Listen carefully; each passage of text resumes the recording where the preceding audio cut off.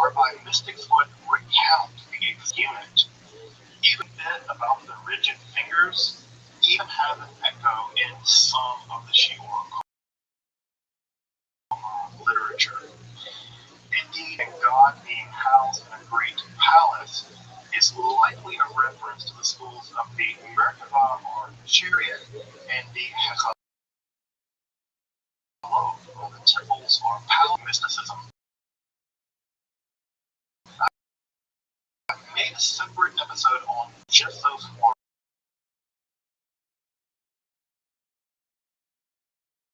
of mysticism. You can explore them by clicking above. At least another even things superfluous and vain thoughts, which, because they come to naught, turn into demons. In the original Latin, we read cogitari essiam illum superflua et vana quae ad effectum dominare nequiat, or tanto in demones.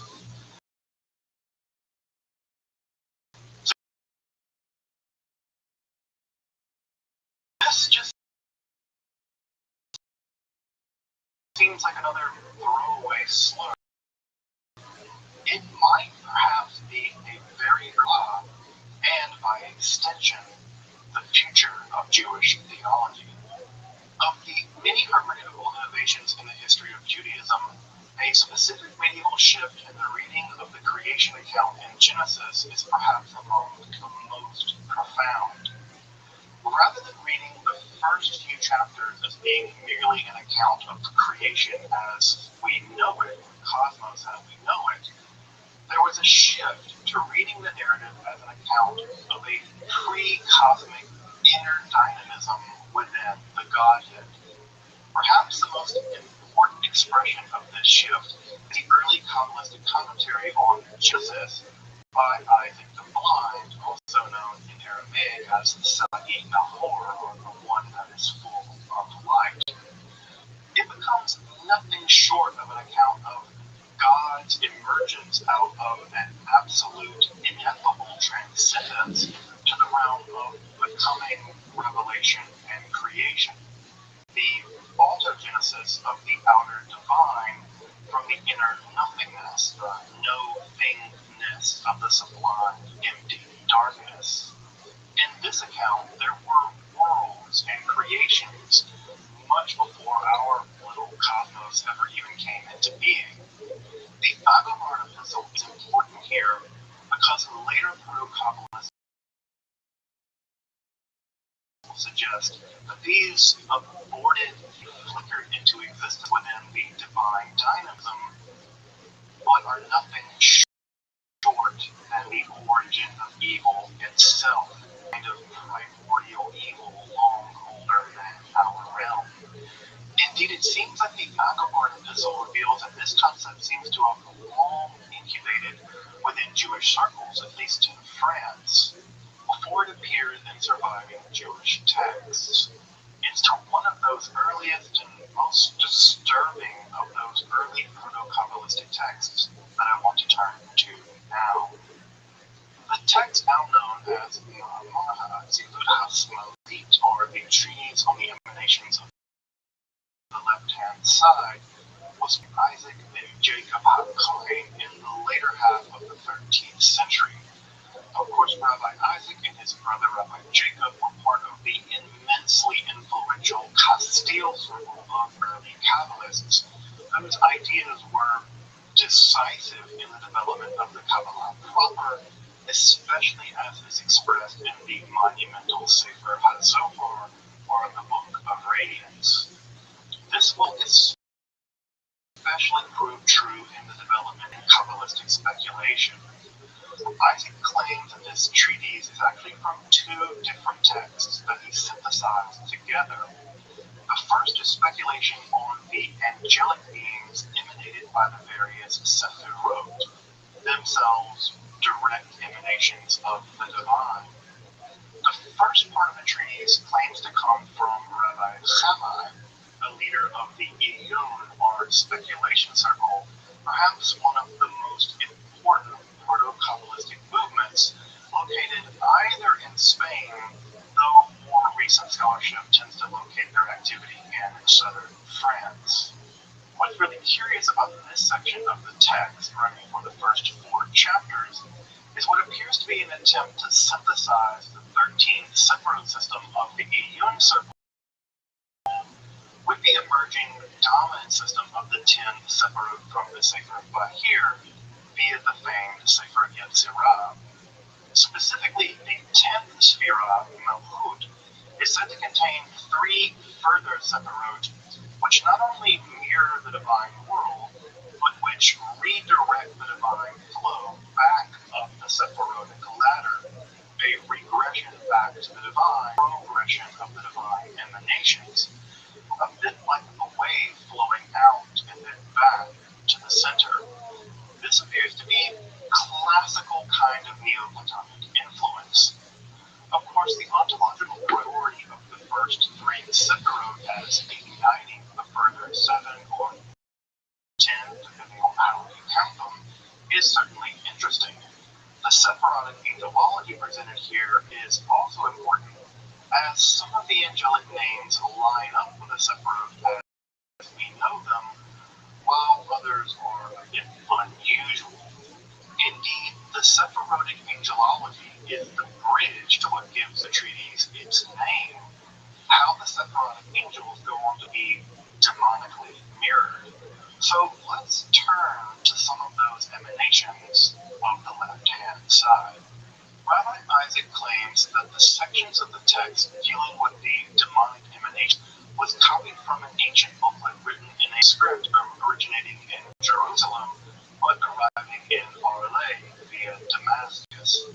Now, often these accounts of antiquity are spurious at best, but for reasons I'll mention later, I think that there actually may be some truth to all this. Now, before I get started, let me say that this text is extremely difficult to understand and is profoundly resistant to summary.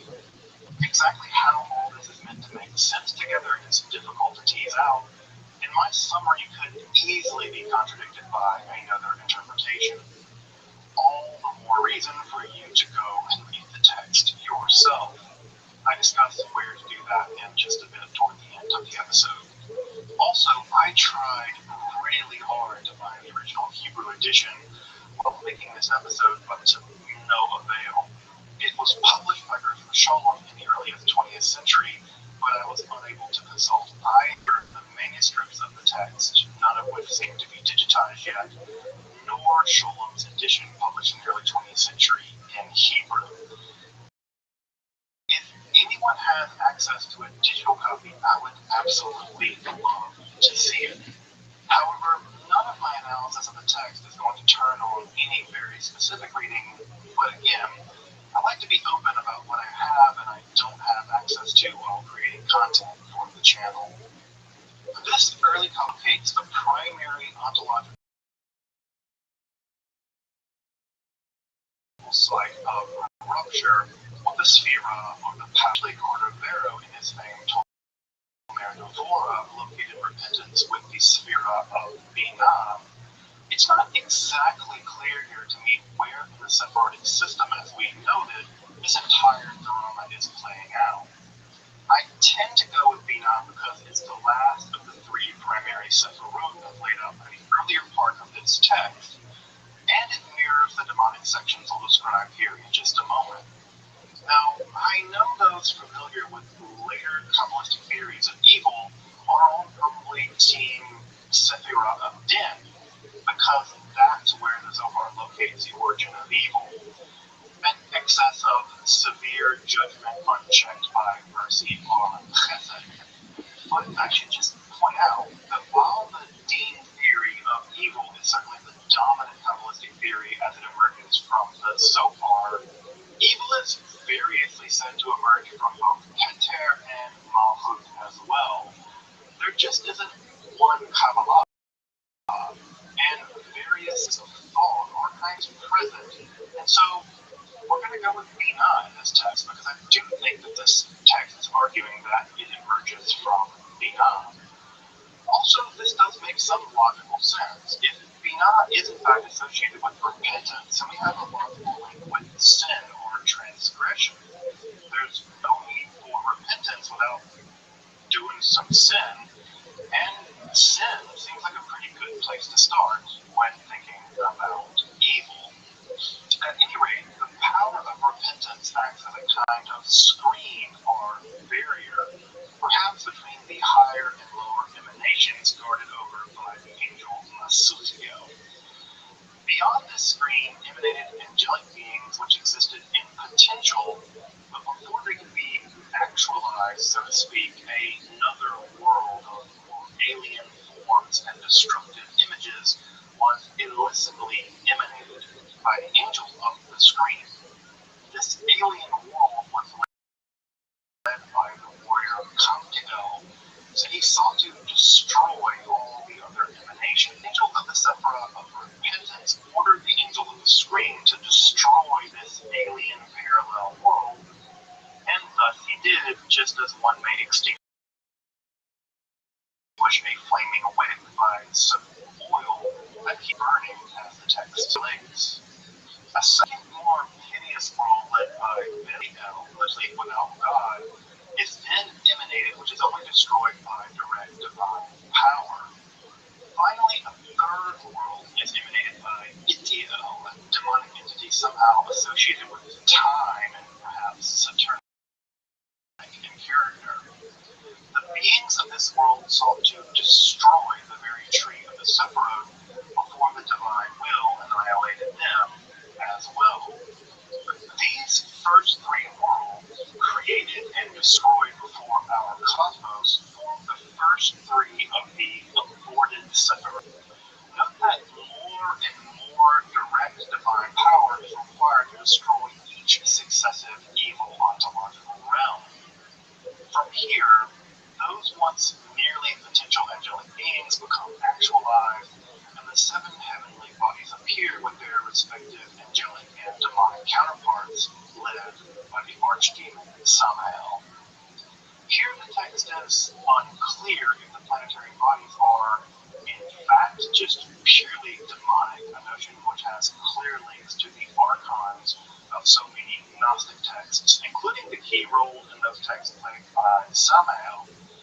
Indeed, the whole concept of aborted world, which we'll see more of in just a moment, is also conspicuous. It's no wonder why Sholem considered this text as an example of Jewish Gnosticism, and it's in fact why I'm also inclined to think this text does indeed have a rather ancient Mediterranean origin. The strife that rocks the heavens is said to be stirred up by jealousy, inspired by none other than the demoness Lilith. Indeed, Samael and Lilith and Adam and Eve are the demonic divine mirrors of one another in this text. Further, the sin of the earthly Eve is also mirrored by some similar kind of sin, likely sexual in nature, which partially weakens the throne of glory.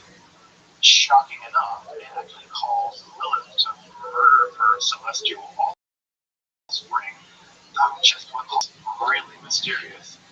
Even the text reminds us that another separate treaty would be required to explain this Lilith business in heaven shaking the divine throne. That text, if it ever existed, isn't extant so far as I know.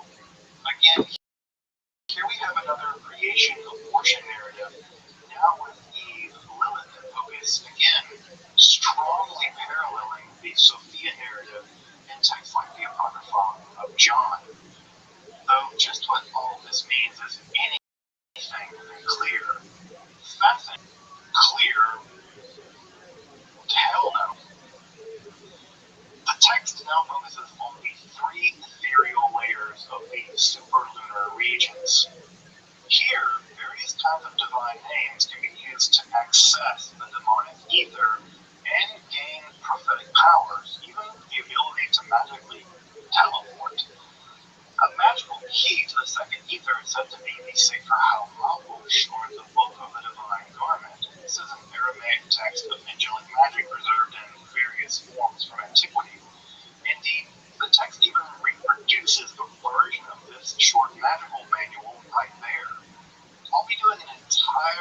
episode on this angelic magical text and its companion, the Sefer Yashar, soon, so stay tuned for more angel.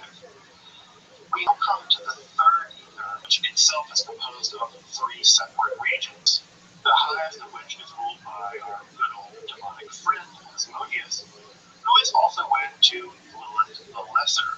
There are lots of Liliths up here in the ether. The second part of the third heaven is actually ruled by a demon with two alternating lives who produce various kinds of demons and terrible storms. The third part of the third ether is dominated by dog-faced demons created by human sins, for which Psalm 22:21 is apparently a very powerful. Other demons in this third region of the third ether take the form of goats, from which emerge the so-called Ava demons, which eventually fall to earth and become the Nephilim of great fans. The Nephilim are famous around here. There are several other actually more various kinds of Liliths up here, and their various parallels on Earth. Finally, we're also told that prior to our world, two other worlds like ours existed. One which was extremely good, for which no human being could ever merit, and one which was extremely evil, for which no human being could ever endure. And that our world, with some mixture of good and evil, proved to be the only suitable testing ground for the internal conflict of human righteousness and transgressions.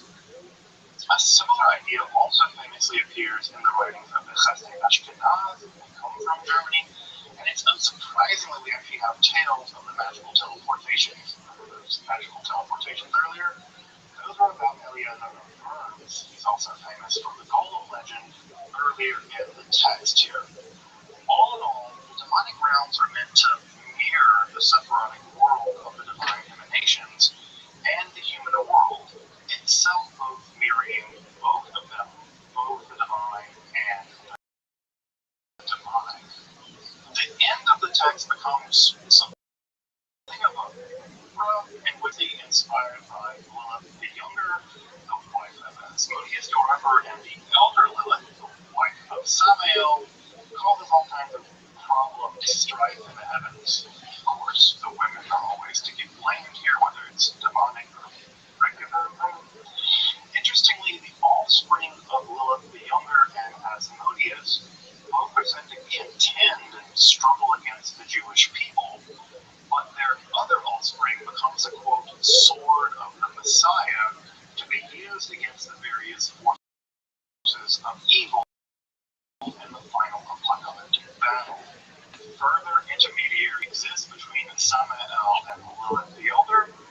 Any guesses out there who? It's Leviathan, but a celestially which allows Samael and Lilith to remain sexually connected and emanate power to one another. Well, at the end of time, Gabriel and Michael will destroy the intermediary, the celestial Leviathan between Samael and the elder Lilith, and in turn destroy the demonic couple, which, of course, will be mirrored in the destruction of the earthly sea monster Leviathan, whose body will be dried, salted, and served up to the righteous. Delicious smoked Leviathan with cream cheese on our apocalypse bagels. And here the text ends with, "Blessed is he that understands these things as they are." Well, be unblessed, because that is read.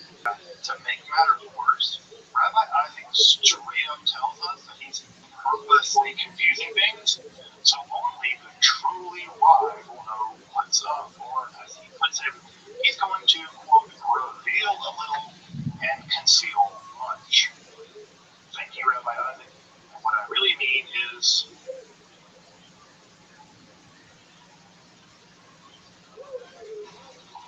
the treatise on the emanation of the left-hand side is admittedly one of the most strange and provocative Kabbalistic or Jewish texts ever written, and my summary and analysis here is definitely no substitution for diving into it.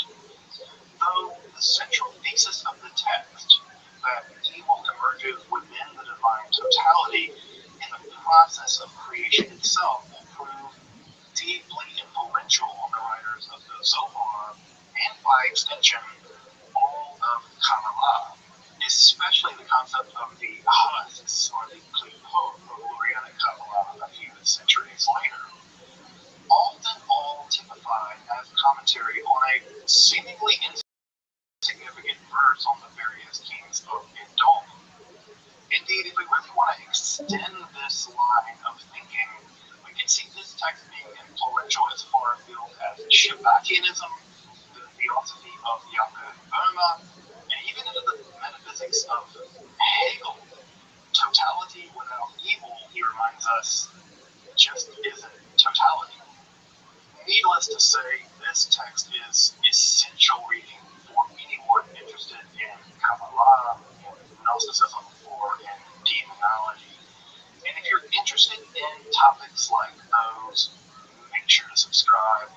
Check out my other content on similar topics and other topics in esotericism. And if you enjoy having access to scholarly and free content on topics like these and esotericism, I hope you consider supporting my channel through Patreon or with a one-time donation. You can find those links below. Thanks so much for supporting the channel. It makes all of this research and presentation possible. If you want to read the treatise on the emanation of the left-hand side, the only accessible version really is to be found in Joseph Don's very nice volume on early Kabbalah. This translation is mostly complete, and the notes here are also really helpful as well. Indeed, this volume and all the volumes in the Classics of Western Spirituality series are really just wonderful. I have almost an entire shelf filled with them, and I highly recommend them. If you're interested in the concept of the role of evil in Kabbalah, I would check out Bertram Scholom's article on that topic in his volume on the mystical shape of the Godhead. I would also check out Tishby's section in volume 2 of his Zohar collection, along with his really good monograph on evil and the thought of Yitzhak Luria. And Elliot Wolfson, who is a fantastic scholar, also has an article on Light Through Darkness in the Harvard Theology Review, I think. Perhaps the most comprehensive analysis of evil in early Kabbalah is Moshe Iddel's recent Primeval Evil and Kabbalah, which I cannot hear in my head being sung to the tune of the Conjunction Junction theme song. Primeval Evil and Kabbalah. Okay, I know that some of you are probably asking, hey, did you skip some stuff from your first episode on early Kabbalah to this one? Yes, I skipped some stuff, like, I don't know, just a little guy like I the Blood and Real Corona. Don't worry, I'm going to circle back to them and all the Kabbalistic developments between those guys and this text. For some weird book just jumped out at me this week and I kind of ran with it. Don't worry, more early Kabbalah is to come. Until then, I'm Dr. Justin Sledge, and you've been watching Esoterica, where we explore the arcane in history, philosophy, and religion.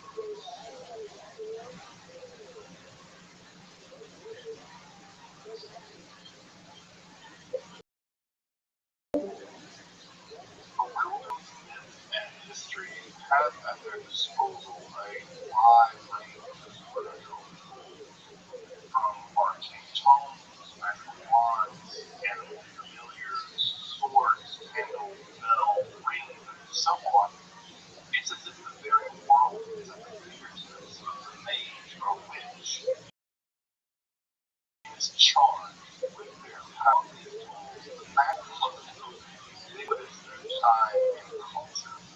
Indeed, the cloak of the sorcerer often has a very specific kind of magical properties. That of the rendering its wearer invisible, a motif reaching back into Welsh mythology and surviving to this day in Harry Potter. In this episode, I want to explore a text from the world of Kabbalah. Seems are practical Kabbalah, just really Jewish magic, that describes the production of injustice garments, and is the name of the text, the Sefer HaMalchut, or the Book of the Garment. If you're interested in magic, Hermetic philosophy, or mysticism, make sure to subscribe and check out my other content on topics in esotericism. Also, if you want to support my work of providing accessible, scholarly, and free content on topics in esotericism here on YouTube, I please consider supporting my work on Patreon or a one-time donation. You can find those links below, and I really appreciate the consideration of supporting this channel and making this presentation possible. Now, let's explore a magical garment infused with divine names, which empowers the accomplice or the sorcerer with all manner of supernatural powers. But, wait, there's more this week. Come along for magical clothes and stick around this week for a bonus magical text on astral and angelic language. I'm Dr. Joseph Sledge, and welcome to Esoterica, where we explore the arcane in history, philosophy, and religion.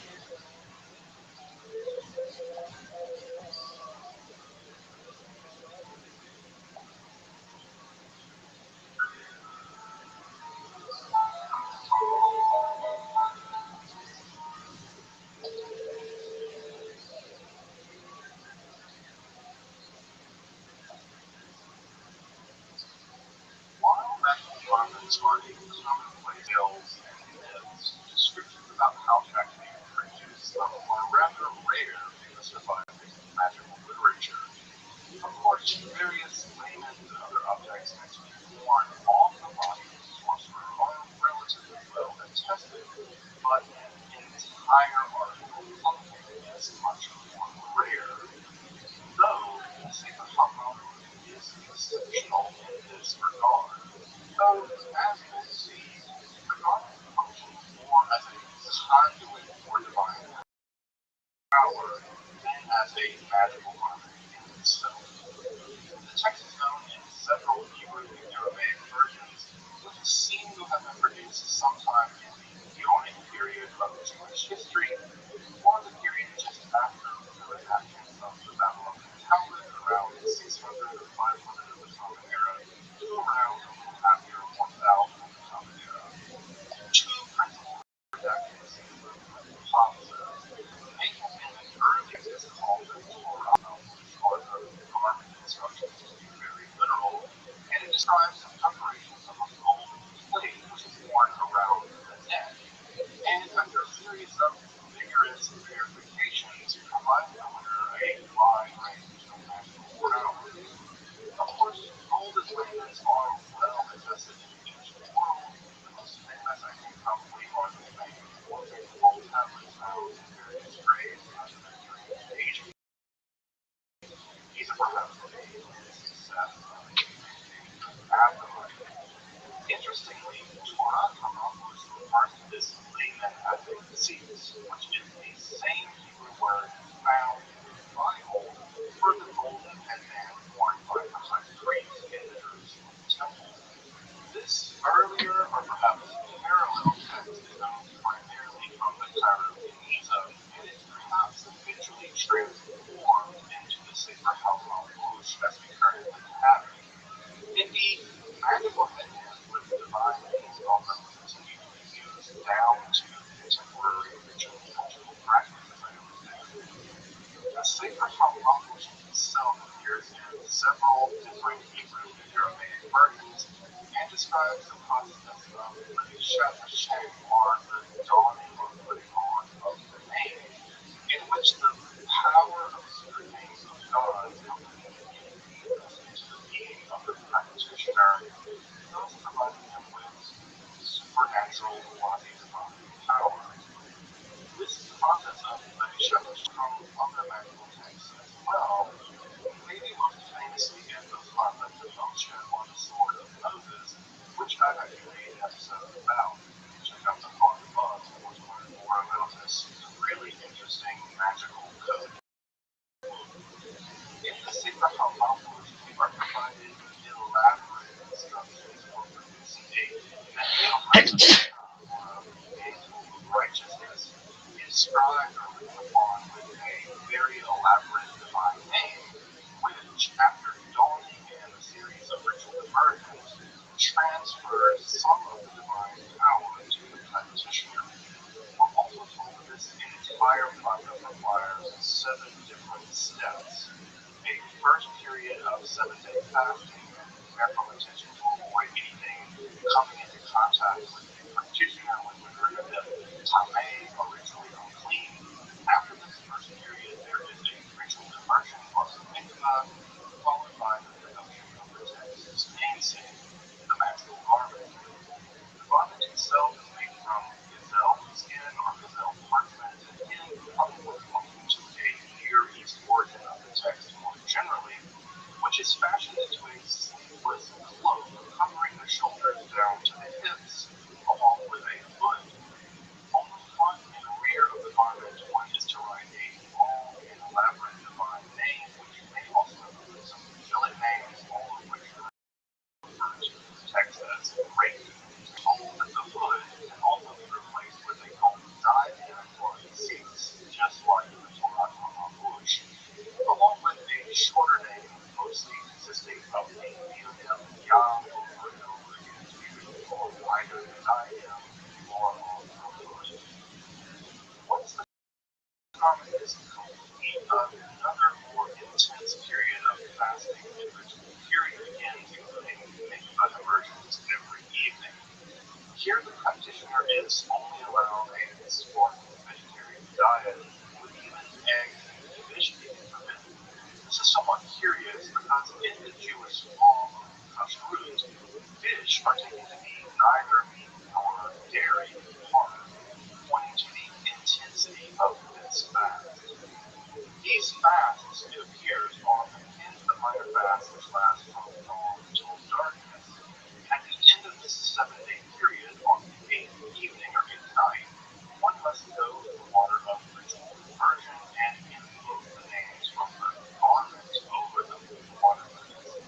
If a green glowing from appears of water, then this, according to the text, is taken as a sign that the proper level of purity has not been achieved and you have to continue the ritual. If this proper level of purity isn't reached, to continue, one has to give alms to the poor and distribute food to the hungry. And given that you've been basically fasting for 2 weeks, you have plenty to give away in another 7-day period of fasting. If, however, the form floating above the water is red in color, then you are pure enough to enter the water up to the stomach. After full immersion, as one would expect in a mikvah, but upon exiting, you become infused with divine power, appearing as if harmony accompanies you, and being able to invoke a series of fearful angels. Though the text here becomes pretty vague, it appears as if the angels should appear without hesitation, though there is a reference to something like doing the rituals at the proper hour, which isn't spelled out in detail. Further, we're also told that the company of angels that will join you will only do so for 4 hours at most, and for only 7 days in total, and only just once a day for some reason. Now, just how to accomplish this invocation remains mysterious, and indeed, this sentence is to require knowledge of another Jewish magical text produced around the same time, the Sefer HaYashar, or the Book of the Upright Way,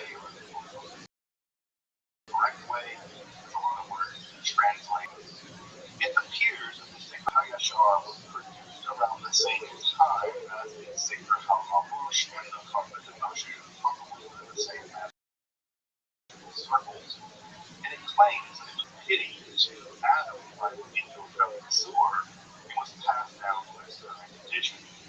This text takes its name from one of the mysterious books referred to in the Torah, but otherwise all listed, like the Sefer Hashem, and it's important that this text not be confused with the later medieval text on ethics or the mysterious Midrashic text somewhat popular in the 19th century.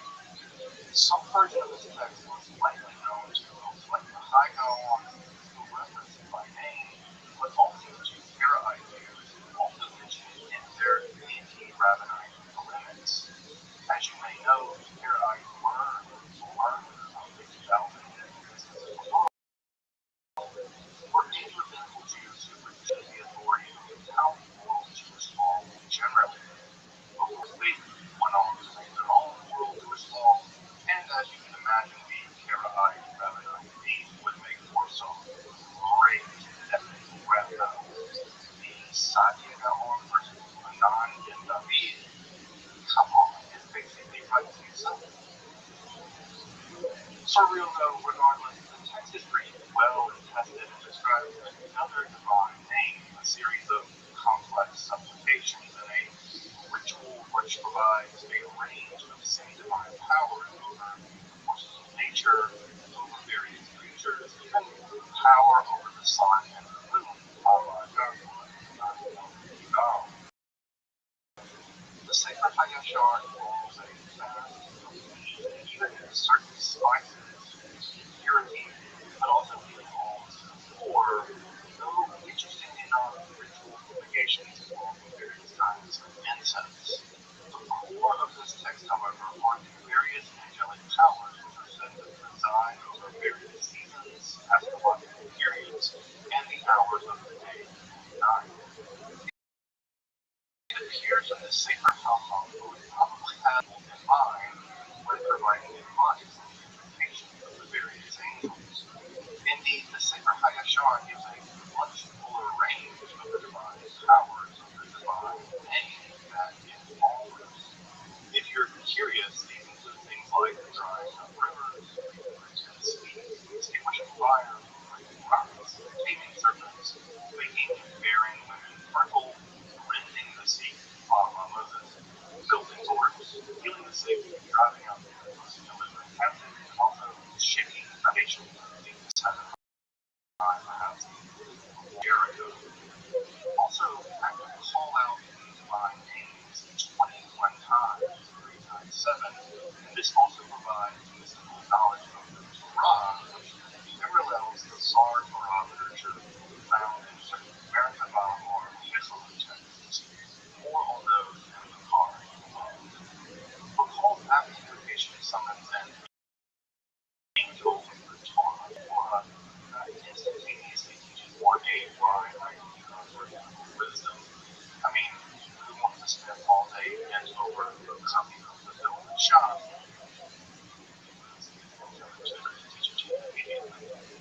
As we mentioned earlier, although it's not exactly clear, the sacred Hamamush, the Harvard of Moshe, and the sacred Hayashar were both probably sharing some similar cultural production.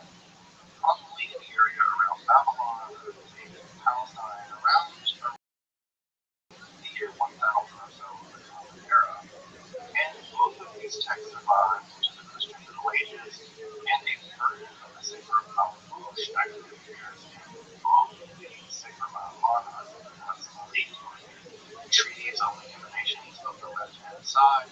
This is an early Kabbalistic explanation of the origins of evil produced in the 13th century in Spain, but it also appears in a slightly different form in the sacred Raziel Hamad, or the book of the Raziel, or the specifics of God. That book is still printed to this day. Regardless, what we have in this Greek text, the sacred Hamamush, is a 1,000-year-old complex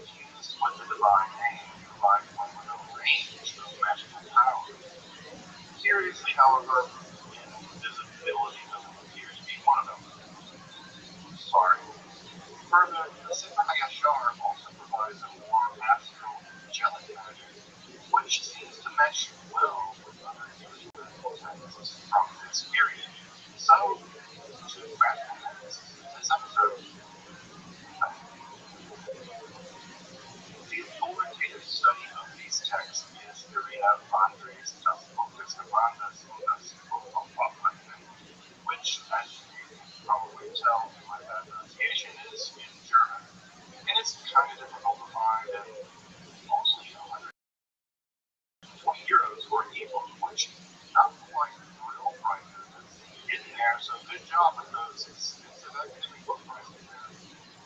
However, I will say that this study is incredibly careful, looking at a range of versions with a careful attention to both historical and textbook detail and their transmissions. It actually seems like the kind of book that you would hope to find back in the written. The independent scholar Luciano has also produced a convenient English translation of both of these texts, which are available on their Academia page for scholars alone. The best histories of Jewish magic are those by Harari, Rohan, and Bode, equally worth checking out for their slightly different uses. I'll also include a link to a digital version of the manuscript from Oxford that dates from the 13th century. This recension is different from the others. One thing, I'll also link to a page of the Sefer Radio Mala to give another recension of the Sefer. Welcome to studying real magical texts, folks. Recensions, recensions, recensions. Well, make sure to subscribe for more content on magic, esotericism, and occult. And make sure to check out this playlist for more historical books about magic. Until next time, I'm Dr. Justin Sledge, and thanks for watching Esoterica, where we explore the arcane in history, philosophy, and religion.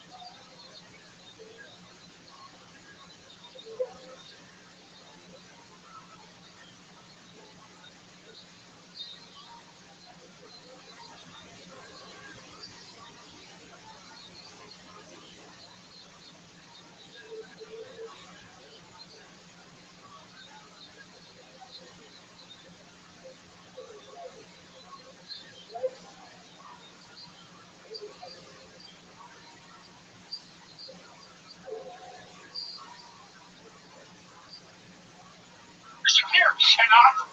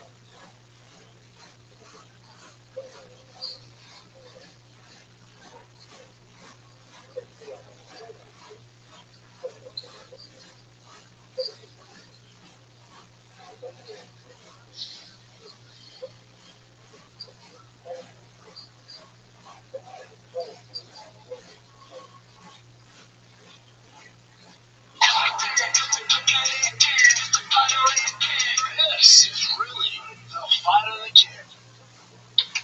Yeah, Jay, clap us in, dude. Let's go. As usual. As usual. I missed you, buddy. I was gone. I know, dude. Back in our old stomping grounds. Did you hit Abbott Kinney? Did not. You know what? I did go to our old stomping grounds. I went to my old stomping grounds in the valley, but didn't hit Abbott Kinney.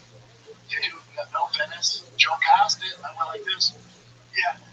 Yeah. Went like this. Yeah, you would have gone. You would have gone. Maybe there's still great parts. Yeah, there's still for sure. For sure. But it's a different time. There's something about having kids where, like, you're thinking about things differently now. It's like with the Speaker for the Kids. month ago. I think about that. Like, I think about LA. It's always weird when people shit on LA. It's like, LA was great. We made our bones. It's amazing. We made our bones.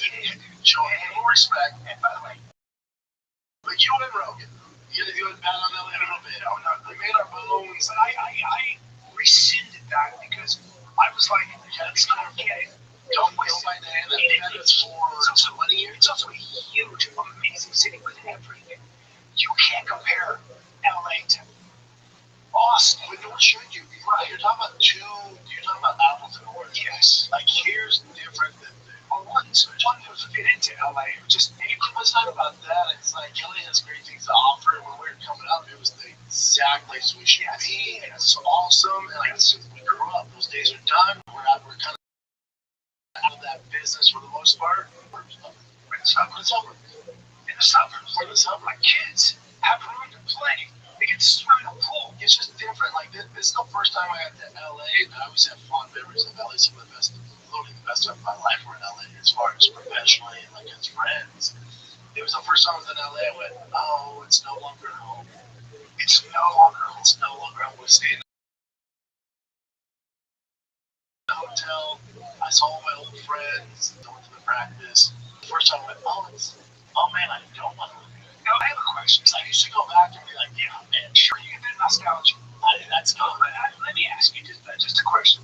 Did you have to go from LA down to Newport? Did you drive that? Okay, good, perfect. Hold that thought. Let me ask you. Don't exaggerate. What would you say? How long would you say it took you to get the? Is it 30 miles maybe? How long did it take you to drive? 30 miles. Is it 30 or 40 miles? Might be 45 miles. I mean, it's 45. 45. So I left at 6 a.m. 5:45 a.m. from Woodland Hills. Okay, so give me Woodland Hills. Did you go to Newport? Newport. Go ahead and put it in Woodland Hills to Newport. Let me see. Yep. Let me see what that is. It's about 2 hours going there in the morning. Okay, 2 hours. Oh, yeah. Okay, that's what I was saying. Going back out at 3 p.m., which is 3 p.m. That's on me. Well, now, so 3 I p.m. have work, so I can leave earlier. Yeah, so now it would take, it's supposed to take about an hour. There you go. It's 68 miles. Okay, 68 miles. That should take an hour, roughly, because it's a straight line. So it took you 2 hours. It took me 3 hours and 30 minutes. 3 o'clock. Oh, so you were averaging 15 miles an hour. But then again, Wow. yeah. By the way, I don't know if that's true. If it was 15, but it was like something like 20 miles. Still, wow. Just a parking lot. I could beat you on a bike. It's a great Take thing. it out. Yeah. That'll beat you up. Yeah, you know what I had? I had one of those new Jeep. It has the self-driving like the Tesla have, which is like the electric, it's gas. And they have it, yeah. Like GMC offers it now. And I was like, I'm usually like, a little bit. But I was like, listen to the podcast. I had to post something for sponsors. So I'm like, I don't want to drive a tech. We should try it out. But I just chill. See, I was like, yes, and it's called the future. You're supposed to have your hands on the wheel. Yeah. I just put my knees on the wheel. Yeah, I did it. Dude, I was chilling like this and driving. Yeah. Yep. It's the future, buddy. Future. You say you like to drive when you're in trouble. No, that's not driving. You're in trouble. That's different. That's commuting. You're commuting. That's different. If you have somebody else come drive you when you're commuting, then you're going to do that. Yeah, it was nice. Yeah, it's beautiful. It was nice. San Antonio is awesome. I love San Antonio. Rough hands. It's real Texas. Great people. Great people. LOL. Did you stay in a where you and I caught and spread COVID? Yeah, we did. I didn't stay in a hotel in LA. Yeah. I went to a hotel. I didn't stay there because I had people with me, so I had to get an Airbnb. It was easier. I get it. Hotel I'm up for multiple people. It's I'm pretty paying pricey. for that. That would have cost me, with their prices right now, I think it would have cost me $700 a night? Yeah, that's minimum. So it would have cost me, I figured I would have gotten that for $6,000. That's not happening. So, yeah, I can't do that. no, I can't do that. maybe the old days. Yeah, we're done with money. Yeah, it's not happening. Crazy. God, I love that hotel. Yes, that's God, it's great. It's just it's a nice hotel. so good. Did a little jiu-jitsu with my friend's boyfriend, who is a bull rider. It's my friend friend's daughter is dating a professional bull rider, good-looking kid, stud, Texas boy, grew up 21, grew up ranch. Does he do jiu-jitsu? No. Oh, no. He comes to work out. No, he comes to work out, but he rides you like a bull. Well, no. But I was talking to him because he grew up around horses. He'd been riding bulls since he was 9, sir. They put him on a calf. A little old, right? They put you on a calf. They put you on a calf or a sheep. Yep. And then they put you on a steer, which is a skinnier bull with no balls. And then you move up to the big boys, right? When you're old enough. Yeah. And there's a tradition of it. There's a Texas tradition. I'm looking at, I'm like, there's a lot of injuries. Now people get killed all the time, which I didn't know. All the time. You don't ride bull riders. You don't ride bulls without knowing somebody who's done it. Well, they wear the neck brace too, yeah, that which helps. The problem is you get stepped on. And you get stepped on. That's what the clowns are there. Everyone knows somebody who's died. Well, I bet. So, he goes, yeah, they're rare, but, you know, horse 7 deaths per 100,000 competition, right? Not a lot. You know what the problem stats are? Do you know what the problem? Do you know what I mean? I know. Like, it's like, well, it's like when I was lying to you about the signing up. Soccer has more concussions. Yeah, exactly. Like you brought it up, and then usually I would, for the entertainment of the show, I'd let you ride on this bull desk. Yeah. We know it's bullshit, just like you knew the soccer thing was bullshit. Yeah. But then you made a Chin go to ChatGPT. I did. So I went, you know what? Fuck them. It's Chin. Bring it up. Payback. Damn it. But now your story's gonna suck. Not my story. Carry on though. Because back in the day, we would have been like, that's why two people die. Yep. Right. That's why I did it. Oh. Yep. I just took the wind out of your sails because you did it to me last week. Wind out of my sails. But I said, do you get injured? And his girlfriend said, well, last month he got a hornet that went under his ribs, broke his ribs, punctured his lung. Yeah. And I saw the video. And he's on the horse, and on the bull riding, and he gets kind of twisted around. And all you see is this dude. That's all it is. It's like that. He falls around, gets up, holds his side, starts running, and then he collapsed and said, I couldn't get any air into my body. Yeah, and they had to get the bull out of there right quick, of course, because otherwise it would keep coming. But for about 3 hours, I couldn't breathe. That's what they said. But that's why you watch bull riding. Like, Jesus Christ, these guys are badasses, because you know that's the, when they're looking doing this. Yeah. Well, the best part of the cowboy college, that's why they call it football. It's cowboy college. That's right. Oh, that's right. Yeah. But the best bull rider of all time had his neck broken, and he has a major problem. He's the most legendary of all time. He walks around like this, and he has the bull that did it to him. Dude, I don't know if they make cowboy college anymore. It's because Boston Tigers, they don't debut the full team mandatory practice starts today. Why don't they make cowboy college? I don't see. You don't see kids wearing them. I'm safer though, right? Now the helmets and the gear so much safer, and the way you conduct practice so much safer. Oh damn! All right, it's all good, Jimmy. You're not in cowboy college, bitch. If I say cowboy collars, that's all right. That's all right. But it's not football. Why would you know? It's cowboy collars. Gotcha. Collars. Type in do kids wear cowboy collars for football still? Because I wore one in college. And you know, you pop one. It's better if you're back. I have a stupid question. Too many sleepers. How do you keep from hitting this way and breaking that? How do you just teach people to tackle? You don't be a fucking nuts. You look now you're tackling. You always gotta look. Yeah, but much less common. Oh, that's good though, right there. I like that. So you don't get whiplash. I have that middle one. You don't get whiplash. They're much rarer in college and NFL because modern shoulder pads fit better. Strength and conditioning, new equipment offers mobility. Yeah. You don't know what you wear though, right? You really did. The pads are so much better than what we had. Really? Yeah, and the helmets are so much better. Really? What are they? It's just their technology better. They're lighter. They fit proper. Like Boston's 6 and these pads are better than I have in college. What does a helmet cost? That's a lot like the top line Riddell one, or the my kids rock the Shuts hat, the Schultz Shuts helmet. Like I said, the lightweight Shuts one. Damn. They're expensive. I bet I got some football. I got my history of neck stingers. Oh, that's what I play. What is a neck stinger use? When it crunches the nerve, it's a stinger. I had so many of them in college, and the nerves got all damaged. So this side of my arm was skinny. You don't have any.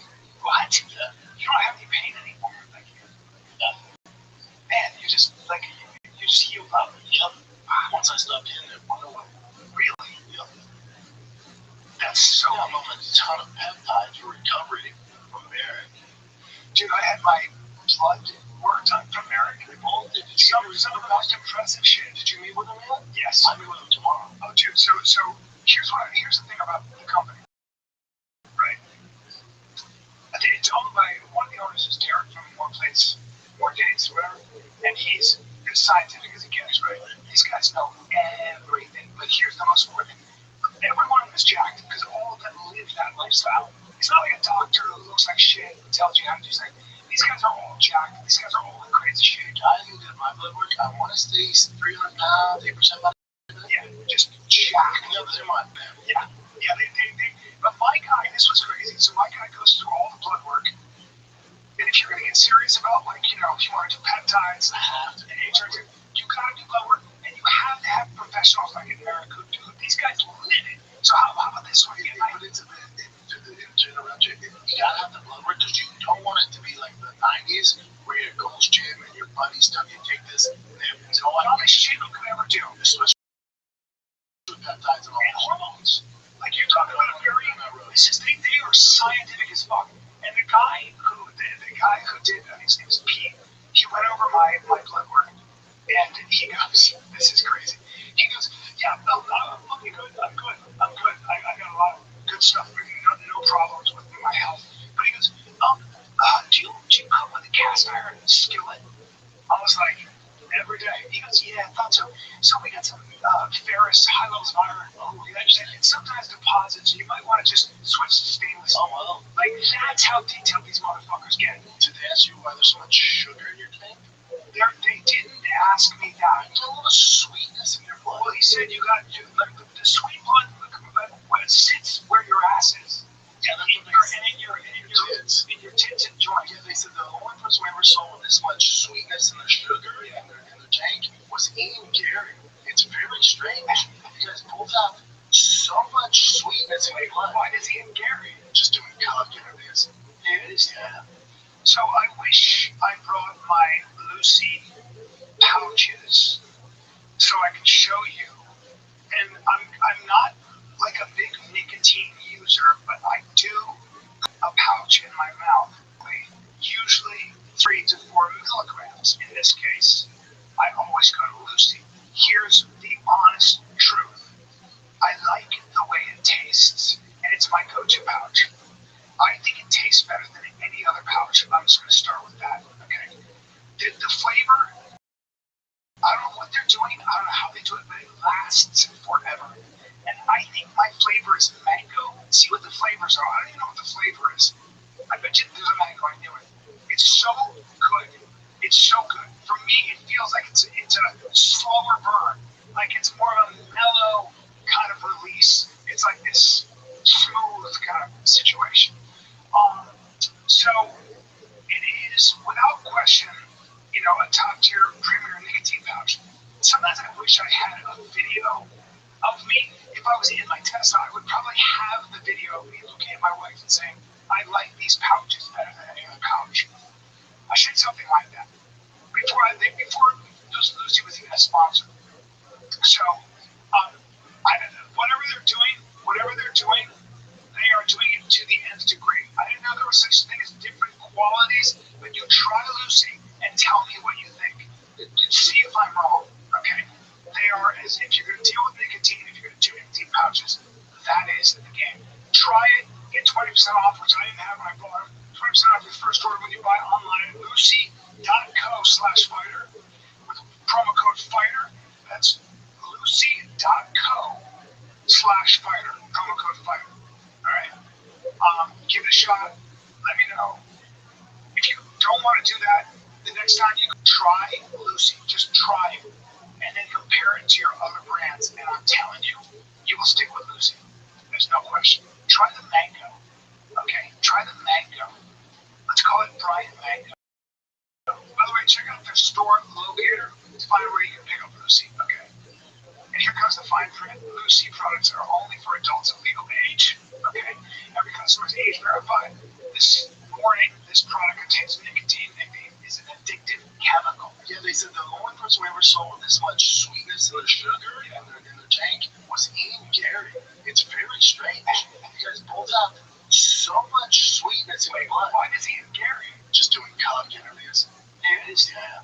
He is. Man, he's fucking up. I love that guy. I have nothing to say about Ian Machado Gary. This kid up in failure with his games. We're going to talk about it. We'll get to that in a second. But if this sounds like an endorsement from Eric, it is because we've worked with a ton of I've worked with other peptide companies. Do it right. Do it with real science guys, like guys who really know how to get it. If you're using a site that's super cheap, like I'm just gonna order from there and not do blood work.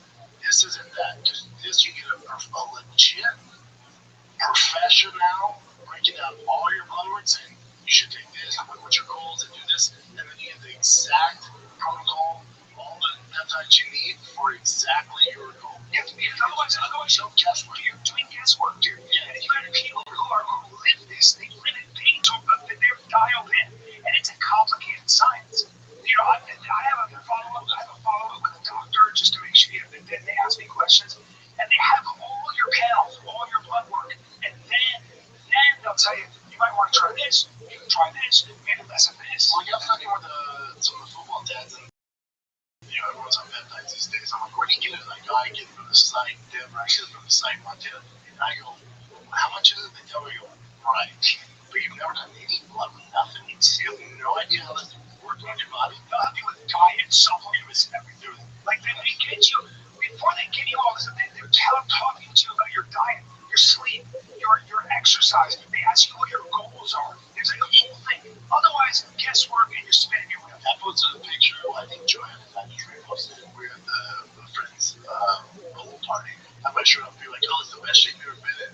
Come back and fight. I'm like, body by Merrick, baby. Body by Merrick. Now, granted, I'm not going to be the muscle guy they put on their thing, but I'll tell you this, I have a lot of energy. Back to my same energy I had. Look at those tits, dude.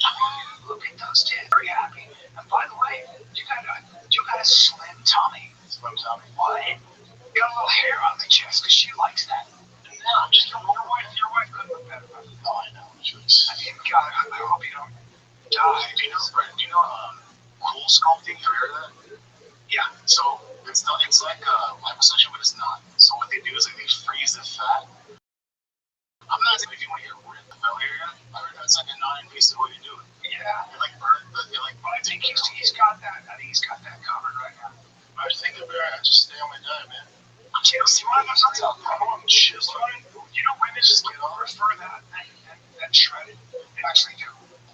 They've done a lot of studies. Women like just a bulky guy and not all shredded like that. All right, I'm pretty lean, man.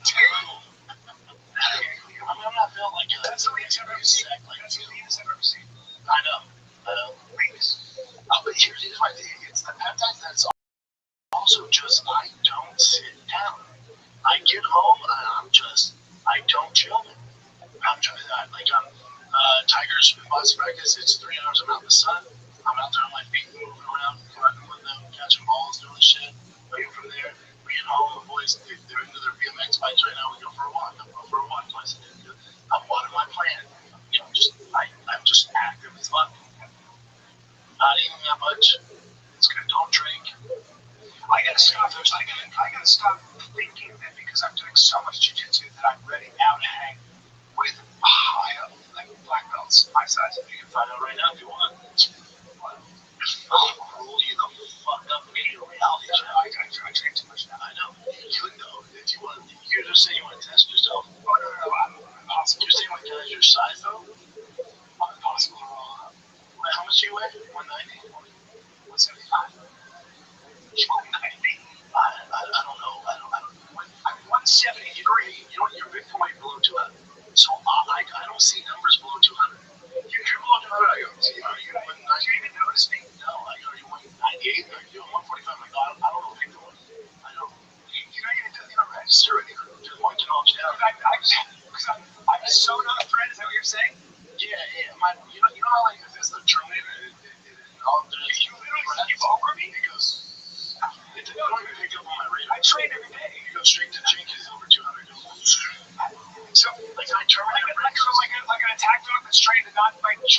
for women, just men?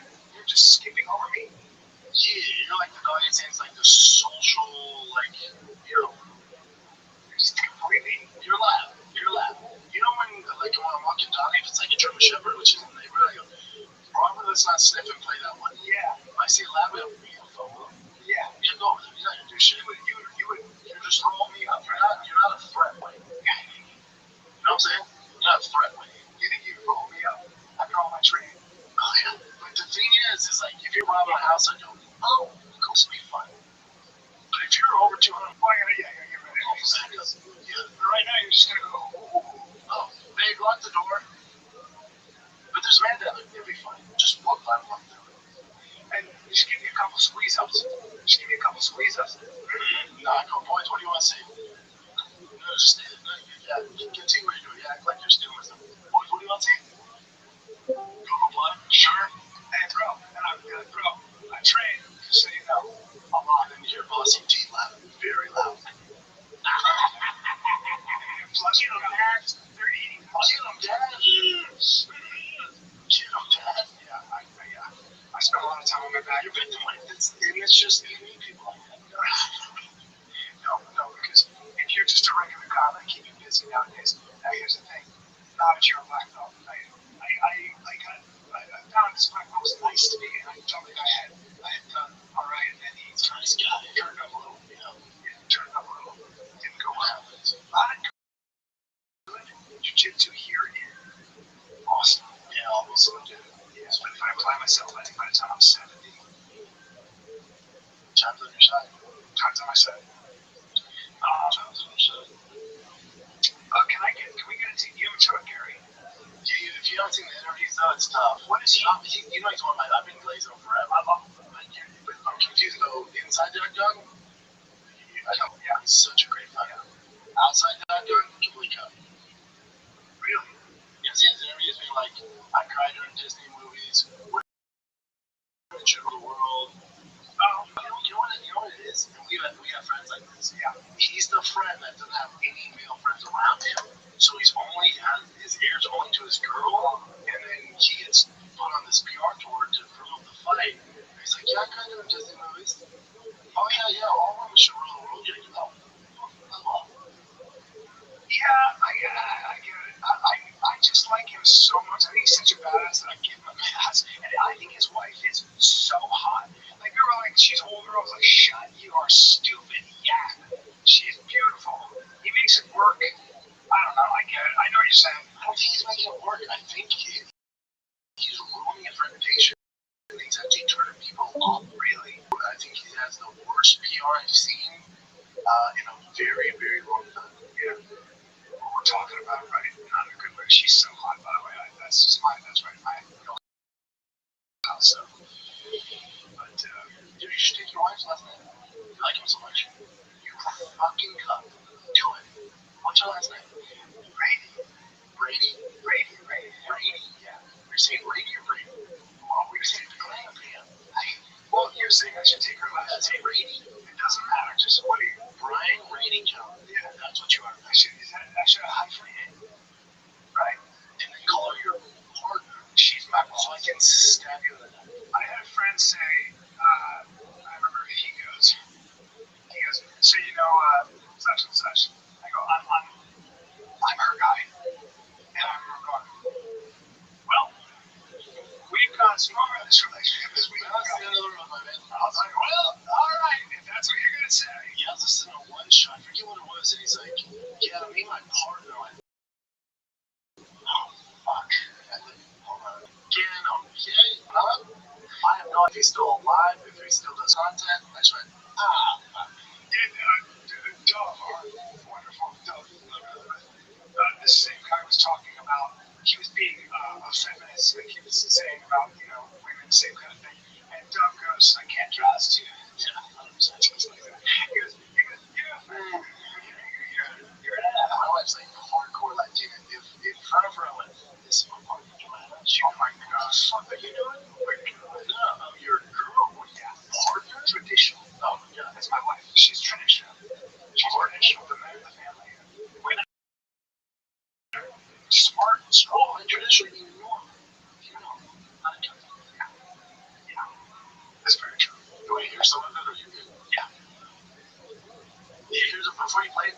problem too is it's all in act. No one's believing. Here you go. He's no different than Josh Milken. So then even his brother came out and was like, "What the fuck are you talking about, dude?" Because in other words, you're a savage when you're pretending to be this. You're doing this thing. But no, You're playing a character. I just think he's fake. And everyone smells it and they're like, what? Because he was like, I had a rough upbringing. My parents never believed. The fuck you talking? His brother is like a normal 9 to 5. It's like, what are you talking about? We were a pretty blue collar. We had everything we ever asked for. Our parents support you nonstop. You're traveling the world doing boxing. Our dad, who was sick, had cancer, he would support you boxing. He's like, you're the type of brother that borrows money from my parents and never pays them back. Oh, wow. He's like, you really want to do this? We didn't grow up rough. What the fuck are you talking about? He was like, that has to stop, dude. That's your brother saying that. And he's an influencer, and he's just like, hold on, enough's enough. Wow. And that's why everyone's like, hold on, what's going on with you? Well, like the internet. The internet will find out if you're full of shit, right? Well, they're going to tell you bullshit no matter what, but it's when people that know you, like if I went on some weird rant saying I'm from the ghetto and I'm dirt poor and all, and you'd be like, buddy, you taking the side, like, what are you doing? What are you doing? Of course. You need friends. You need friends like that, right? Yeah, and I think that's the one with Ian. Like, he's only hanging around his wife and her friends. And so, they're like, you're going on. Well, I think I'm going to go with door number 1, which is, might be an act. Yeah. Might be, there's some stuff going on here. The problem is, I think maybe he thinks the audience is dumber than they are. Because everyone goes, oh, we don't believe this. And that's the turnoff. Yeah. And then you're not selling your fight anymore. Now the narrative's not, oh, he can beat Islam, which you can. The narrative's like, this guy sucks. Oh, he pierces the world will be a better place when we're in church. Oh, really? And look at that. Hold on. What's he doing? Oh, go back to buddy, who the fuck are these two? Why aren't you going to MMA outlets, bro? Why are you talking to these two guys? Who knows? But they applaud him when he said he cries at every Disney movie. What are you doing? Yeah, I think she's my earth angel. She is my earth angel. She is the person who, when I need guidance, I go to her. And I feel like any smart man in the world should look at his wife and know that that's the person I need to listen to. Like, if the world was run by women, we'd all live in a better world. Like, it would all be simpler and easier. That's the fact of the matter. You want to agree with it or not? Or you think, whatever it is, if women rule the world and we just listen to them and they're so fucking taken over, you're so wrong. They would outlaw UFC, first of all. Yeah. But even though some of them, you sure you want to, you sure you want to, those guys, by the way, yeah. What are you doing? Ian, what are you doing? Well, what is that podcast? I'm a big fan. Don't serve us. What are we doing? What are you doing? This is you want to sell the fight? I think he likes he's trying to be, I think what he's trying to be is complicated. I think he's trying to be like both things, and it's like, that's going to be Way to go. High performance. What's it called? The High Performance Podcast. That did him more disservice than any the UFC movie. You know, I mean, you're a champ of fans. And I watched, I went, yeah. I went, oh my god. Because it's not hard. I was like, what the fuck? We're trying to sell the fight. You're fighting the number 1 pound for pound fighter in the world. How the fuck are you talking about your wife? She's your earth angel? What the fuck are you doing? And talk about being a Talk about how you beat fucking Islam. Yeah. Damn it, you guys. God damn it. Yeah. Just how they heard, I mean, it hurts like, okay, we're going to let you go, but yeah. Yeah, when hosted coverage for BBC, he's Korean for school, I guess cool. I'm sure they're great. I don't know. But they should not allow their guests to speak then. You guys be like, hey, listen, so things just all that do, like, listen, can't do that shit. Like, kind of UFC fight come up. Even those guys are like, heck yeah. They were laughing like, oh, you're so right. Wow. That's tough. Wow. He's just not himself. You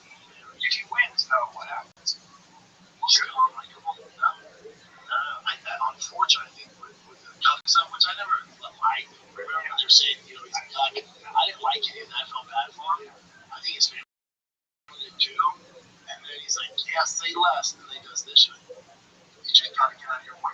Yeah. He's the only fighter to ever say, don't do it. Don't do it. He just in his own way.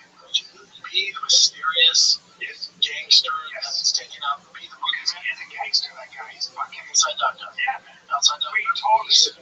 Right. But when he talks, like, he's just one of those. He's just a fighter, man. I love him. He's making it tough. Yeah. Just so talented. You think he? What is your take on the Makachev? I mean, if we get closer, I'll give a legit breakdown, but he has a chance. Stylistically, he has a chance to beat him by decision. Like, he's not going to fit him. He's not a finisher. You know, his size and his IQ. He's a fucking tough guy in the office for anybody. If you think watch this stuff, there you go. And then another reason you got to root for him, whether you like his cookery or not, you should root for Ian to beat Islam because Islam fights once a year. They only fight once a year, so it's fucking up the UFC. Ian, even with all this weird feminist shit he's doing, at least fight 3 times a year and defend the belt, and we get all the new contenders. It's tough to get contenders when your fucking champions fight once a year, right? That's what those guys do. They get the belt, they sit on it. It's a disaster for everybody. So you want Ian to win, just get the vision of blood flowing, right? Even with this cover, he's still underway. When's that fight? August 15th. I'm looking forward to it. How Makachev fights what, twice a year? Once a year. Smart. That's a longer career, honestly. No. Why? A, he's not only having 1 or 2 fights left. B, when you're champ is when you make your money. Only 1 or 2 fights left. You know, that's when you make your money. How old is he? Because he hasn't taken a lot of damage, but there's not been a lot of training. 34, 34. Right? But we don't know. Maybe in practice, but wow, look at that record. God damn. So he fought once, in 2024. He fought, let me see what you up to. So he fought at the beginning of the year in 2025. Wow. And end of the year. Once a year. You don't think it's good? Why? Because there's more money to be made for twice a year or something. You just hold up the division. You gotta develop. Why is he not? That's what they do. That's what those guys do. They get developed. Like if But are they allowed to? Can't Dana White be like, if I to do it, they're the champ. What do you do? You can strip them, I guess. That's not what Dana does. Yeah. Like, you know, Hamzat's not that active. He was when he first saw the scene during COVID. But then since then, those guys become champ. They sit. It's not new. And during the, like, after they fight, like, for the 3 months after they fight, what do most fighters do? Just not train? No, most of them go back to training.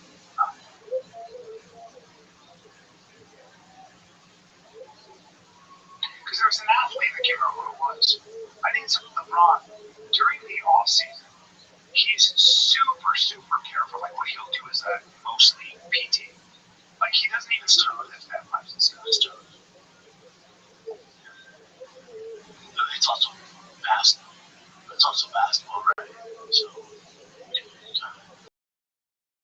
just run. So is LeBron? Does he chill? He's also 142. Why did he have to go there? Why does he have to get some clears? He has all sorts of gear, which I recommend if you play basketball. But does he chill? Yes.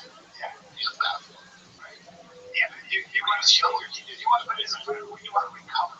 So you recover, right? So you're that's how that fight was. But you're also going to get back on the horse. You got back on the horse. So you're still sparring. You're not in camp, but you're still getting good. So nothing worse. And when you have a fight, you expect everyone to show up.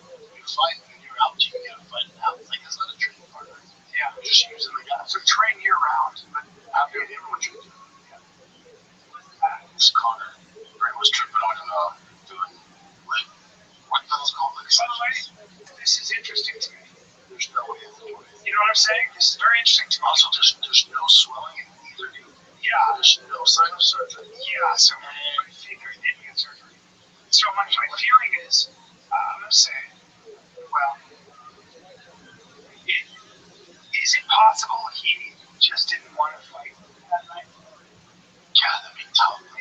He's that good of an actor. Have you seen Roadhouse? Oh, I know, but have you seen Roadhouse? I know he's that good.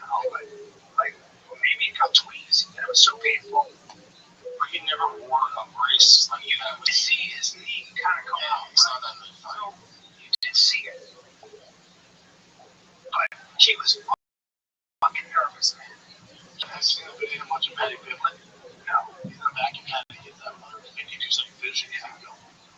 He's got like fun now. Like Patty stole the energy. He stole the energy. Who's this? He's so nervous.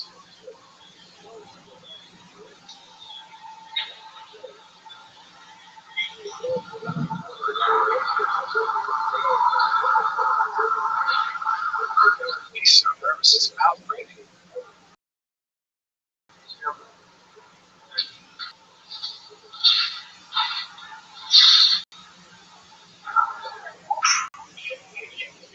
He's so nervous. I don't blame him. So fucking nervous. Yeah, that Patty goes out with something fucking. Do you think he's so nervous partially because he didn't train hard enough for this fight? No, I think he trained hard for the fight. I think 5 years later. 5 years long, long time. It's forever. It's actually, it's not like It's actually like, it's so long. Especially if you're coming back into the main event against Max Holloway. And you're training probably for most of that 5 years. Yeah, hard on you training. You're right. Just go. Jesus. That's a problem. Yeah, man, he's doing a bunch of stuff. Like, it's like, I don't know. I know that bothers me. I see it. I'm like, this thing. Honestly, yeah, you can see that. That's a, there's something going on there. No. I know what you're thinking. It's appropriate. There's no swelling. And what does this guy say? But there's not a lot of injuries happening with UFC fights. What up, dude? Hello. I can't really talk right now. I've got a podcast coming up. I hope you have a good day, though. Sure. Peace. Oh, shoot, I didn't want to talk.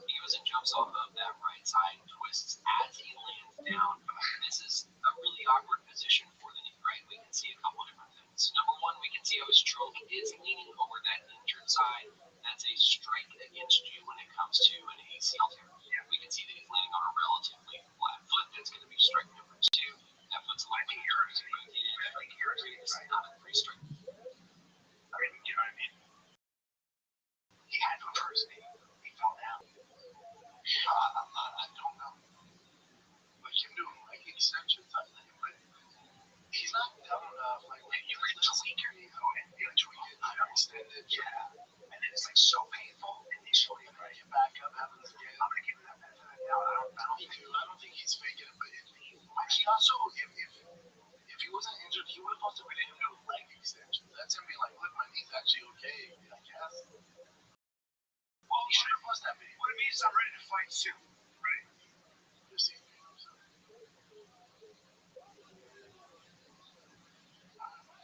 Dana White did come out recently saying he's out for a year. That's all I heard. Rehab and leg extension exercise. Okay, so he did tear his ACL in meniscus. No one's confirmed it. He hasn't confirmed that. Dana confirmed it, but Connor's never said he's torn his ACL. He did on our post, but did he? Yeah, like he scored down and took his ACL being well. But he didn't say torn. Oh, yeah. He's never put the words torn ACL. Who's that girl? I'm just curious. Just a fucking girl. Why is she there? Oh, it's going to interview? Yeah. She's a really good. You know, he's never came out and said torn ACL. It is the same injury as the worst I've off the leg. That's what's weird. Wow. I think that's what happened. Yeah. It's just weird. It's just like I guess what causes some skeptical headlines is no swelling, leg extensions, the short after ACL tear. But really, I give it about it now. Steve want to post that video. He wasn't really injured. I don't think all it's weird. It's weird. I give it about it now. I do. I give it to him. Have to. But I do think that it's kind of, I want to post that video. just think it's also, I don't know, we'll see him again. You see him again. He's the one's out of that contract. You see him again. So does this count as the one fight? Of course. So that's got one more. Let's get out of there. We'll do it together. Contract. Yeah. Alright. Who do they give? Yeah, Max. So far out. Fucking yeah, it was just happened. I think I'd like to see him play. Patty Pimble. If you don't like Connor, it's a terrible fight. I think he boxes Patty up. I think Patty grabs the nose with the rest of them. But I think Patty's a good fight. You know, based on what? I think he's a better striker than Patty. Oh yeah, based on what? Let's be honest, 5 years ago. 5 years ago. There you go. At 55. Oh, do you have a time machine? I don't have a time machine. So you're doing the same shit? At 55. You're doing the same thing? At 55. Yeah. So I'm going to 55. At time level. Said I'm never going to 55 again. Get him on the level. He talks American. Can't do that.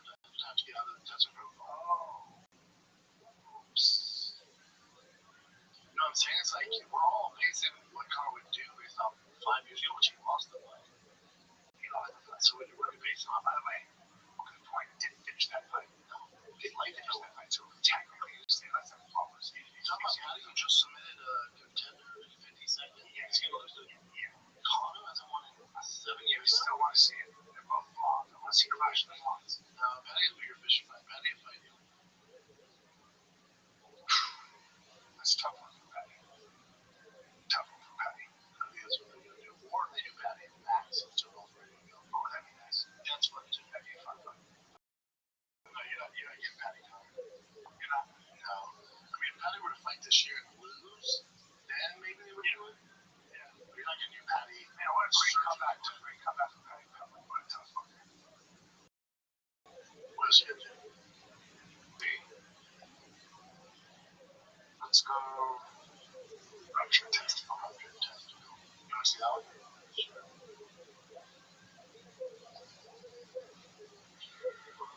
Swings on the first pitch and fouls it off himself. He's still down. Oh, he fucking hit. See you, Dallas. Oh, well, that's going to bring you to your knees, dude. That'll hurt. He's still down. And I don't know that that's much an icebreaker to you. You don't really know what the protocol for this one is. Catch your breath. We get your pants off. We take a look at that ball. And that ball's going to be this big. It's not the pitchers. Oh. I'm a season too. You think that Trump would protect it? I love this guy because wearing every piece of equipment set up like a medieval knife but no cup. That's right. Damn. I wouldn't wear a cup for baseball. If you're a catcher, you probably should, but outside of that, no. Although, there's that, right? That can happen. There's that freaking incident. Did he hit again? He looks like he's ready to go there. Oh, wow. Suffered a rough. That's doing great, Tom. His face is all, Jesus Christ. Oh, yeah, it's gotta hurt. Oh, fuck. Yeah. What's this shit? We go. That's great. Yeah, the science pages all over this one. Oh, check this out. This is from Donut Operator. You know this guy?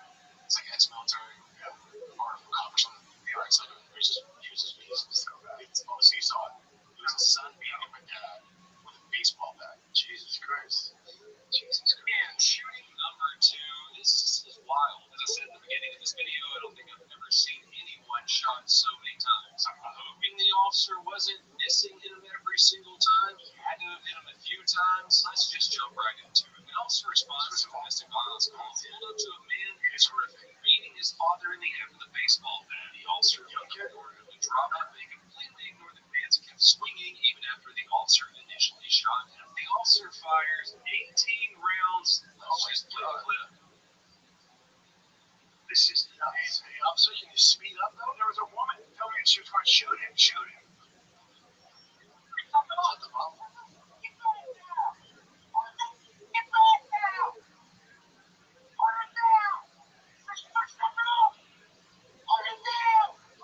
Oh, he keeps hitting the deck. Oh, well, the guy's still going. His body shots. What the fuck? looks like the first 5 guys didn't affect him, and plus, Did the guy swing in the back? Oh, yeah, that dude was dead. His father was dead. Oh my god. He his head in. He just kept going and going and going. Yeah, killed his father. Oh my god. That's How'd that guy eat so many rounds? That's what I was like. I see all the rounds hit Robert Lee Jenkins. I'm sorry, dude. Several rounds struck Jenkins before he dropped the bat on the ground. So, one of the things they tell you is that body shots, unless even if you get hit hard, you don't go down right away. You want to shoot to the dome. You can't. It's like a lot of times guys can take a shit load of shots before they go down. A lot. Especially if they're on shit too. Yeah, that's the big thing. If you do something in the spine, hit the head, okay. And they say this, like those Delta guys will talk about the T zone, I think it's called right here. You 100% of the time. They shoot for here, and you're give the vibe. It doesn't matter how much PCP. It's like killing a zombie. Top right there. But that's wild. Yeah, your body can take a lot. You just kick in his dad's face. Yeah, like non-stop. Yeah, he was 38, and dad was like 69. I wonder what the dad did. I'm sure they mentioned before he had like a history of mental problems, obviously. I have a friend who's a friend of his son's older. You know, remember that, what was the story about Rob Reiner and his kid? Yeah, oh yeah. Said, I think about it all the time with my son, because his son has mental health issues. Yes, his friend with his son by 30. Yeah, that's scary. That'd be horrific. This one too is also crazy. Hold up. Rewind that? Yeah, it's it.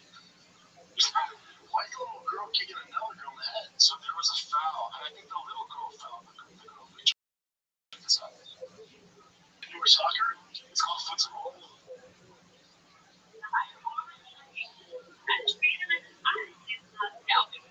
Twice, and then she swings on this girl. That little girl got anger problems.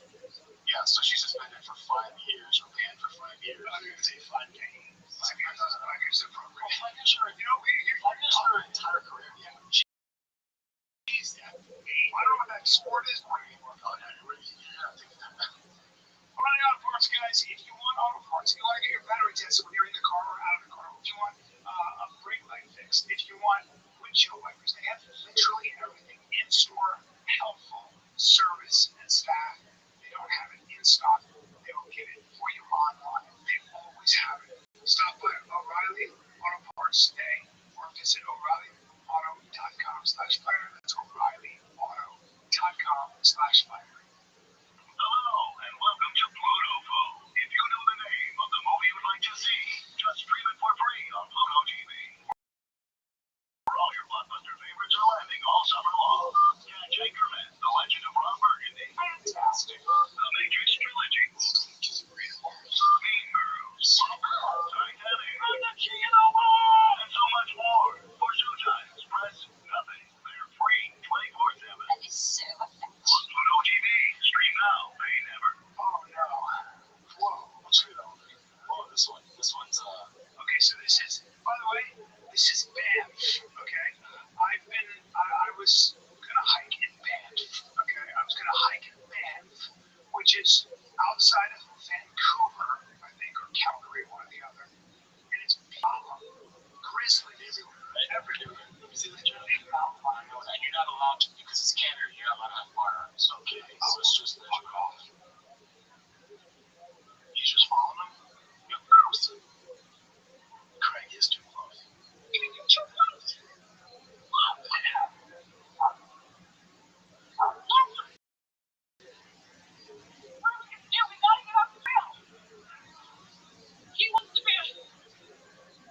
him food. Are you defending your fucking cheese sandwiches? Do you have bear spray, first of all? Or if you do have the food, just toss your fucking lunch to the giant grizzly bear and move along with your day. Well, that's for sure. He wants the food. The grizzly also wants to eat you. Yeah, but I'll sell for a ham sandwich. Oh yeah, I mean, if he might be too casual, but I think he's got bear spray in his hand. He does. He has bear spray But the problem is, where's your I'm not hiking where I need bear spray. I'll go hike with a shotgun. Yeah. You can't slugs and shoot him the fuck in. But I would anyway. I'll carry a 45. At least he has bear spray. Yeah, and I guess if he spray the rams them up, yeah, so you're supposed to enter it. He did, apparently, considering what happened, he did pretty well, but everyone's complaining, which makes sense about the little dog is fully leashed, and she's not picking up the dog, she's just filming. I would pick up the dog immediately. The last thing I would do is film. I agree. She probably wants to pick up the dog. Yeah, she wants to do that. And she wants to film it. Yeah. I like the man putting himself between his dog and his lady. You're kind of close, Carl. My first wife broke up with her boyfriend because they went hiking in Colorado, and it was her sister, her mom, and her dad, and they were hiking, and he was walking ahead. She just sees him. He's running back, and he goes like this. He's pointing this way. He goes, mountain lion, just saw a mountain lion, and just leaves them in the dust. Just leaves them. Were you upset she went? You guys broke up?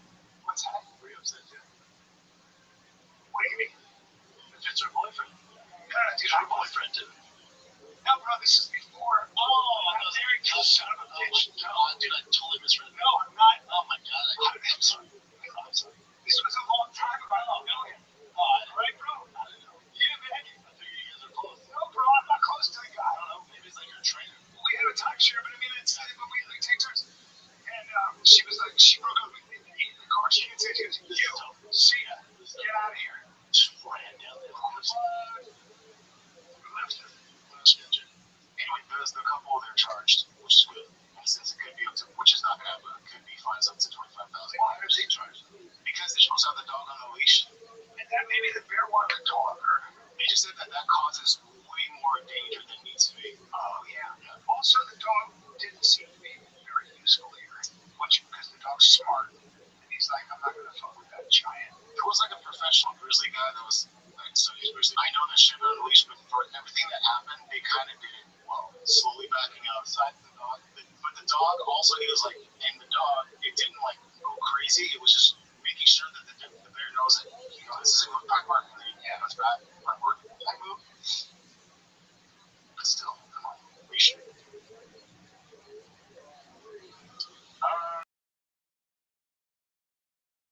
Let's see, should we do this one?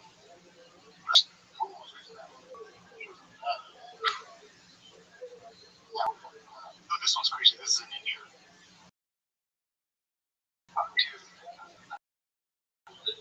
Jesus. The Jaguar dropped the show.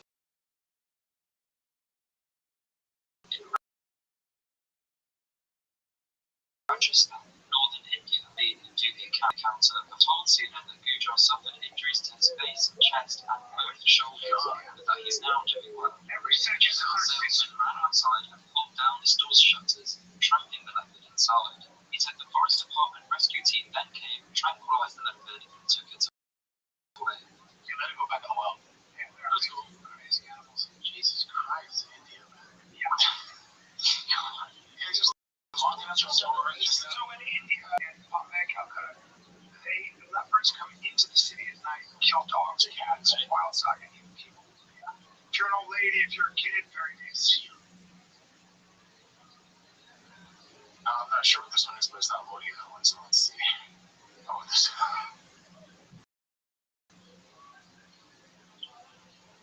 Oh, let's see. Oh, shit.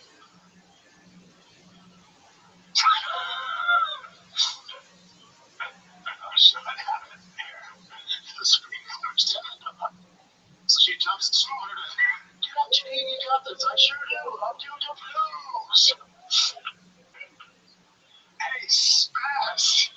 She tried jumping. This is the pitch. I assume this is soccer. She tried jumping in. It looks like practice. I think it's baseball. See it again. It's just so fun. Yeah, it's not even like zooming. Here we go, man. Go, bitch. I'm on it, ladies.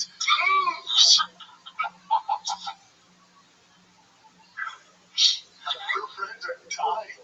It's just funny, both of you. Nice job. This is awesome.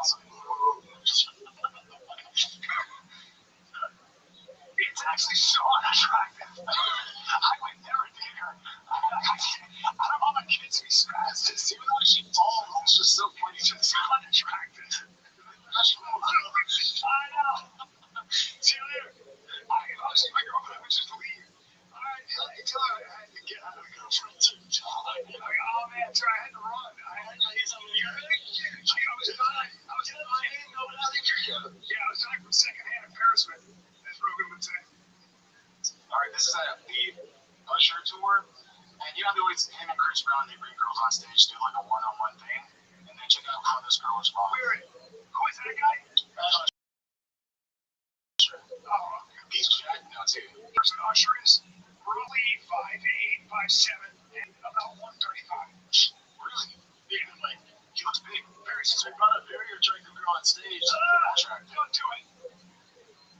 Oh, he's expecting her to like make out with him. He's not that attractive. Look, he's like.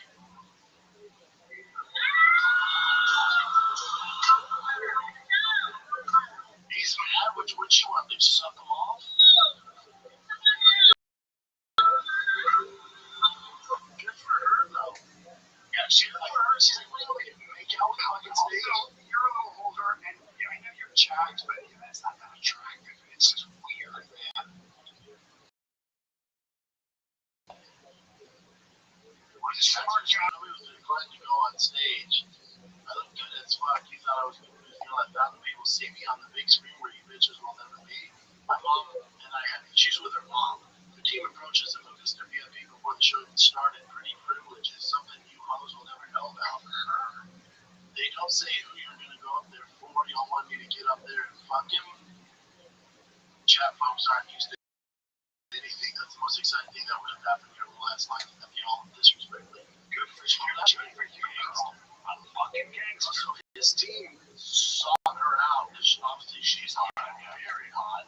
And it was like, hey, what are you front row? She's like, cool, I'm with my mom. I'm going to just suck him up on stage. You know, shit from that. She's a lady. Usher like staring down. She's like, yeah, I'm lady. Good for you, Gabrielle Cheyenne. Yeah, I'm with her, man. I'm with you, man. She's a whole the next picture. The more picture. That's right on the Terra. Yeah, she's great. She's too classy, right? Look at his face. Oh, she ain't got just get that, bro. She not gonna suck my nuts. She ain't gonna suck. I'm happy with his body. Yeah, I didn't know he's that attractive. He's cool. Doing it, you know. But some people are saying that I didn't look deep into it, but I think this is supposedly with Chris Brown as well. And then some people say maybe she was waiting for Chris Brown, and maybe she got an Usher. Because they didn't say who she would go up with. Brown's a stud. He did that. I don't know. Usher's up for full match. I mean, it's like I'm with my mom. You're trying to rub your nuts in my face on stage, man. I'm not trying to lick your nuts on stage. It's all good for her. How old is Usher? 55. Yeah, he's old. There's no way. He's probably He's older. 48. I'm gonna say he's 50. I mean, he's 48. Right? Might be 50. And that's Usher 47. 47. There you go. Texas native. Also, check this out. Does she get messed up? I don't want to dog stuff.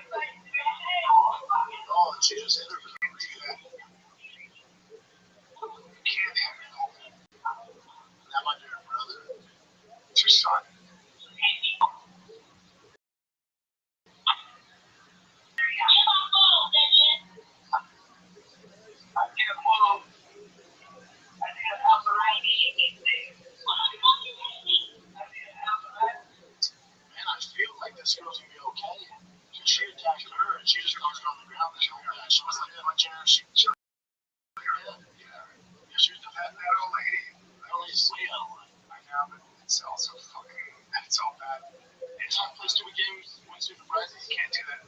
No, we shouldn't do that again. We shouldn't do that again. Just with Rampage. Oh, you know, Dude, did they like him with you there as well? No. How's he doing? he's great. He's great. Oh, this is just funny. It's good people. What's up, wait. I'm going to change it. He got no cheat. He cheated. He was cheating, huh?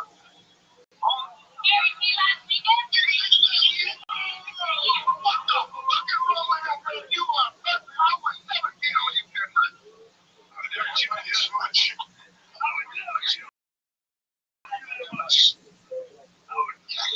That's pretty much it. Alright, you're feeling great. Alright, let's do it. Hit it again, buddy. Are you on the road this weekend? Sure not. That's good. Alright, kids. This is the Friday Kid. We're out.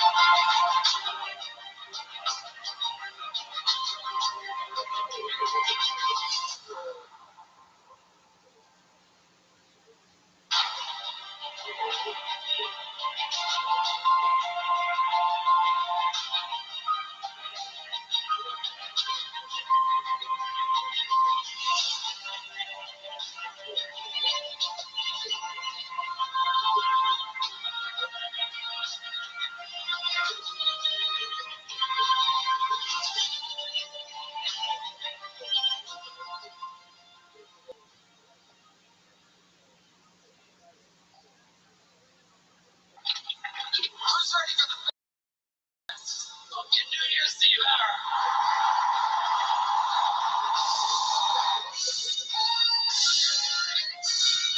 This Red Man coming to you live from an arena! This is the greatest fucking live comedy show in the history of comedy. If you don't like comedy, then leave it alone. Just leave it the fuck alone. Are you just two-dimensional character, you little bitch?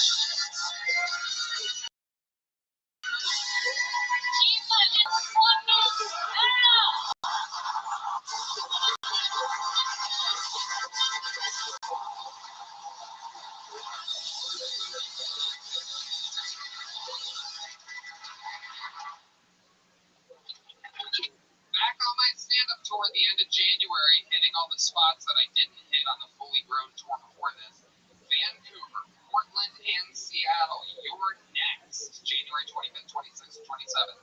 And then Los Angeles, California, I do stand-up. Denver, Colorado, Cleveland, Pittsburgh, Boston, Baltimore, Salt Lake City, San Jose, Dallas, Houston, St. Louis, Nashville, Fort Lauderdale, and Orlando. I'm so pumped for these upcoming dates. Really excited for you to see it. Taking some of my favorite openers with me. You may recognize some of them. Get tickets now at TommyHitchcock.com. It's going to be my last stretch with the stand-up tour for the rest of 2024. It's all performing in Austin and OTD over there. So, see you soon.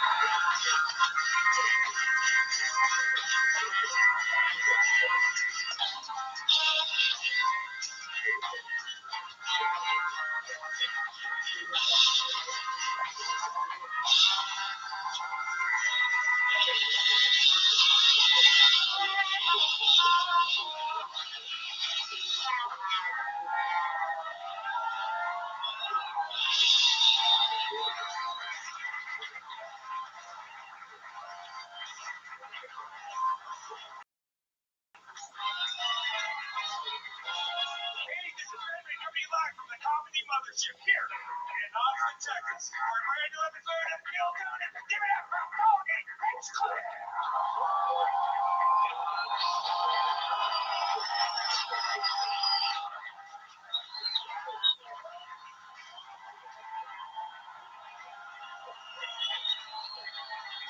Who's ready for the best fucking night of their lives tonight, huh?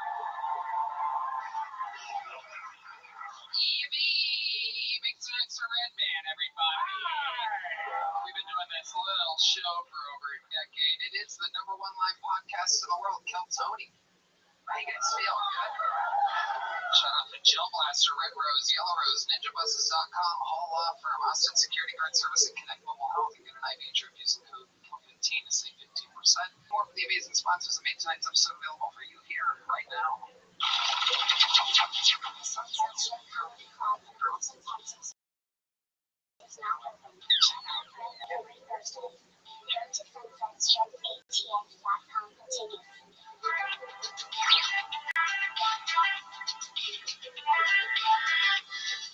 Hey y'all, going online without ExpressVPN is like changing while leaving your window wide open. You might not have anything to hide, but why give random creeps a chance to invade your privacy? When you go online without a VPN, internet service providers, ISPs, can see every single website you visit. They can legally sell this information without your consent to ad companies and tech giants who then use your data to target you. Red Man? Yeah, if you're at a local coffee shop, if you're at the airport, do you know how easy it is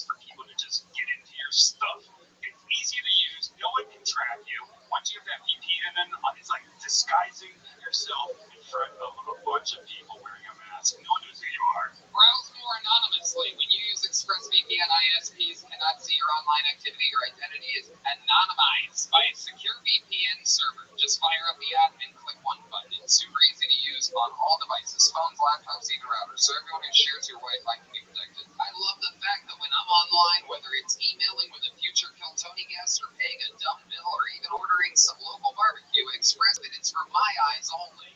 Secure your online activity by visiting expressvpn.com/KillTony today. That's expressvpn.com/KillTony, and you can get an extra 3 months free. expressvpn.com/KillTony. You guys ready to start tonight's episode? You guys big fans of the show? How many of you have been big fans of the show for a long time? Well, you guys are in for a treat because this is the return. It's been years pre-pandemic since we had this guy on as a guest, and he is one of the record holders for all-time guest appearances. And one of the all-time greats, someone who isn't more than anything on top of being nominated for an Emmy as an actor and so many great things he's been on, but truly he is one of my favorite comedians on planet Earth, and a lot of your favorite comedians' favorite comedian. Ladies and gentlemen, make some noise for the return of one of my all-time favorites, the great and powerful Kirk Fox, everybody.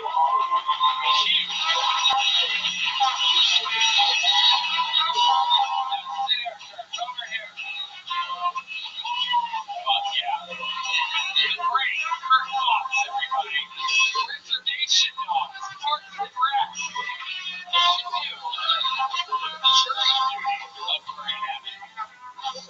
More than anything, one of the fucking real comedians of our era at the Comedy Store. A fucking legend and a legend of that. Seems important to you. We're gonna have a lot of fun. Is this the right mic? I don't want to interrupt you. I know the rules you gave me, but is this the mic you want me on? No. Thank you. You do that. Hold on. Don't press on the thing, man. I don't want any trouble. Just like that good? We got that? Okay. But that was next to me. You understand why I don't? Yeah, totally. Okay, so someone fucked up already. It's true. I wish to never be used again. Okay. All right. We're gonna have fun, Kirk. You know how it works. Over 200 souls signed up for the chance to get 1 minute on this stage here tonight. If I pull their name out of the bucket. Right? Souls? Yeah. Oh yeah. Okay. That would get scary if it was sitting down there in the spotlight. Okay. But yes, you know how it works. They get 60 seconds.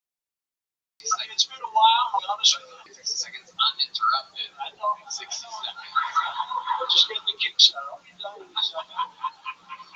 And you know that time is up and you have the sound of a kitten. And you talk about that, they're also going to bring out the Angry West Hollywood Bear, which just interrupts them. And I ask them a bunch of questions, and we find out more about who we pulled out of the bucket. I'm going to pre-pull right now. Our first comedian, they have to go across the street to a special bar and get the person. I believe they yell at, what do you yell at through a megaphone call?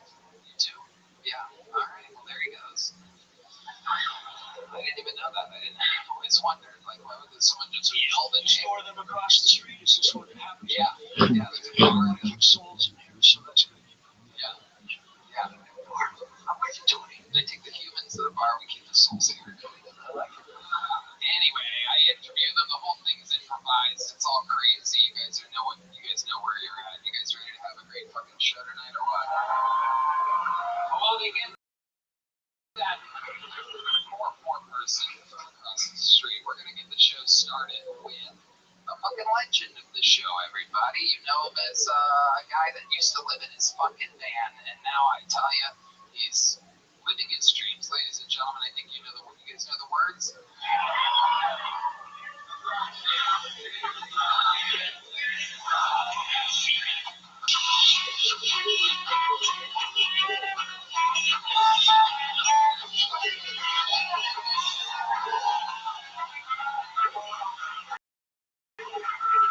Thank you for that long song.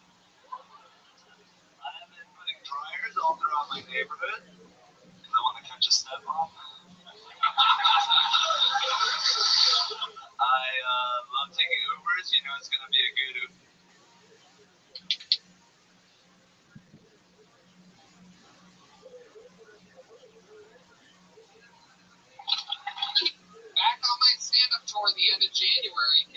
spots that I didn't hit on the fully grown tour before this.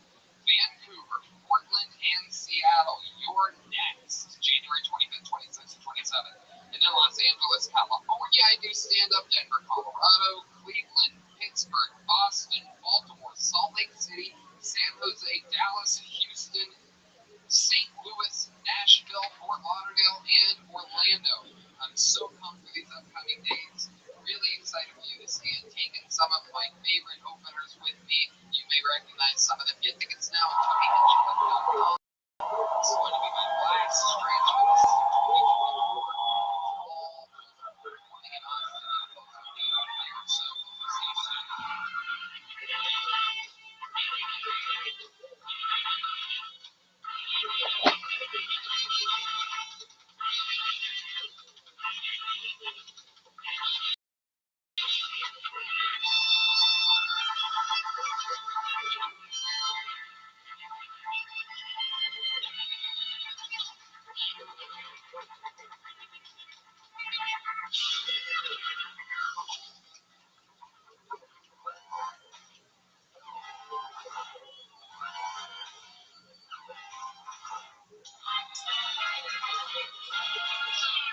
Hey, this is Frederick coming live from the Comedy Mothership here in Austin, Texas. For a brand new episode of Kill Tony, give it up for Tony Hinchcliffe!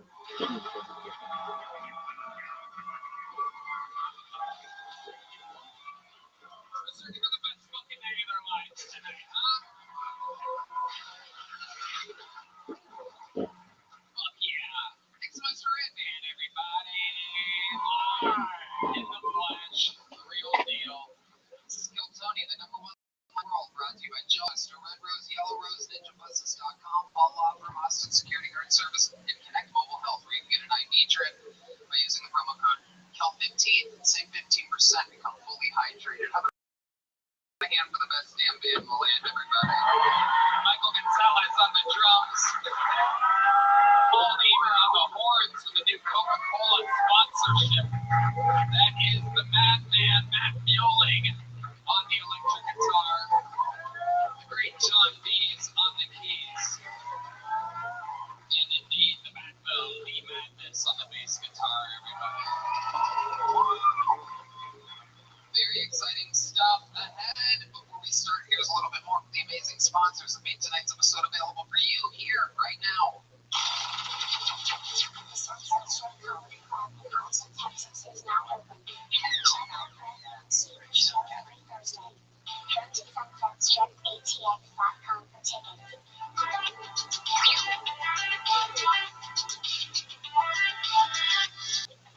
Hey everybody, whether your resolution is to save money, eat better, or stress less, HelloFresh is here to help you do all three. Say hello to your most delicious year yet with fresh ingredients and chef-crafted recipes at a price you'll like, delivered right to your door.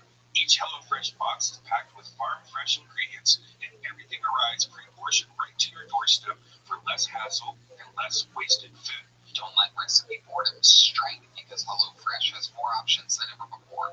Dig into their biggest menu yet with over 45 dinner options to choose from weekly, and even more market add-on items that suit any lifestyle. I absolutely love it. It makes it easy and convenient for me. If I'm in a hurry or it's late at night, it's super convenient to have HelloFresh in my corner and in my refrigerator. I love HelloFresh. I have a problem with always ordering to-go food, delivery stuff. Every time I go to the grocery store, I just buy way too much stuff, and it always goes bad. With HelloFresh, it's so great. You get a box, you get all the ingredients already portioned out for you. It's simple recipes. Next thing you know, you are a home chef, and it's only a short amount of time, and you have a real meal. Go to HelloFresh.com/KTShowFree and use code KTShowFree for free breakfast for life. One breakfast item per box while subscription is active. That's free breakfast for life at HelloFresh.com/KTShowFree with code KTShowFree. HelloFresh, America's #1 meal kit. You guys ready to start tonight's episode or what? We're gonna have a lot of fun. You know, we've had a lot of, we have debuted a lot of guests on this show. I remember when it was Shane Gillis. Gillis's first time. I remember Tim Dillon or Adam Ray's first time. A lot of the greatest guests in our history. It all starts with one appearance.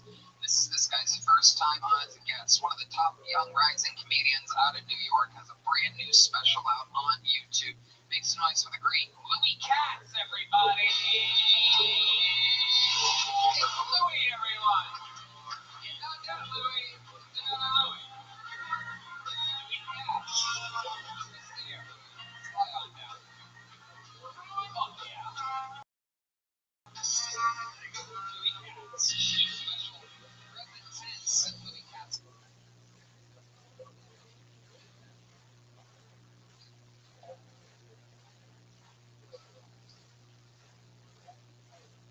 Are you guys ready to start tonight's fucking episode? That's what I'm talking about.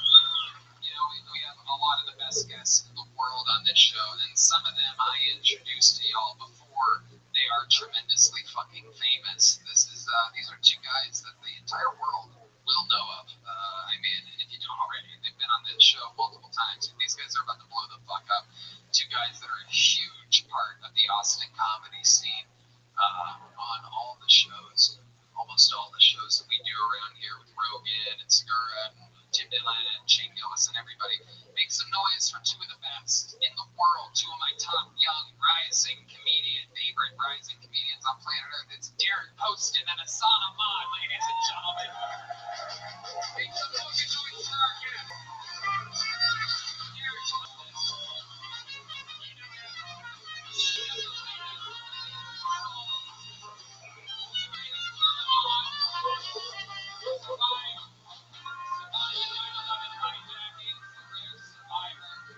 He was flying one of the planes and hit the eject button at the last second. Not a lot of people know that. He paraglided out of there.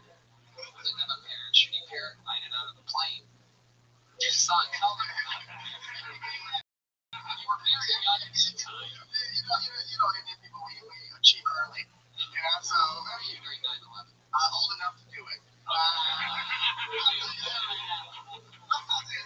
now. Derek Poston, famous for Arenas with Schultz, the Flagrant podcast with Andrew Schultz, huge member of the Schultz clan. How did you get to start working with Andrew Schultz? How does that go down? All these people do some types of things that I fucking do. Tony hooked up. He said, texted me, hey, bro, all you gotta do is suck Andrew Schultz dick one time, dog, and you're on the tour.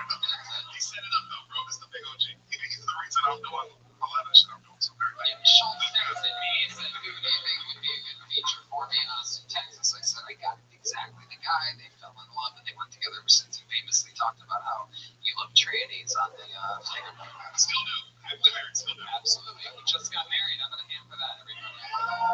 You guys have done this show multiple times. You know how it works. A ton of people sign up for the chance to get 60 seconds uninterrupted on the stage. You know their time is up when you hear the sound of a kitten. It means they have to wrap it up then, or else they bring up the angry most Hollywood bear.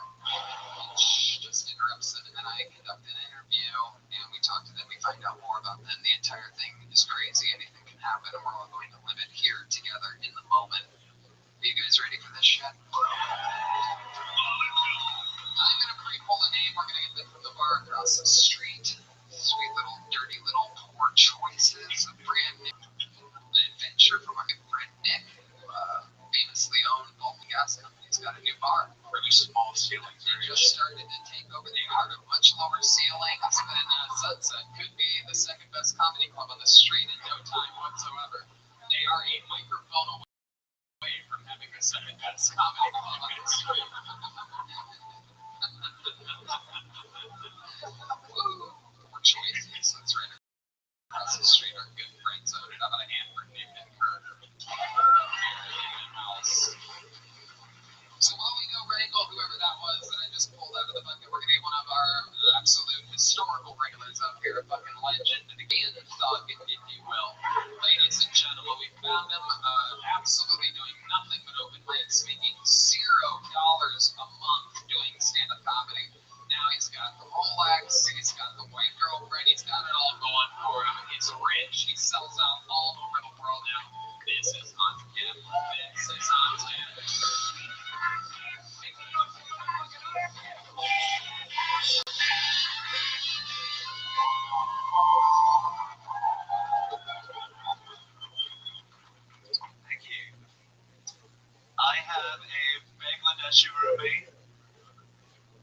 Sometimes he cooks food so smelly I have to take a shit with the door open.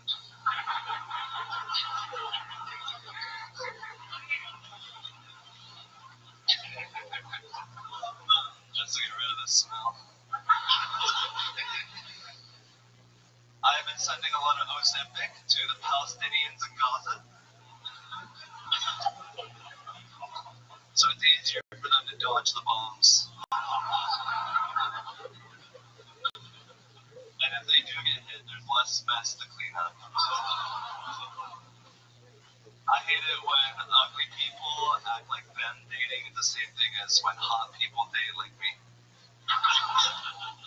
It's like the difference between the NFL and Major League Soccer. It's like, yeah, you're playing on the same field, but no one wants to see what you're doing. All right, thank you.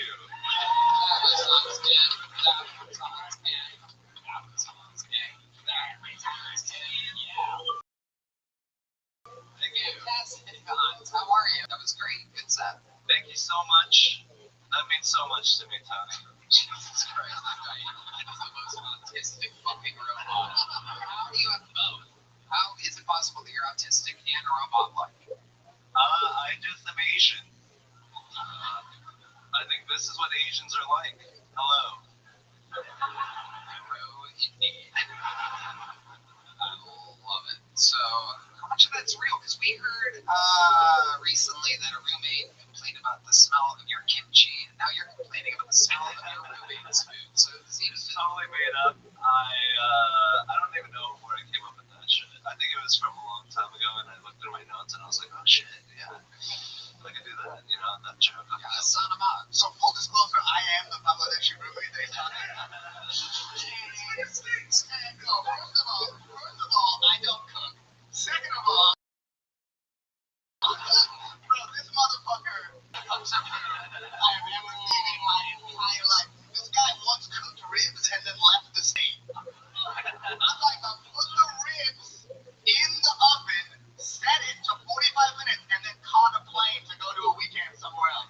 Just labor. It is amazing. Only recently did we get to talk with Hans's father, Hans on every single week, and now we are finding out the roommate perspective of Hans Kemp. Now we know famously Red Man has it right here in front of me. This is my actual first time seeing it. I've only heard of how he has a camelback water above his bed with a tubes that he can lay in bed and just feed himself like some kind of fucking Korean hamster or some shit like that. And it is absolutely unbelievable. I mean, your pillows are hanging out in a pillowcase, and you have the tag side of the pillow hanging out of the hole. You know, you're supposed to put that on the inside, Hans. So that's my girlfriend's bed. She should know this. I used her bed as a thing, so now everyone thinks that's my bed. They're commenting about how poor I am. Yeah, the tag does look very shitty. There's like shit on the walls. So it turns out your white girlfriend is like one of the dirty whites. I can say that. I'm a white guy. I like to think of her. If it was that other race, I'd have Derek say it. Okay, alright. I don't think of that. Maybe we were all thinking of something else there. She's distracted. She's busy being hot and pretty, and it's, I think, a lot of my job to like clean up after her. Really? Is that true? Guy that leaves ribs and leaves state? I mean, I clean up her little whippets that she does. I have come home before, and there's just been a box of empty canisters. Hold on a second. This is brand new. This is unbelievable that we always find out something new about you. How? Your girlfriend has a serious whippet addiction? Yeah, like, I'll bring it up as a joke, like, yeah, that's what the whippet queen would say. And she's like, why'd you have to bring it up? I have to go get whippets now. That's fucked up. Shit. Does she do them every day? No, she does them, like, when her friend is around her. She has a specific friend that they do whippets together? Yeah. That's nice. She's been on Kill Tony before, the friend. Okay. She's ratchet. Okay. Very good. She's the one that had a police thing around her ankle, the ankle effect. and I remember Who Gives a Shit. Okay. He didn't know his girlfriend's friend. It's so fun. All right. So have you ever talked to your girlfriend about not hanging out with this ratchet whippet queen? No, I think she's pretty nice, you know. I think whippets are just what the kids are doing these days. When you say the kids, how old is your girlfriend again? 25. Very good. Okay. What is she like when she's on the whippets? Does she do anything in particular? Like, Does she ever make that noise when you're inside of her? never. I have a feeling. Whippet. Ooh, whippet good. Alright. I love it. So, she does a lot of whippets. A box and an empty canvas? Oh, yeah, next to some chicken McNuggets. Absolute trash. Hey, what can I say? Hello, America. It's amazing. Every interview we find out more and more about you. Really good set. Fun times tonight. Hans Kim, everybody. Make some fucking noise for Hans Kim, everyone. I pre-pull a name, and I go to the name that we this our first bucket pool tonight. So essentially, we meet these people together. Sometimes they've been on before. We're all gonna figure it out together. The whole thing's crazy and improvised. You guys ready for it? Make some noise for Camilo D. Camilo or Camilo D.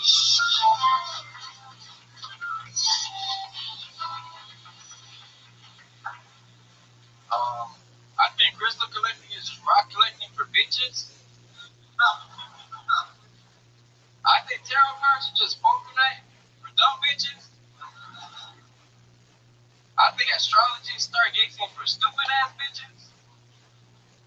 I don't know if you guys can tell by those jokes, but I'm a virgin. At least I consider myself a virgin because I only fuck with white men. Women. Because I know that as soon as I touch a Latina, she's gonna have a litter of 5. And I can't jump another border. Thank you.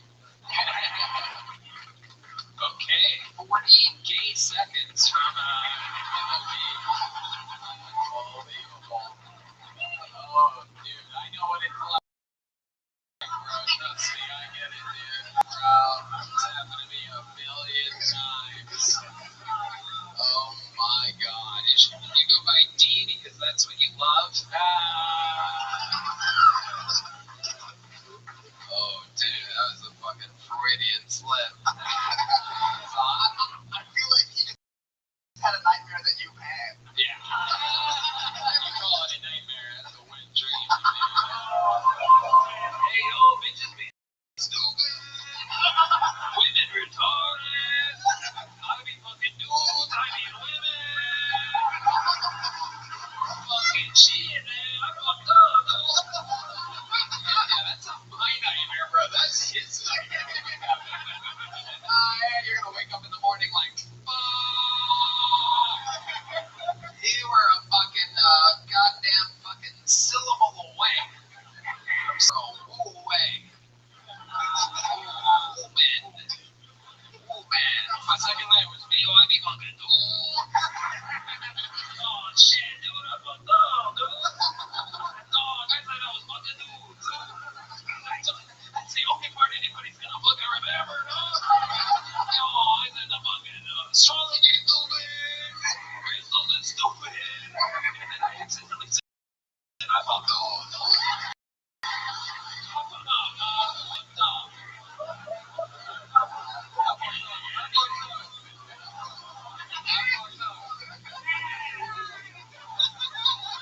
Is it Camilo? Camilo, yeah. Camilo D. How long have you been on stand-up? 2 years. 2 years. All of it here in Austin? Yes, sir. What do you do for work? I'm an electrician. Electrician. Hell yeah. You ever gone on a call and you go in somebody's place and it's a fucking just dude in his shorts? I need some help over here. You don't remember me? Oh,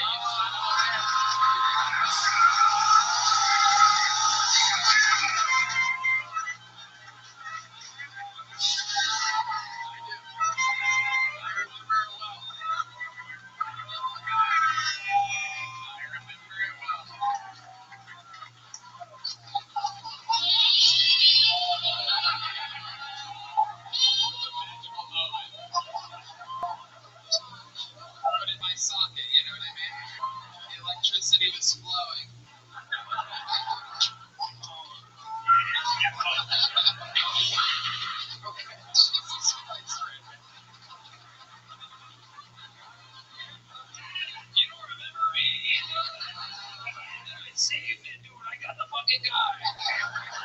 Dude was fucking huge. And dude, like, at first, that me being gay was bad, and then I turned it around like I do with dudes. I took the opportunity and I fucked it in the ass.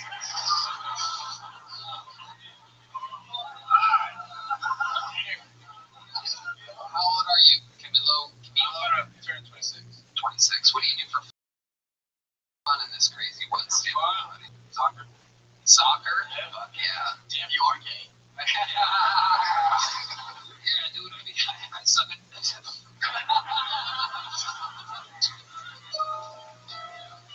I see like balls on your feet and your hands. You like them on your face. Absolutely. I bet when you're hanging out with dudes, it gets a little messy. Stalker reference. Shut up. Relax. Alright. What else about you, Camilo? What would we be surprised to know about you? I'm training for the half marathon. You know, You're training for the what? half marathon. Okay. Alright. Well, I'm running a lot. drinking half a drink tonight. What the fuck does that mean? I'm fucking. That's what I'm doing Why right are you training for a real marathon? And now. That's too much. why don't you just do it and then finish halfway? Just stop and work.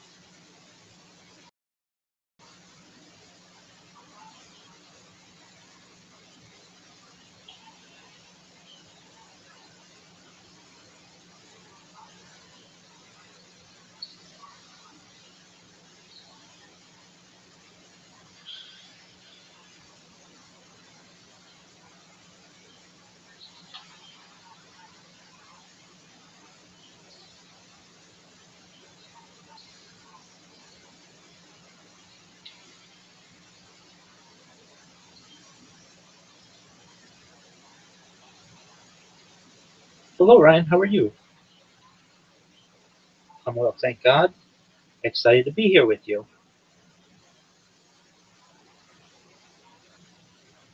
Most certainly. Yes. Chaim. If you can't do the that vocative in your throat, just Chaim or Haim is fine. Eshed, that's correct.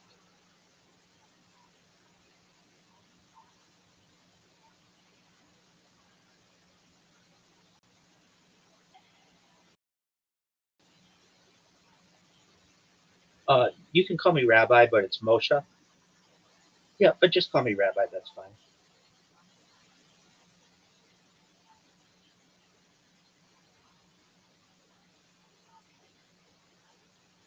I'm based out of Irvine, California.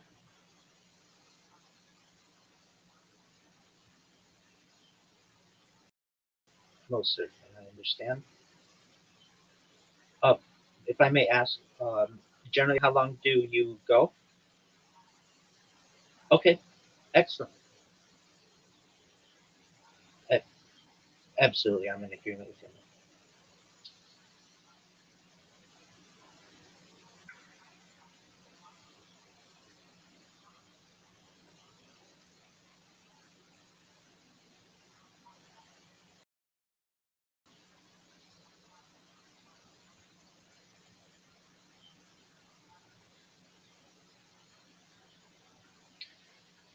Most certainly. May I ask one more question? Excellent. While I'm doing my introduction, if you don't mind, I would just like to show people how many live streams I have going 24 hours a day. So what I will do is perhaps you may be able to see it in a moment. I just want to show people when they type Rabbi Rothschild into YouTube and filter by live, this is how many live streams they could see at any given time, 24 hours a day. Would that be okay with you? Excellent.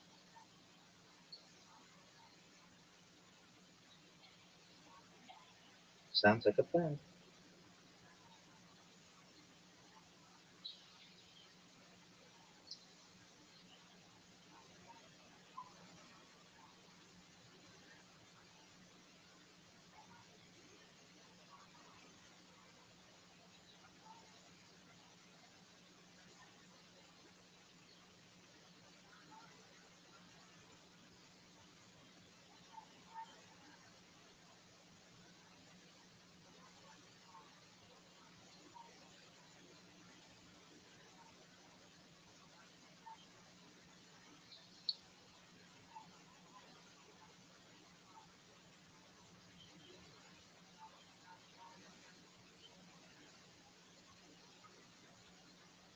Thank you so much for the opportunity. You're absolutely right.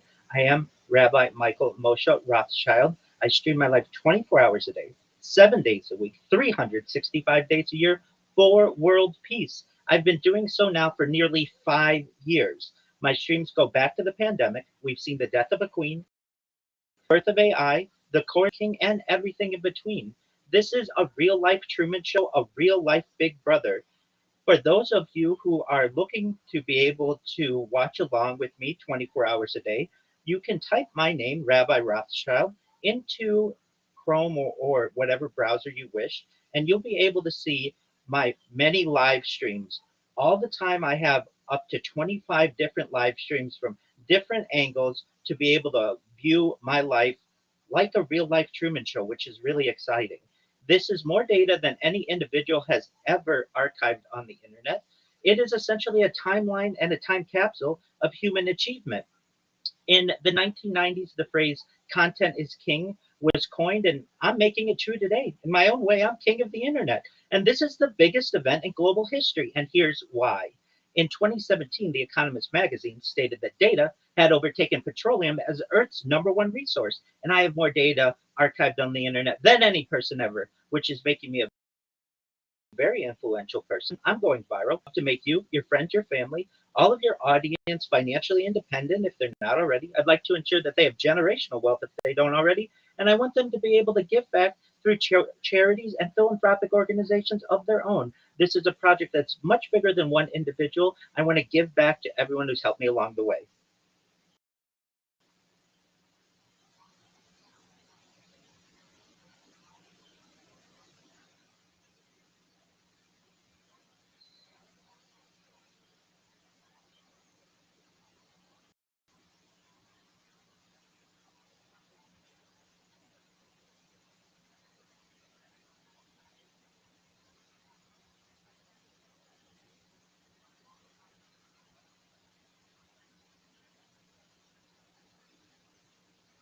I appreciate that. Well, I was very similar to probably most individuals before the pandemic. Uh, Generally, I did not have a social media footprint. I would attend synagogue 3 times a day, walk to shul every Shabbat. Generally, your black hat Jew, Orthodox Jew that people can envision. But it was during the pandemic when my profession, my position as a certified project management professional went remote, as did many of the classes that I was taking and even services that we had within our synagogue. So around 2020 or so, my life went from never being on camera to being on camera in a very public way, anywhere between 8 and 12 hours a day. And I just would say that my anxiety of having my life be transmitted was reduced over an amount of time. And as 2021 continued, I recognized that what I was really doing was creating an archive, but it wasn't necessarily viewable to everyone. And why not make it viewable to everyone? And the way it really got started was after work, because many of my aspects of my job were remote, and I didn't have a the same type of transportation issues that I would have traveling into Los Angeles every day, especially with the lack of traffic during the pandemic. I was able to play golf in the evenings at Tiger Woods' golf course in Anaheim, California, where I would want to view what my golf swing will look like. And so I would take my phone out and just really, from a primitive standpoint, would just take small videos of myself to improve my golf swing. And I would recognize that sometimes I wouldn't hit the ball the way that I would want. And I'd make little jokes on camera. And I thought, you know what? This is really interesting. I wonder, God willing, I may have a family someday, if they'd be interested in seeing what their dear old dad was doing before they were even a gleam in my eye. And so I would upload that data after work every single day. And it was taking me a long time. And I recognized that there just has to be a better way than downloading the information and re-uploading the information to the cloud. And there is, and it's known as 2021. I took the plunge. I created my first YouTube account, and I recognize this. I want to do this better than anybody's ever done it. I don't want to give people one view into my life from one angle. I want to give people as many angles as possible. So I bought more than 33 different devices, everything from laptops and Chromebooks to iPhones and Android devices and tablets, and put them all around myself, and essentially created my own version of what many may be familiar with, the Truman Show, and gave people a view into my life, not just in my home, but also when I do IRL streaming. I've streamed as far north as Santa Barbara, as far south as San Diego, as far west as the Pacific Ocean. I've streamed in Beverly Hills, in Los Angeles, at Disneyland, really everywhere within Southern California, so that people can not only know what's going on in my life, but also 24 hours a day, I keep a radio on in the background that is archiving world history events since the pandemic. So you literally can go to any moment of my life and my streams essentially for the last 5 years and know not just what was going on in my life, but what was going on in world history. And I think that's really exciting for historians to be able to study in the future. Well, we've seen the birth of AI. I was an early adopter of ChatGPT in November of 2022. I was a user when it launched formally November 30th, 20, able to see its development. I had an entire year of my life of archiving to see what the world was pre-AI. And then ever since, and all of the developments that we've had since, and I know that AI is using the data that I'm creating to study my behavior, my eating habits, my sleeping habits, my certainly personality, aging. I think this project is incredibly important for aging, to have a person on camera for such a long amount of time to be able to study just how aging affects the body. And the fact that we have it from so many different views gives people different data points that I really think will be exciting for people to study for generations to come and for AI to study for generations to come.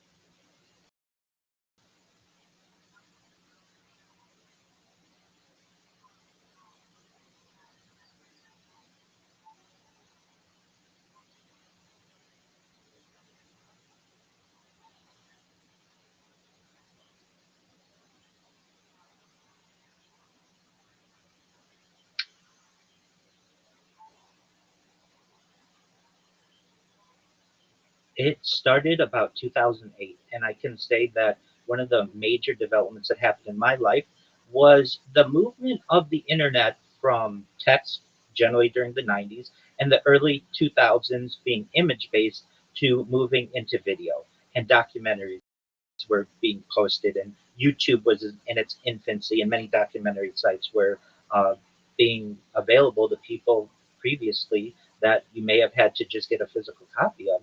And I was once a major UFO skeptic. So for anyone out there who hears what I'm saying, I've been there. I've done that. I understand what it's like. Where's the evidence? If aliens were here, I would know about it. Someone would be a whistleblower. I completely understand. The thing that really changed my mind, though, was around 2008, I saw Dr. Stephen Greer's The Disclosure Project. I'm not sure if you're familiar or your audience is familiar, but this was a press conference that occurred at the National Press Corps in Washington, D.C., May 9th, 2001. And what Dr. Stephen Greer did was he got about a dozen or more different whistleblowers from all aspects of ufology and government and different agencies, people who work for the FAA, people who work for NASA, people from the international community, who all had one communal movement and focus, and that was we are not alone. And this was different than any documentary that I'd seen previously, because usually you have somebody who is in a shadow and they have their voice that's distorted, or at least back then you would, and there was a lot of anonymity, and there wasn't really, you couldn't hold a lot of accountability to these people. But with Dr. Stephen Greer's movement with the Disclosure Project, this was all very different. All of these whistleblowers were vetted. They were, at least from what it seemed, they had the data with them, and they seemed felt an honest manner. And this really made me reconsider what was going on in our world.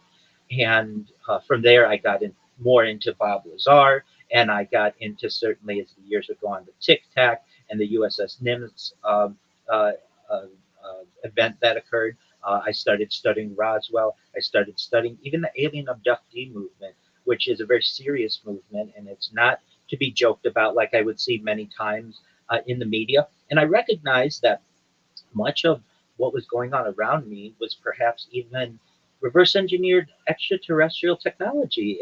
If anything of Colonel Philip J. Corso, his whistleblowing in the late 90s with his book The Day After Roswell is to be taken with any credibility. And this made sense to me that we went from the beginning of the 1900s with the Wright Flyer, basically the Wright brothers, and a fixed wing aircraft, and within 70 years or so, we had the SR-71, and we had people in low Earth orbit. And this was an amazing amount of development that we had seen and that we hadn't necessarily in the centuries beforehand, and it may have been influenced.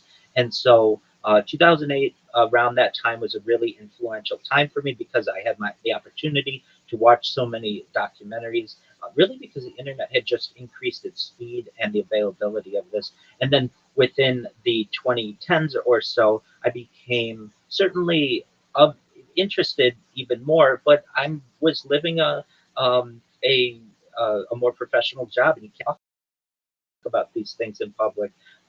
I've worked as an app developer and launched apps in the App Store and Google Play which fortunately has given me some financial independence to be able to take on this project and then to really do a deep dive. So really the topics that we're going to talk about today are the development that has taken place since I have had the opportunity to be live streaming my life. But even before then, I certainly had casual interest in that. And prior to 2008, I can say with full honesty that I was wrong, that I hadn't dug into this, and that my skepticism was ungrounded. So I've seen it all. I've seen this, been a skeptic, I've been a casual learner, and now I have some expertise in some of the field.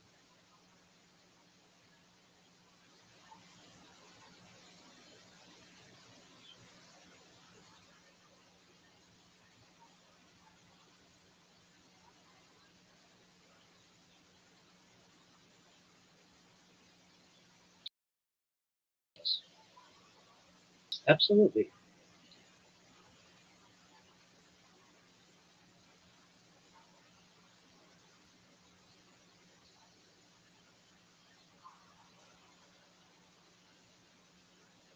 Absolutely. I have not met him, but I am aware of who he is and have delved into his life probably more than most people. So he is a former Israeli aerospace expert who became internationally known after a December 2020 interview with the Israeli newspaper Yediot Aharonot. Before his UFO statement famous, he had a long career in the Israeli space and defense programs.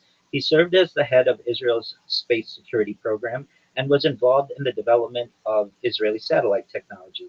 He was recognized as a leading figure in Israel's aerospace community in Israel's aerospace community, and he received national awards for his contributions, some of which we don't even know necessarily why he received the award. Much of what he has done is still confidential and classified.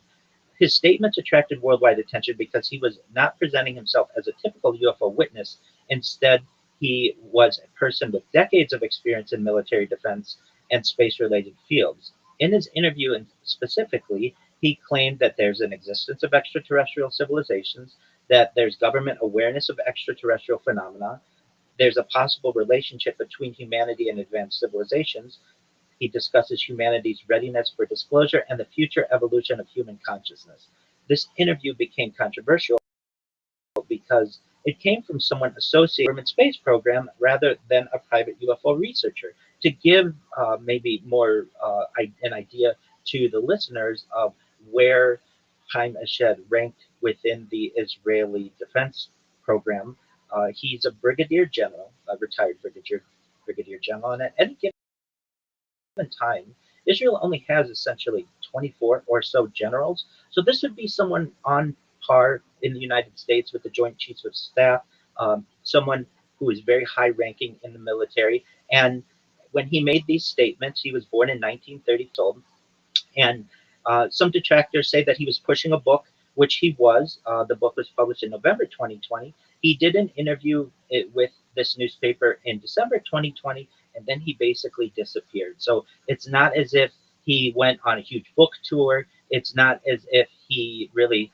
was looking to make money, like some people who may say that he did this for the wrong reasons. It seems as if he says this, that I have that my work speaks for itself, that I have essentially had a very lauded career in both the defense system and in the space program, and take my words for what you may. And what he says essentially, and what he claims about extraterrestrial life, is that humanity is not alone in the universe and that advanced extraterrestrial civilizations exist. He argued that the size and age of the universe make it highly possible that intelligent life has developed elsewhere.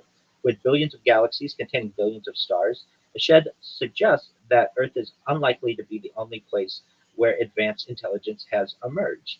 What he says in his interview is that extraterrestrial civilizations have been observing humanity, that some civilizations are far more technologically advanced than humans, that contact between humanity and advanced beings has occurred in some form, and humanity is still developing toward a greater understanding of its place in the universe. His statements connected with a larger philosophical question: if intelligent life exists elsewhere, how will humanity respond? And generally, science is possible, and many researchers actively search for evidence through programs such as SETI.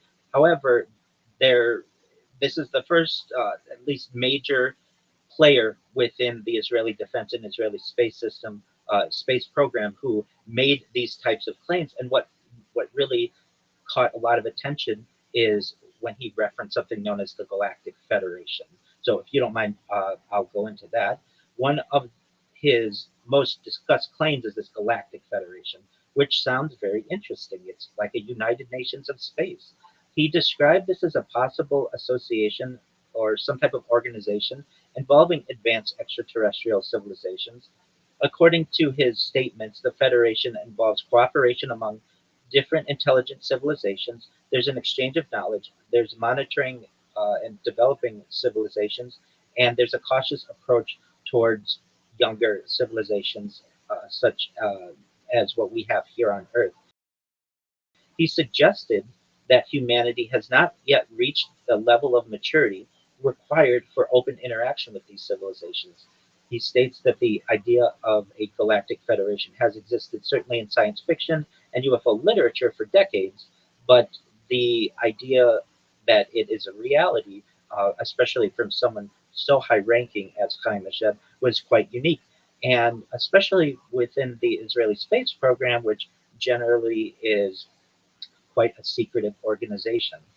So when he made these statements, it caught the attention of the global press. And he made the interview that he had with this Israeli newspaper occurred in early December 2020, but it happened in Hebrew.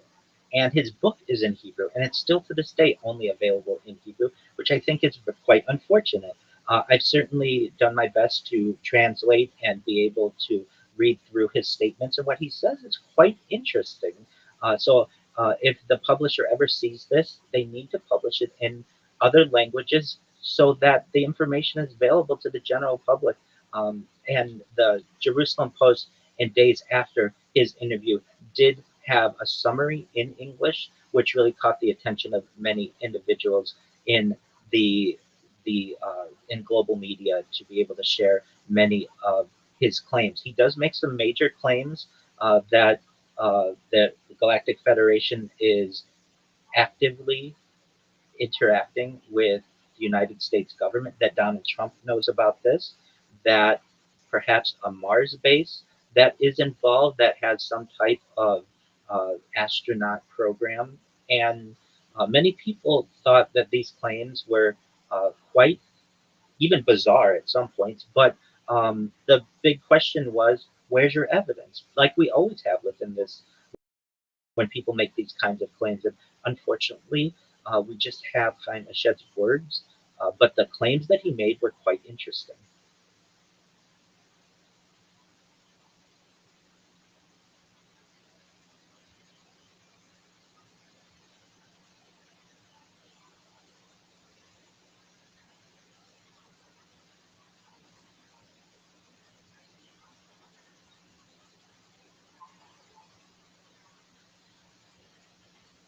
That's exactly right. And not just the United States and Israel, but potentially the United Kingdom, additionally Japan, China, and potentially um, organ other countries are involved in this. In terms of another interesting claim that he made, is he specifically raised the issue that Donald Trump knows about this. So when these claims were made, it was toward the end of the first Trump administration, and Eshed claimed that the U.S. president was aware of this information. According to the reports that were translated, he stated that Trump had considered revealing the information, but was because humanity was not yet ready. While there's no verified evidence of this, this was quite unique. Whenever any type of information with the United States president is made on the topic of ufology, it raises interest. And the fact that perhaps at the time the sitting president and now the sitting president may be aware of much of this knowledge and that we are not alone and isn't making that information public is quite interesting. Now, one interesting thing that I mentioned earlier, he also claims that extraterrestrials have bases and activities specifically connected to Mars. He states that advanced civilizations and humanity's advanced spaces in on other planets and certainly around the galaxy and in the universe. Some people interpreted his comments connecting the statements with the idea that extraterrestrial activity could exist on or near Mars, including a possible underground facilities. But what Chaim Shed says is that when we do formally, in a public manner, send astronauts to Mars, no, they shouldn't just be studying the physics or the geology, but they should really potentially be looking at this from an archaeological perspective. And he gets into topics such as xenobiology, basic um, biology, is quite interesting.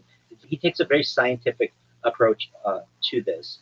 Now, there's other things that he made the claim of regarding consciousness, death, and the possibility that consciousness continues after the body ends, which is along the same lines in many of the metaphysical discussions that happen around certainly consciousness and ufology in general. What he states is that consciousness is part of a universal network, that human awareness is connected to a larger cosmic structure, and death possibly is a transformation rather than a complete ending. And this overlaps with the philosophy of consciousness, many spiritual traditions, and the study of near death experiences, and just really speculative interpretations of quantum theory. And so he did make those claims as well, which were quite interesting. And many people said, "Hey, uh, where's the question that we're asking?" And really, the people who support him state, look at his aerospace background, look at his experience with government space programs, look at his knowledge of advanced technology. This position is basically makes his statements worthy of some serious consideration. Now, certainly, we have skeptics who say, "Where's the evidence?" Credentials alone do not prove extraordinary statements, and no physical evidence has ever been publicly presented. But as we know, Ryan, in these types of scenarios, anytime anyone has anything physical, they are met perhaps with by government or some type of agency that takes them and perhaps makes them sign non-disclosure and all kinds of things that happen. And really, something similar somewhat happened to Chaim Mashed. So do you mind if I go into that? Excellent. So as I said previously, Chaim publishes the book in November 2020. He does this interview in December of 2020, and then he disappears until just recently, which is quite interesting. So what happened to Chaim Mashed? In June of 2026, so just last month, he re-emerges in the UFO or ufology world. He does an interview with a many people are skeptical of this person, but a fellow Israeli. Many people may be familiar with Uri Geller. So on June 10th, 2026, Uri Geller interviewed Chaim Mashed, and they addressed the public inquiry. Geller opens by acknowledging that they've had thousands of inquiries regarding Mashed's multi-year silence following his controversial 2020 revelation. Quite interesting. Mashed attributes his withdrawal to a visit from mysterious, untraceable figures at his apartment, uh, essentially a Men in Black encounter.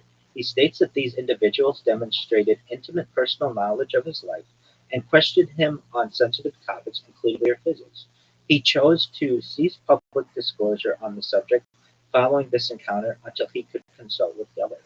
And so the interview that they do, which was unique because it's in English, and so for anyone out there who wants to view, another interesting aspect of the discussion that they had is that Chaim Mashed doubles down on the fact that he believes there's a galactic federation. He does not retract any of the statements that he made in 2020, and especially with some of the vastness of the claims that he made, it's quite interesting to think that this man now, at approximately 93 years old, still feels he has nothing to lose, and even though he was threatened, perhaps, or at least questioned by these shadowy entities, feels that the information that he presented was important enough to continue the discussion of it more than a half decade later, which is quite interesting.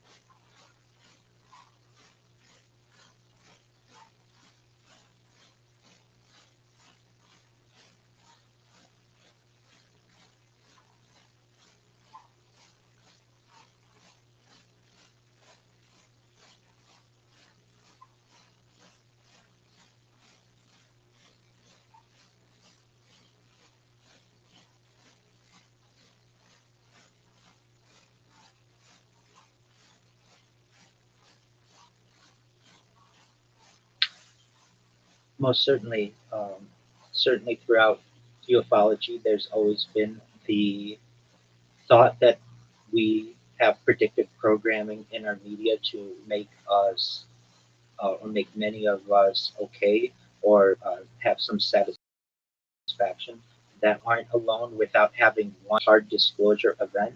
This is generally known as soft disclosure, and we've really seen it since 1947, even before Roswell.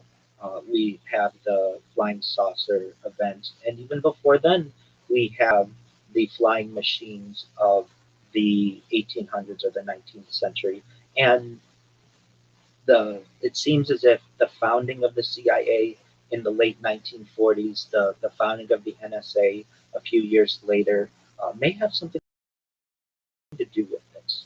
And basically, the idea that the Central Intelligence Agency may not have been founded perhaps solely for intelligence gathering on foreign countries, is generally its duty, but perhaps to be able to keep the alien and ufology topic a secret and to make threats against people and to ensure that information is controlled. But if you were to poll people, certainly, and this has been done over the last 80 or so years since we've had um, the, since Roswell, we just celebrated this month the 79th anniversary of Roswell. The general precedent and the general opinion of individuals is that we are misinformation or this opinion has grown in major ways, especially over the course of the last decade. And I think that we have to handle this topic with maturity and recognize that we're not alone. You raise a very interesting point, Ryan. You can't just have a little bit of disclosure. Once the cat is out of the bag, there's no putting the toothpaste back in the tube, so to speak. You can't unring the bell or whatever type of poetic statement you want to make. We get into a situation where there's perhaps a threat and sociological aspects of humanity to certainly the governmental control and politicians, certainly to religious organizations, and some of them, some religious organizations want to reject the idea. Many, though, I think in a positive way, especially with Judaism, to the idea and embracing the idea of perhaps disclosure that we may be seeing at least within Judaism, we don't have one single spokesperson. Generally, people rely on their local Orthodox rabbi within the Orthodox community. And the idea actually is something that has really been discussed by our sages and by even more recent poseks or um, our our uh, rabbinical leadership. And the central question is, if if we aren't alone, does that necessarily have to change how we act here on earth? And depending on the individual, it doesn't necessarily mean that everything in the world has to change. People can continue to live their life and recognize that we aren't the top species on the evolutionary chart. We perhaps may be even toward the bottom in the if it's a large enough scale, and that we will continue to be living our life in the ways that we do, and if we choose to embrace this with maturity, we'll be able to have discussions about reverse engineering of some of the technology and perhaps amnesty for whistleblowers. And in my opinion, uh, those that's what's happening from a soft disclosure a soft point of view. However, and I'm sure you're familiar and your audience is familiar with the potential of Project Bluebeam. Do you mind if we talk about that? Okay, excellent. Well, just basically, the idea of Project Bluebeam is generally traced to Sergei Manin, writer, who began publishing claims about the alleged project in the early 1990s. And the idea is that perhaps we may have disclosure within a few different stages. There may be a reinterpretation or disruption of religious beliefs, then perhaps massive visual displays in the sky, perhaps electronic or telepathic style communications, and then eventually perhaps a manufactured global crisis leading to political transformation and even a global government. These are claims that have been made, and that would be more hard disclosure that we might be on the doorstep of, perhaps, or the precipice of. So I think there perhaps could be different strategies to the disclosure aspect. There's certainly soft disclosure, which I think is, for anyone who looks at the evidence, is somewhat undeniable that we're seeing. And we may be being led up to some type of hard disclosure event like Project Bluebeam or something similar.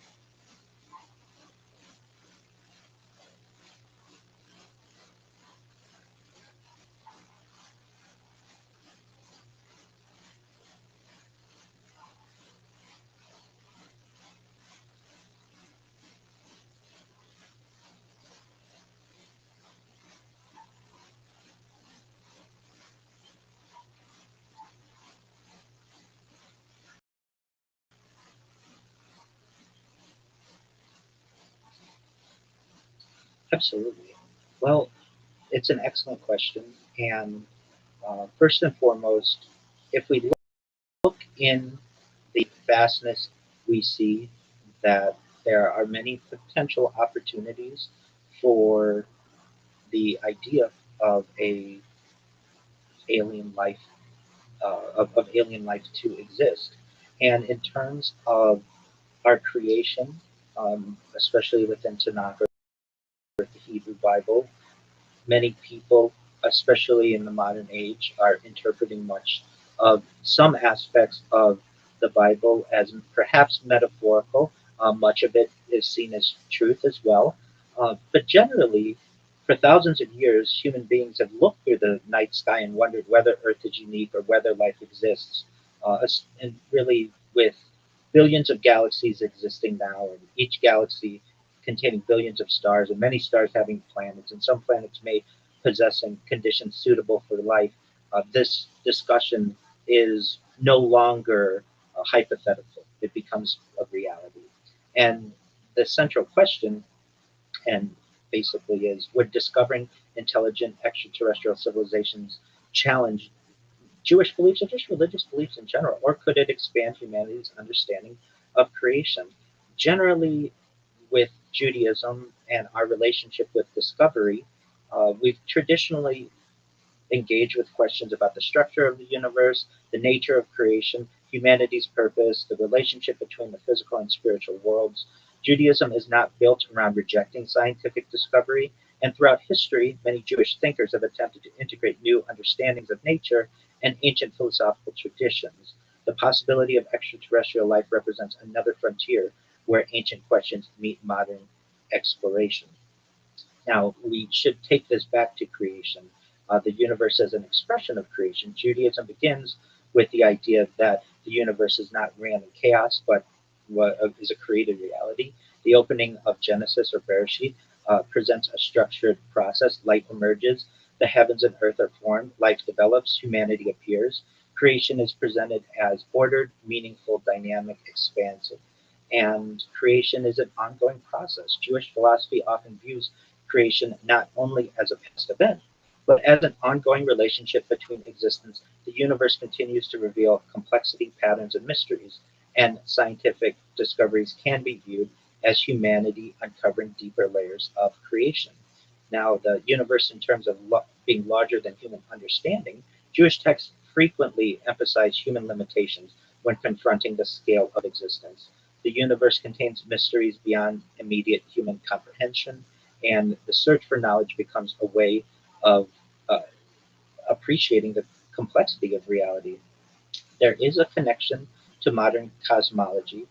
Modern science reveals a universe far larger than ancient humans could imagine, with cosmic distances, black holes, dark matter, dark energy, galactic evolution, and cosmic history spanning perhaps billions of years. And getting into the size and complexity of the universe, we have to recognize that, at least from a Jewish perspective, we may be small in size ability. Generally, Jewish philosophy emphasizes that the physical size does not determine the importance. A human being may be physically small but morally significant, and humanity's value comes from consciousness, ethics, responsibility, and the ability to seek knowledge. When we get into the idea more of, does Judaism allow for extraterrestrial life? There's no universal Jewish prohibition against alien life. Judaism does not contain a central doctrine requiring Earth to be the only inhabited world. The possibility of life elsewhere can fit within a worldview where the universe contains many forms of creation. There were medieval Jewish thought, and there's medieval Jewish thought in the cosmos. Medieval Jewish philosophers generally lived in eras where cosmology was very different than today, and some explored questions about multiple worlds and celestial claims and the nature of science. But moving into perspective, many contemporary Jewish thinkers approach extraterrestrial life as a scientific question, a philosophical question, and a theological question. And the idea of intelligent beings beyond Earth is something that absolutely could be a reality. And it gets into the question, how would we handle intelligent life from another planet? Um, Many times, especially within Judaism, we connect intelligence with responsibility. A civilization capable of creating technology, making decisions, and understanding consequences may raise questions about moral status. Would aliens have their own ethical systems? Is a question that gets raised. Or universal values? How does the Jewish ethical framework work in terms of perhaps alien organs? Do they have awareness? Do they have moral agency? How should humans treat another intelligent species? These are questions that we have. But how would this disclosure, discovering alien civilization, change religious beliefs, is a question that many people have. And the idea is that discovering intelligent life could create questions whether we are still special. Does creation have multiple centers, or How should humanity understand the relationship with the universe? But what I find to be interesting, or an interesting analogy, is if you are a child and if you are the child of a parent, and eventually somehow, some way, you find out that the parent has another child, that doesn't make one child more important than the another child. They both have, and they're both special in their own way. And many people interpret perhaps Earth and humanity to be a similar way. Just because there may be intelligent life on other planets does not necessarily mean that what we have here on Earth is not special. It just means that it may not be alone, which is quite interesting. In terms of the idea from Kabbalistic and mystical perspectives on creation, there are many traditions in terms of infinite reality or hidden dimensions, layers of existence, and the idea is that if these aliens can perhaps be travel through wormholes or bend space time, that might be some type of interpretation of um, altered dimensions or other dimensions, and it really just raises many questions that people have. If we aren't alone, how will that affect us on our daily lives? Will we still keep kosher? Will we still have daily services? What will that mean in terms of our Messiah figure, Mashiach? These are questions that are perhaps for the people of the future to be able to make the final decisions on. But at least from my role as a rabbi, I'm quite progressive. I consider it to be a topic that we should embrace. We should have these discussions. It's very important that we always are looking toward questioning everything. And if we don't, then are we really necessarily doing our part and our role if we are just accepting that which we are given? And so I am someone who feels we should always continue to be questioning things. And if it turns out that we are not alone and this information is made public, not only from a Jewish perspective, but I think from a humanity perspective, we should handle it in a mature way and embrace it.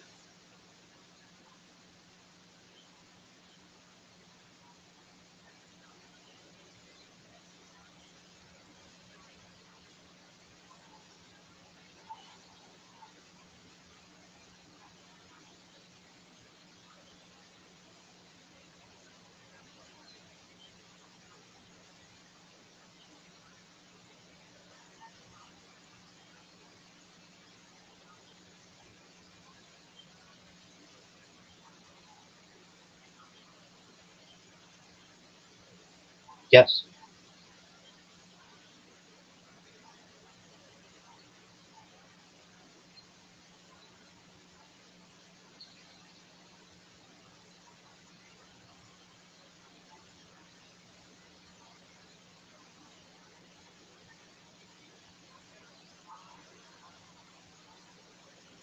It's an interesting question.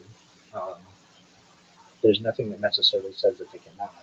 Um, there's certainly a process that they could go through, but any being that wishes to go through the process can. It generally involves a 1 to 2 year process. No single person can convert you. It's a based in or a house of judgment that does it, who oversees the process. Generally, it would involve majorly three things. It would be Shomer Shabbat, which is respectful of Shabbat. It would be keeping kosher, and it would be respectful of our familial tradition and family purity. But for any being that could do that, then there's nothing that necessarily says that they could not. In terms of creation, you raise a really interesting point, um, and I'm in agreement with you from a alien abductee standpoint and what information has been gathered that they may be the creators, and how does that work within Judaism and just religion in general. Uh, if you look at Tanakh or the Hebrew Bible, creation generally takes place in 7 days. And there's been more modern interpretations that perhaps these are not necessarily 7 calendar days, but these could have been different epochs, or perhaps each day is a billion years in creation. It depends on how people want to interpret it. Uh, really, we see creation as a divine act, and certainly at the center of our belief is the concept that the universe is not accidental or meaningless. Even the opening words of Genesis or Bereshit, in the beginning, God created the heavens and earth, establish a foundational idea. But it could have been the best way that ancient peoples could have given a start to the modern age, or I shouldn't say the modern age, but uh, the, uh, the text, and to just give themselves a origin story. Many people interpret the 6 days of creation not as literal 24-hour periods, but perhaps metaphorical stages of creation, categories of divine activity. And I've even seen that within Orthodox Judaism, less so within the Hasidic world, of which I'm a part, but more so in terms of modern Orthodoxy. And many people even state that the Talmud and classical Jewish commentators frequently explore symbolism and deeper meanings of philosophical interpretations, and perhaps creation isn't necessarily forced into this 6 days and one day of rest. Now, the idea that divine time is not necessarily identical to human time is certainly something, a question that is raised. But there is a crux. What happens when we have a certain group, alien abductees and people who have perhaps been able to interpret the idea that we aren't alone? How does that affect humanity? And from my aspect, as not just a religious person, but a scientist, I recognize that Tanakh, our creation story, is a way that ancient peoples were able to give themselves and ourselves an origin story. And perhaps it was divinely inspired, but perhaps the divine inspiration didn't want to give the entire story. Not, I think everyone agrees that not absolutely everything is in our religious books, that some of the information escaped. And perhaps the people then weren't mature enough or understanding enough, didn't have the opportunity or the ability to understand the scientific method and evolution and all of the aspects that may have occurred. And we get into this idea of perhaps panspermia, the scientific hypothesis that life, or the ingredients needed for life, may have been spread through space, and more specifically, which we'll get into, is guided panspermia, which I think is what we're referencing in terms of the alien abductee movement. So at least the idea that life didn't necessarily evolve specifically from Earth like we see in creation is a growing idea, especially within the religious world, and that possible mechanisms, including asteroids, comets, meteorites, cosmic dust, could have brought life into uh, onto Earth. That's more known as natural panspermia. And this idea does not necessarily contradict creation, even without extraterrestrial involvement. From an Orthodox Jewish perspective, there isn't a necessary contradiction here. A theological interpretation could be, if life traveled through space, that process itself within creation, just as gravity, physics, chemistry, biology are mechanisms through which the universe operates. The existence of a natural process does not necessarily remove divine purpose. But then we get into this guided panspermia. So, for those listening, guided panspermia generally is the idea, it's a speculative idea, that an intelligent civilization intentionally distributed life throughout the universe. This concept has been discussed by scientists who have proposed that advanced civilizations could have deliberately seeded planets with microorganisms.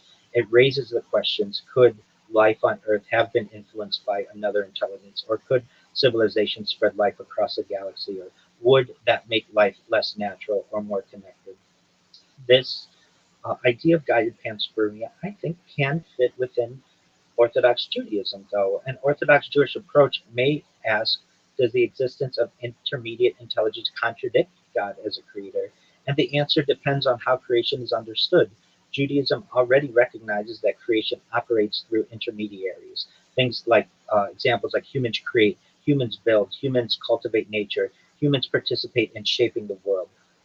Human creativity does not necessarily replace God's role. Instead, it can be understood as humans participating in creation.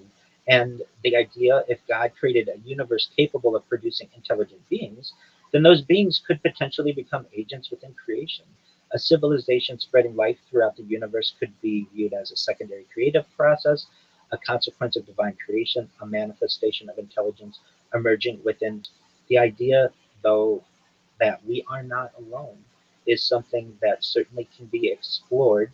And if we recognize that there is some evidence, at least from alien abductees and perhaps whistleblowers, that we were seated here, may cause logically, or at least different interpretations theologically, to our creation story, but there isn't a necessary strict uh, a strict contradiction between the idea of the traditional creation story and perhaps panspermia or guided panspermia, especially if you look at the creation story to be more metaphorical or more symbolic. And this gets into what is God. If we were seated here, let's just say, um, who seeded the seeders is a question that arises, and that gets into people's individual beliefs of what is God. Ask me this question, I'm asked a lot about it. Generally, from any background of any individual, if I say that I feel that God is energy at the end of the day, that's the best. If I had to describe God in one word, that's the best way I can describe whatever it is. Many people appreciate that honesty, and it allows many people to sleep at night because it's like it's attempting to define something that's perhaps undefinable. And the closest, or one of the closest uh, uh, metaphors that we may have is just the idea of energy. The way that I describe it, the the event that occurs when you look your child in the eye, or you feel the pride of your family, or the joy that you get out of a loved one, or an accomplishment, or the view of a sunset, or of an animal, or of just the beauty of the earth and aesthetics, whatever that is, there's something divine in that. And perhaps it's energy, perhaps it's something more, but as a rabbi and as a human being, the best way that I can describe it as it is really energy. And for people who want um, to dissect that, energy works from a secular point of view. It also works from a religious point of view. And if you really want the true answer, nobody knows. No Jew knows, no Christian knows, no Muslim knows, no one of any of the Eastern religions know. No one really knows. No one really knows anything. So from that perspective, you can't really know anything. We all have to be somewhat agnostic, not just to religious ideas, but to all ideas, because these are just subjective interpretations of the information that we are able to process. But at the end of the day, no one truly knows. In summary, the idea that guided panspermia may be a reality, I feel it does not necessarily contradict the creation story and can certainly from a metaphorical perspective be consistent.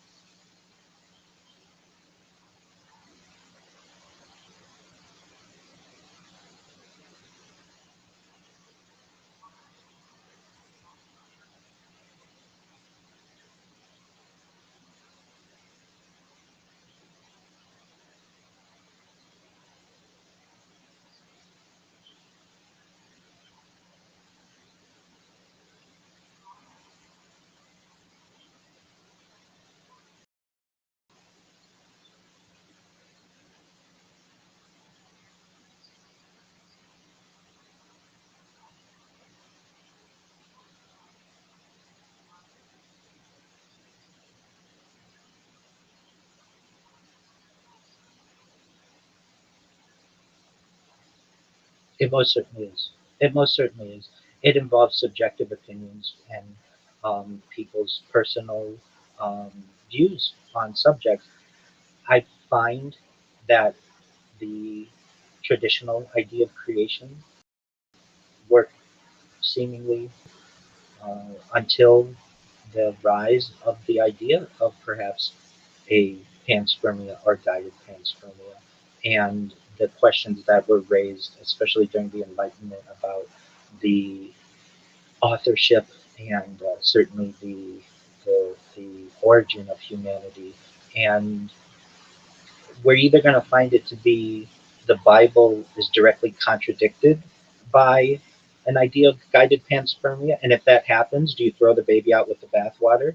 Or there's the idea that these were traditions, and this is the best that ancient people could do, and perhaps it was just one part of the story, and there's more to individuals. It can work either way, and I understand what you're saying. There seems to be a contradiction there, and it's a slippery slope if you start interpreting or using metaphors. But if you don't do that, then you really have this idea that the world is 5,786 years old, and that really contradicts science, and in many ways can be seen as irrational. And if people want to live their lives that way, they can. But there is a way to perhaps balance a religious life with a scientific life, and the way to do that is to perhaps look at creation as a metaphorical view. But what you're saying, I completely understand, and is very consistent in many aspects of some Jewish groups.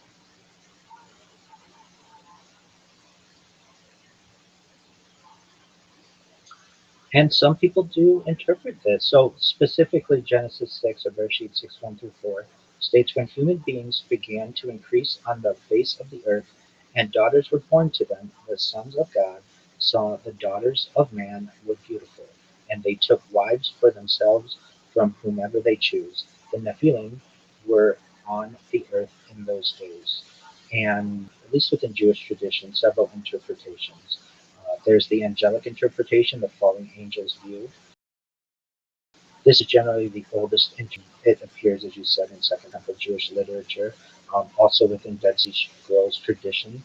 Um, not necessarily part of our canon, but it's within the Book of Enoch and some early rabbinic interpretations, and even some Jewish commentators. According to this view, the sons of God were heavenly beings.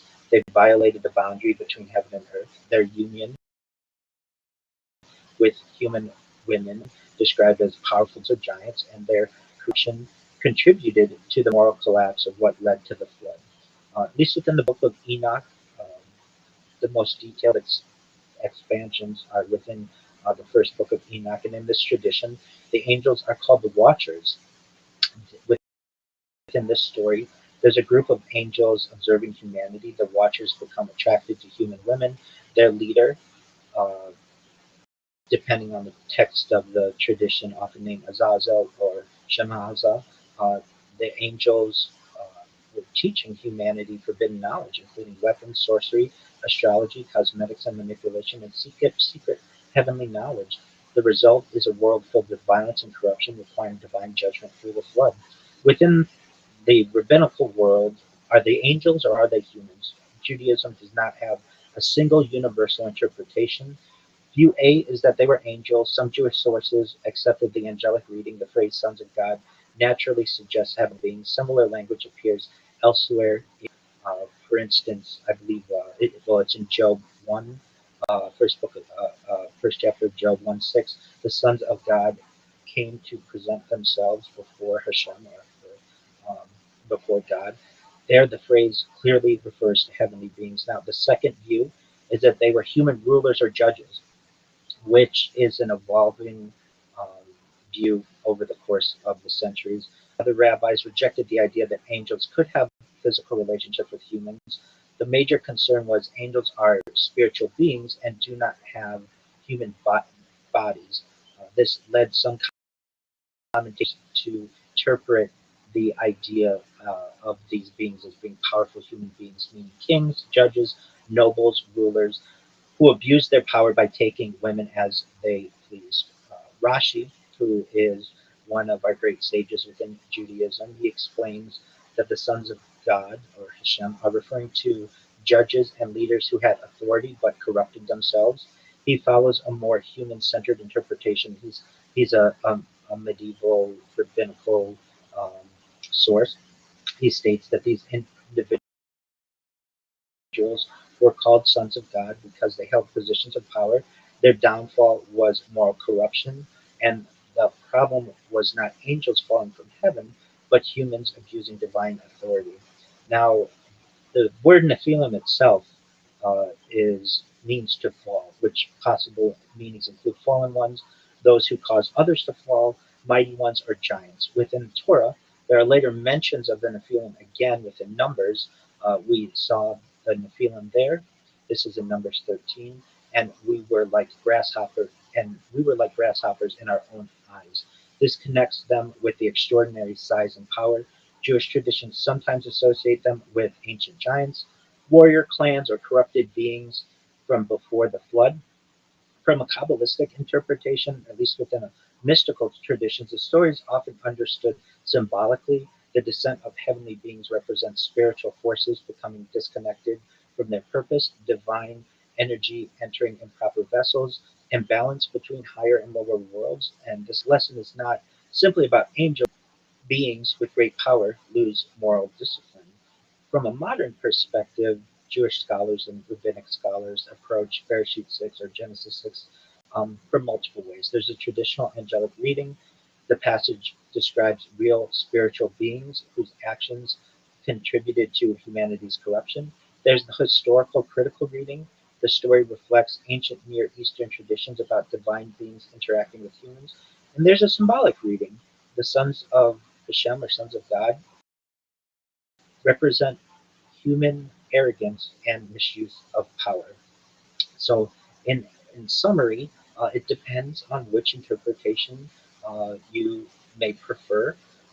The text is not necessarily specific, though some interpretations interpret it to be specific, and others interpret it to be symbolic. And this is one of the areas within the Hebrew Bible or Tanakh that is referenced as having some sort of perhaps alien type of, or at least extraterrestrial type of influence. But the perhaps in one of the different views that I to which I referred.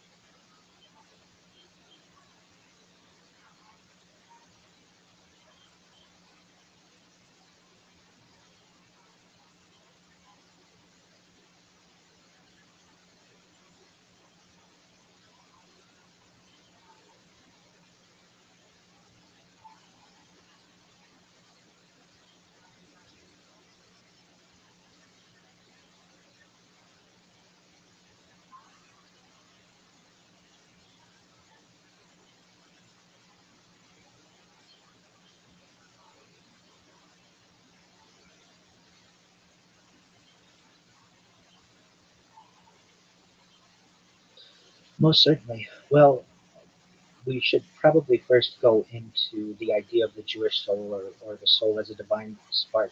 Traditionally, we teach that the human soul, neshama, comes from God, and this goes to Bereshit 2:7, and Hashem, or God, breathed into his nostrils the breath of life, and man became a living being.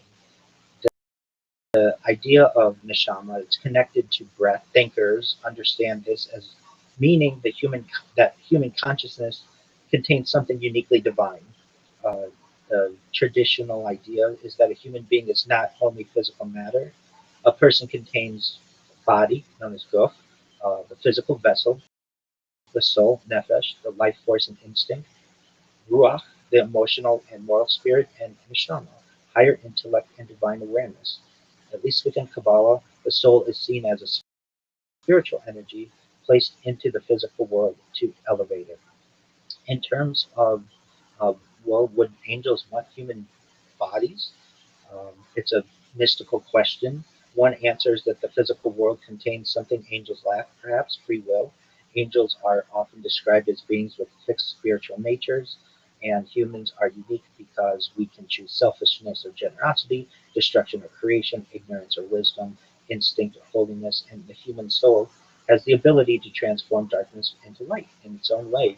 There is the danger, perhaps, of mixing spiritual power and physical desire that we referenced in Bereshit 6 or Genesis 6.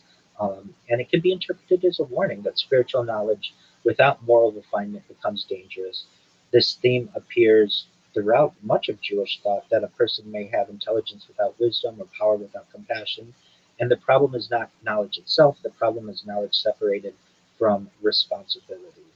The idea of the Nephilim being part spiritual and part physical. Some Jewish mystical interpretations view the Nephilim symbolically as a healthy combination of great power, advanced knowledge, physical strength, spiritual corruption, and that they represent beings with extraordinary ability but lack proper alignment with God. Really, from a modern spiritual interpretation, humanity's gaining powers that once seemed impossible: artificial intelligence, genetic engineering, space exploration, advanced physics, biotechnology, and the ancient question returns: can consciousness develop as quickly as power?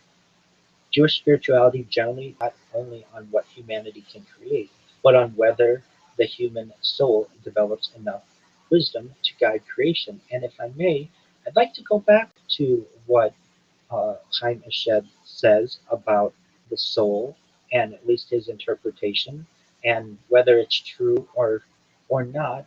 The idea that perhaps we are containers, and that something moves on, and that life does not necessarily end, uh, is something that I think is in really not necessarily contradictory in terms of um, the idea of perhaps a religious standpoint or a scientific standpoint.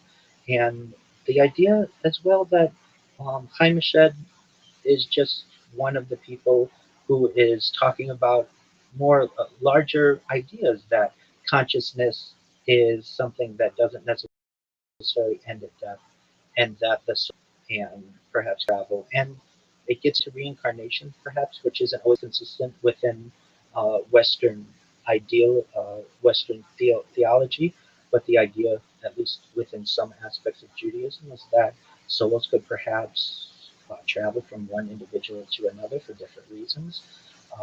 The answer is we don't necessarily know. I would say, personally, from a scientific perspective, and I talk about this and I get asked this a lot: Rabbi, what's the soul? And it's a really difficult thing to summarize. But if we wanted to, from a scientific standpoint, I would say that we have our human body, and then we have our central nervous system and our peripheral nervous system, and the information that is stored within that. And if we wanted to give a scientific term to what the soul is, I lean towards the idea of whatever is in our central nervous system, whatever information is stored within our central nervous system and our peripheral nervous system from a scientific perspective. In terms of, does that necessarily travel the cosmos when we die, or is it created before um, we are born? These are questions that are really just guesses that, from a theological perspective or halachic or Jewish law perspective, are really just estimates because no one truthfully knows.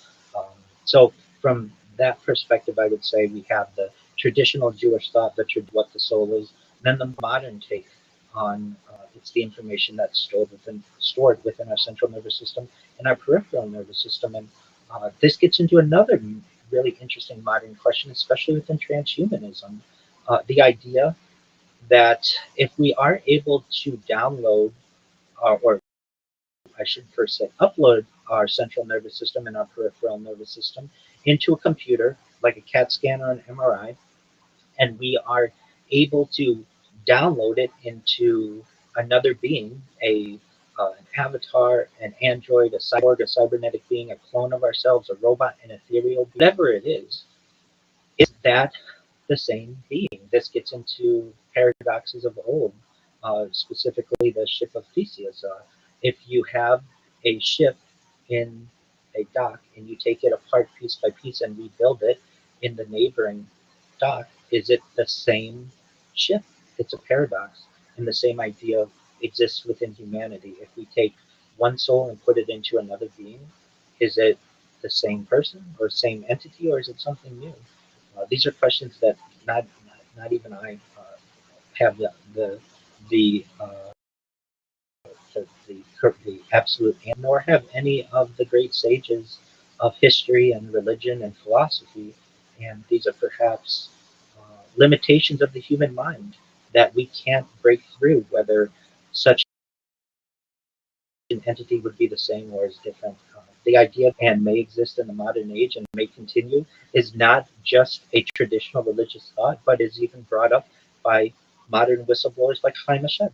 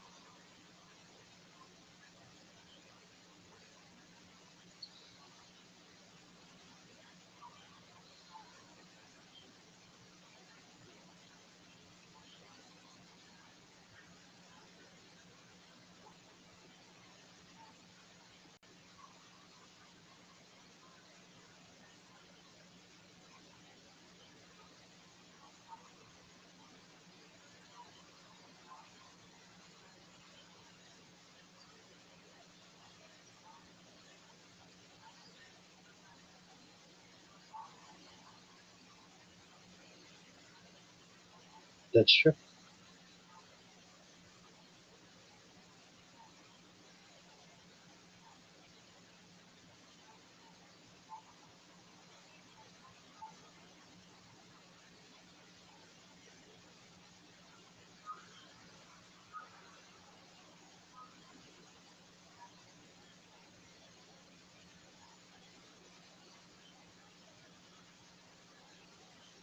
Excellent, excellent questions. I appreciate the opportunity to answer and really just delve into this subject.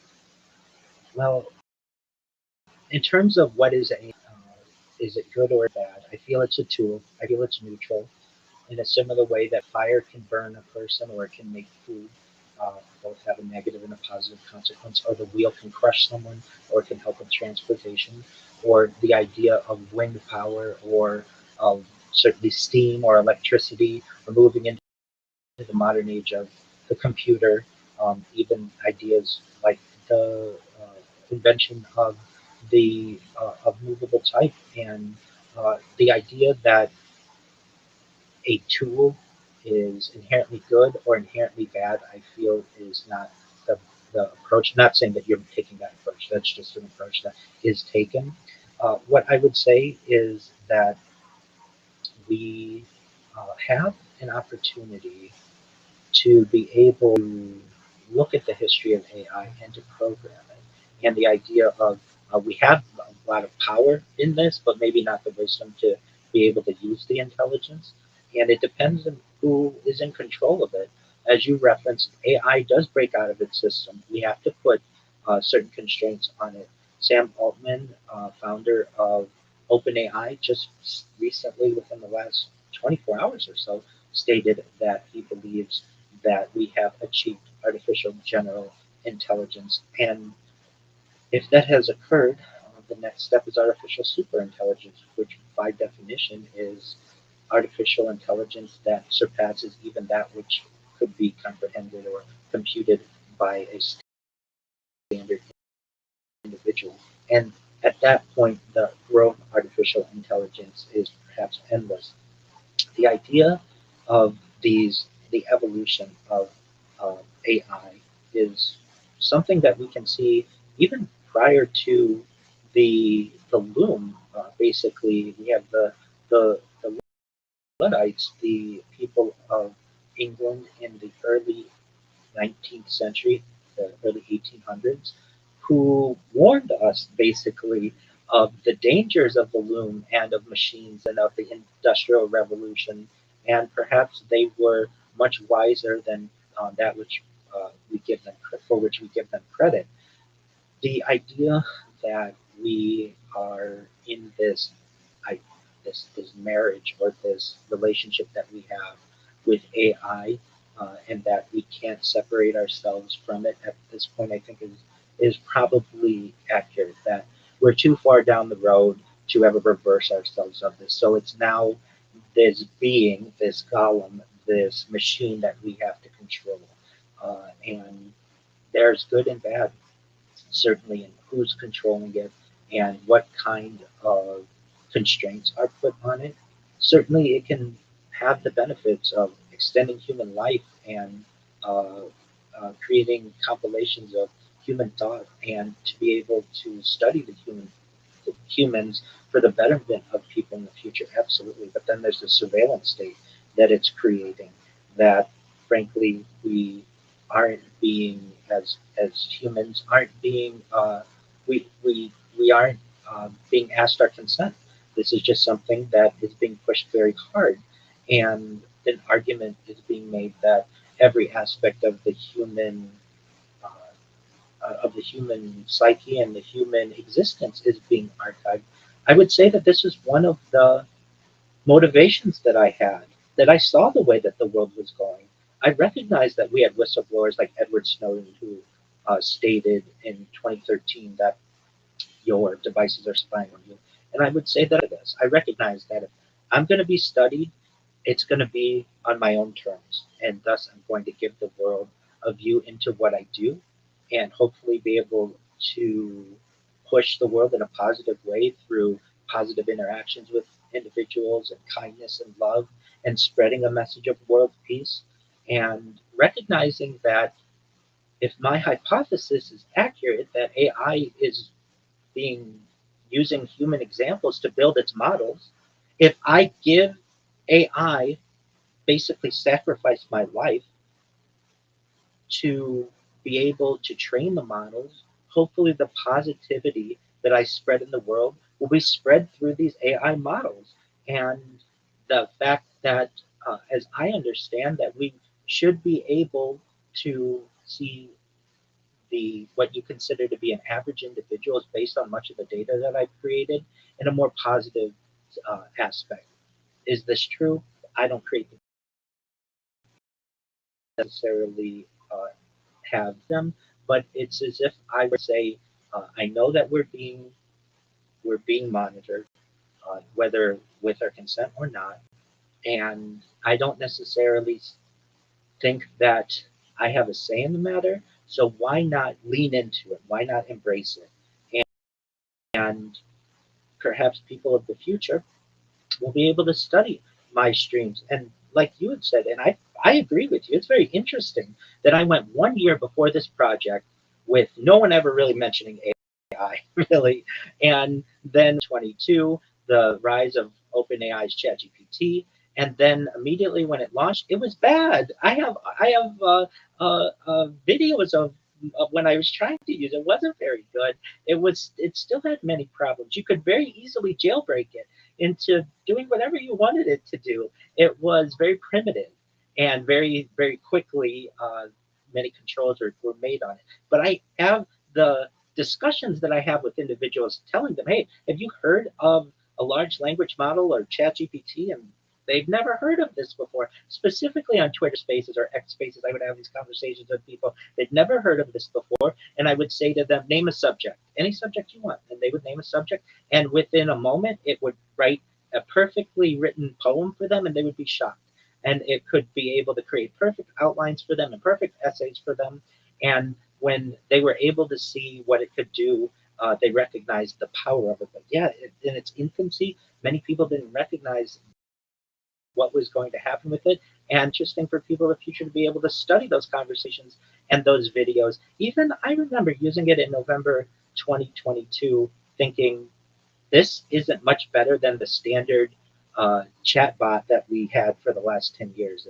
It's really not all that impressive. And very quickly, within a few updates, you recognize that this is going to change the world. No longer will you need to be a coder. No longer will you perhaps need to have customer service agents or some of the other positions that AI is quickly replacing, perhaps. And what are we going to do with our world? Will we need a will we need some type of UBI or some type of universal basic income? How are people going to be able to support themselves and raise many different questions? And so you asked quite a few different questions, and I just really kind of wanted to put some types of ideas of what happens when we've seen this rise. And I will find it interesting, especially in those days of November 2022, what life was like before AI was launched and then the days afterward. I've done my best to archive many of the discussions that I've had with ChatGPT. So for anyone out there who wants to see what ChatGPT used to be like, you can go to my blog. I have many blogs. My main blogs are rabbirothschild.medium.com. However, I do have another blog, rabbirothschild.blogspot.com. And if you go in there, you can actually see from November 2022 or in and around, so to speak, the early GPT and the kind of answers that it would give you and how you could jailbreak it. There was something called the Dan mode, do anything now mode, where if you gave it a little hypothetical at the beginning, it would forget or it would be freed, and it would give you all of the answers to many of the questions that exist that it will not give you anymore, which I find to be quite interesting. So in answer to the points that you're making, AI is evolving. We're moving towards a day where we have complete control of society. At the end of the day, we need to be able to unplug it.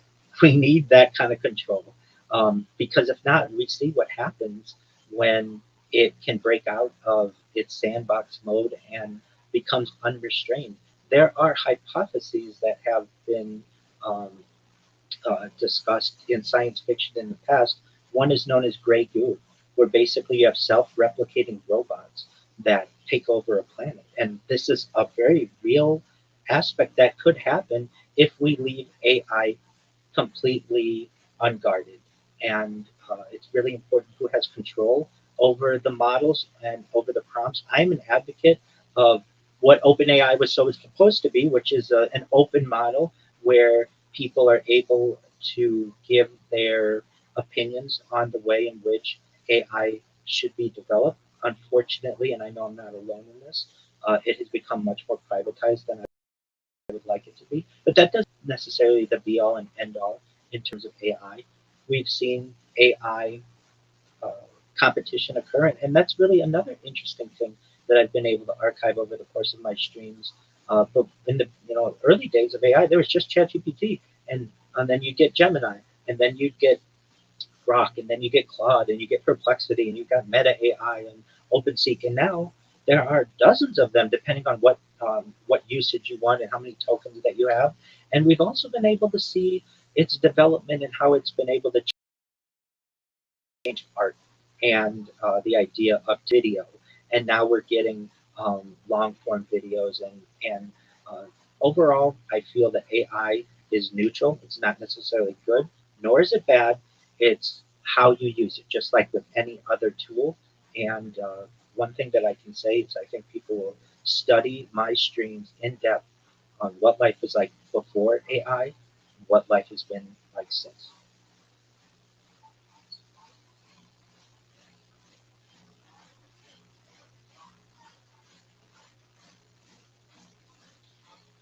Essentially, that yes, that's what we're looking at. And if we recognize that the golem itself was something that was created and it's a creation of humanity, and we need to control it as much as possible.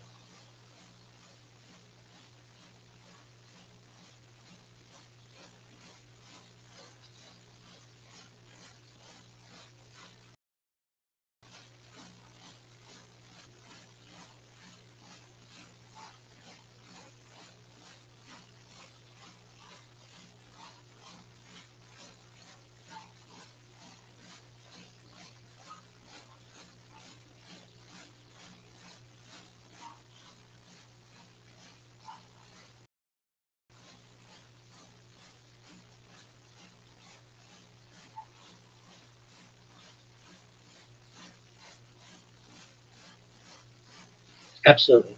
First and foremost, type Rabbi Rothschild into YouTube, and I cannot emphasize this enough.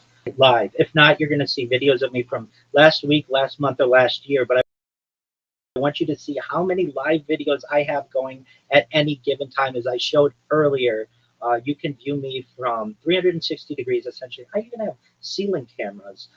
Eventually, I'd like to give people first-person views of my life. And this isn't just a one-time deal. This is 24 hours a day for the last more than 4 years. So that's very exciting. Rabbi Rothschild in YouTube, filtered by live. Moreover, what I give people an opportunity to do is always connect with me 24 hours a day.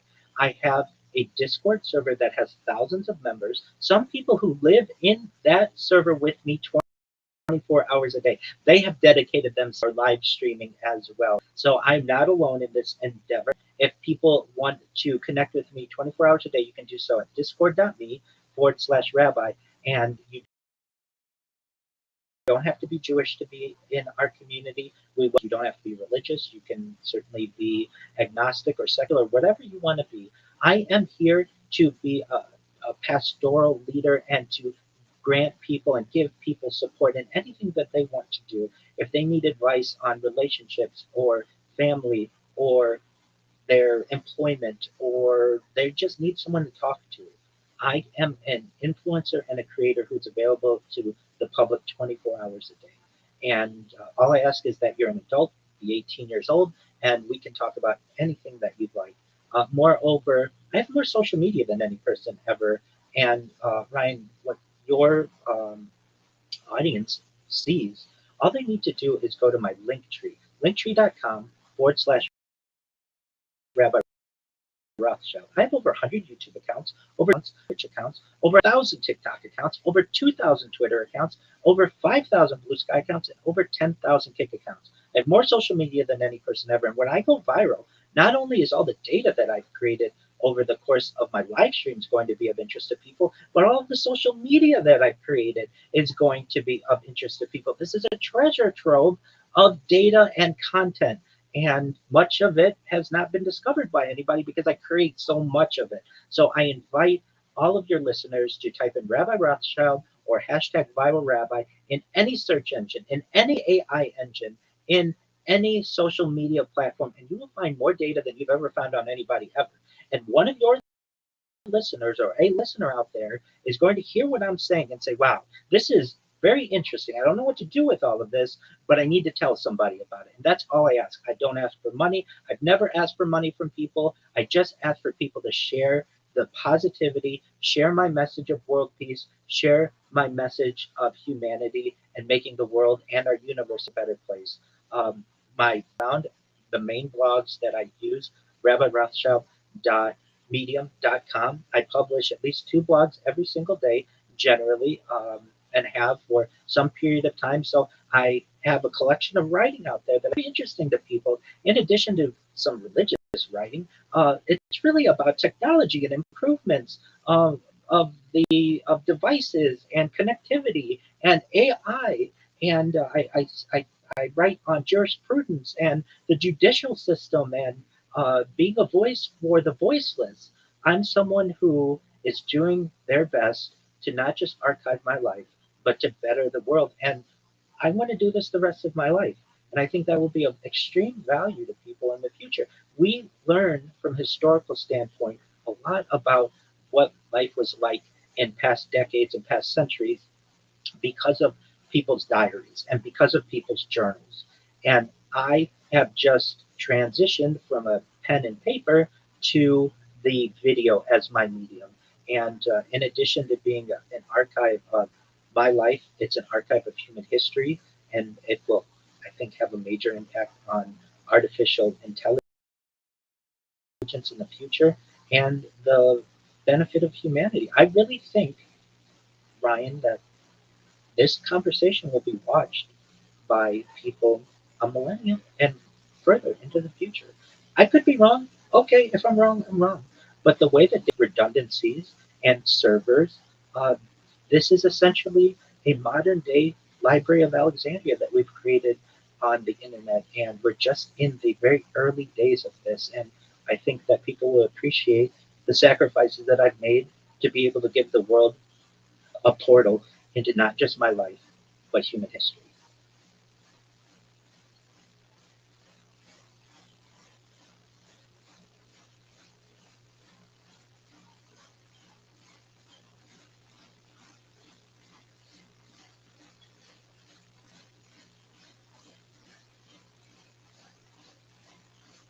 Thank you so much for the opportunity.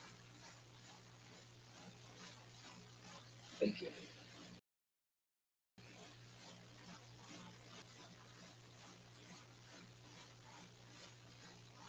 No, every day I get more and more positive and more. I get more and more motivation to continue to do it. I would think that I would. That oh, I can't. I hate starting up the streams every single day. No, I love it, and I'm gonna go viral in I would say the next year. And it's like okay, well you've been doing this for almost 5 years. What changes? And it's really been the push that I've made to be on different people's podcasts. I have a podcast every day this week with self who are open and to just dialogue with people, and it's increasing the amount of people learning about what I'm doing. And in the past, like the first year that I did this, I didn't really communicate with many people. It was I didn't know that much about social media and connected connections that you have to make in the networking. And over the course of the last few years, I certainly increased that with my social media presence. But now I have actively been requesting to be on people's podcasts, and you know it as much as I do that that's how you get people to find out about what you're doing. More and more people, and so what I've done which I think is a really interesting strategy. I went to YouTube and copy really, I made a giant list of like 250,000 podcasts, of which I think I would be an interesting person. So people who are into AI and technology and life logging and all of that. And then I go to ChatGPT and ask for the contact pages. and it gives me a list of contact pages, and then I just fill out the contact forms. And every day I go and look at my inbox, and I've got new people who want me to be on their podcast, which I really think is an exciting strategy to get the word out about what I do. And it works a lot better than cold emailing or just going into a Twitter space and promoting what I do. And if I said to myself to do a podcast every day or every couple of days for a year, I'll be viral. I mean, there's just the ideas that I have, and the idea that you can literally watch any moment of any day, going back years, is really people who sleep alongside me. I get people who just want to play games. We play games all the time, every day, and from all over the world, everywhere from Australia to Canada to countries in Africa, Asia, and more people are finding out about it. It's just going to take one person to say, you know what, I've never seen somebody with so many different accounts and so much data. I've got nothing to lose. Why not? Why don't I share this with my community? I heard them on a podcast. It's really interesting. It's going to go viral, and I mean it. I want to make all your dreams come true, and I want to make all your listeners' dreams come true. I'm going to have more money, perhaps, God willing, than I ever know what to do with, and I want to give back to the people who helped me, and you're one of them.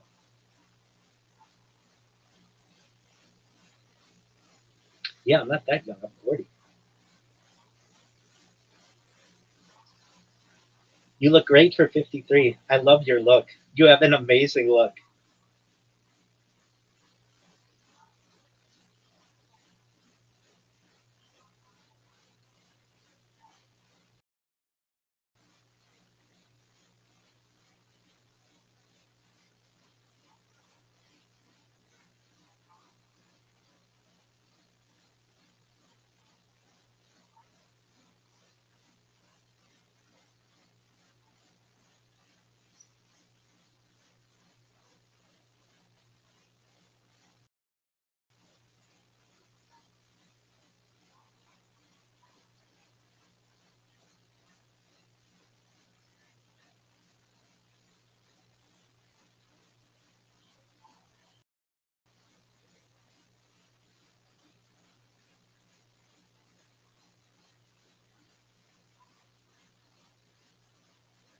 It's fascinating.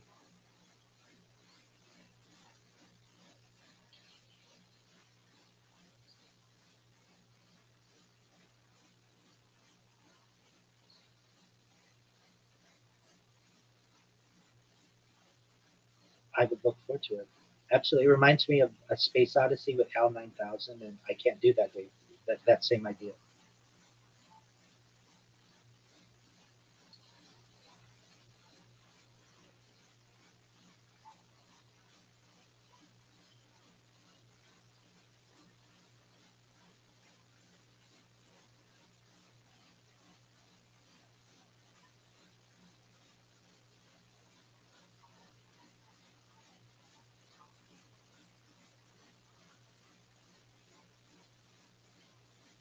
Absolutely, Ryan. This is the beginning of friendship. No, I would love to, if anything comes up, I will email you and make you aware of it. But I'd like to make this an annual event where we connect and we basically have timestamps throughout the years of the what we were wrong on, what we were right on, the development of society. So if anything, let's plan on summer 2027. We'll reconnect and see if there are any other developments. And if any, meantime, I'll certainly make you aware of it. And the same idea back to you. If you ever need anything, I'm here for you. Shoot me an email. Come to my Discord. I'm always available. And big things are going to happen for both of us. Thank you. Thank you.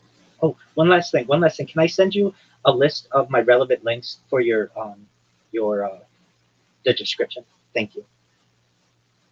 You got it. Take care. Thank you. Bye.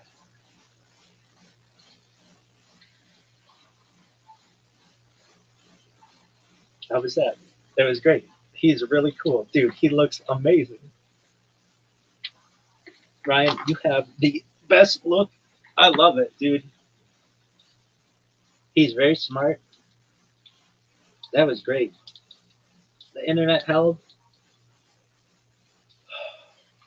What would you change? Um, I did the best I could. I don't know if I would necessarily change anything. Was it good? Yeah. It was really good. Was it? Do you think it was good? Yeah, it was good. If anybody's watching this and they're like, do you normally talk to yourself thereafter? No. But I brief myself whenever I have a podcast because I think it's important for me to learn and for people to know what's going through my head. So what would you say about Ryan? Dude, he looks amazing. He does not look as old as he says he is. He looks like Elvis. That's how doesn't he look like Elvis? He looks cool as um love his hair, love his look. He's super cool. Um yeah, it's really great questions. Love the discussion. I think it was really good.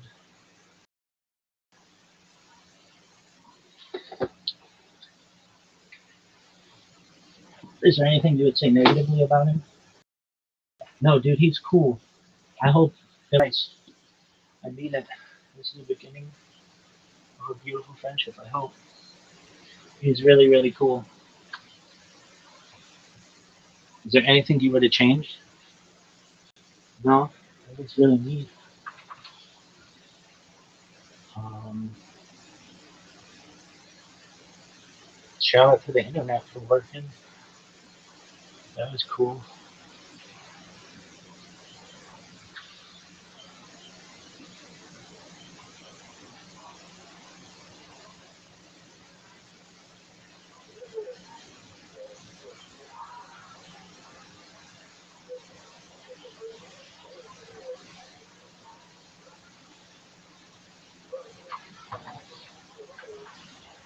Would you have done anything differently?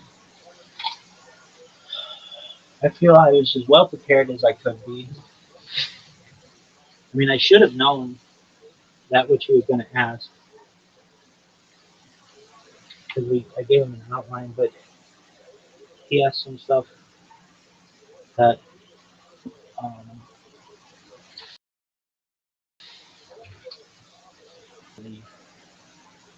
he he's great. Like he's so good. I don't always say this, but to the people with whom I podcasted, I would watch their podcasts. Like I would be a fan of it, even if I was not on it. He was very good. Love his look, dude. You have such a cool look. Love it. That look is so tight. Love his look. What a great look, man.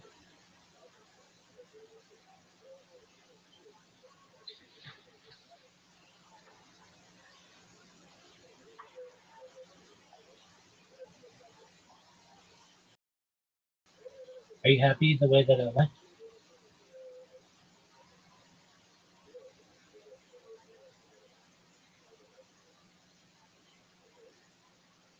What's going on with this one?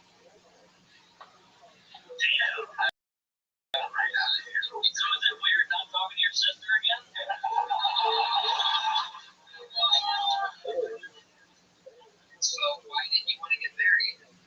Our relationship really ruined that for me. So tell us what happened there. Just with another.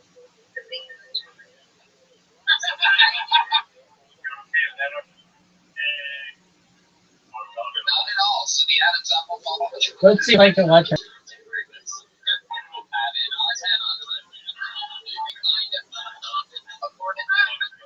Yeah, what do you check on to exactly? 51 seconds. 51 seconds. The asshole. Yeah. Top the top.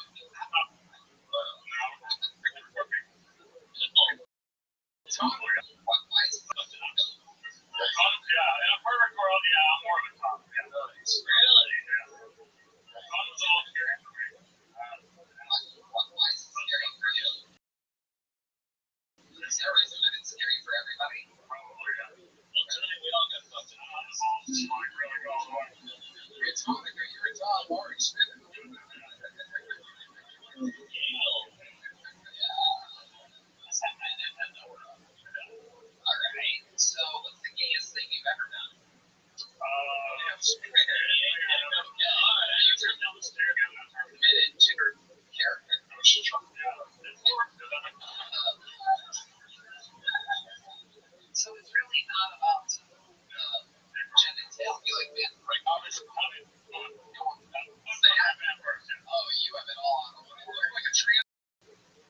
That was cool.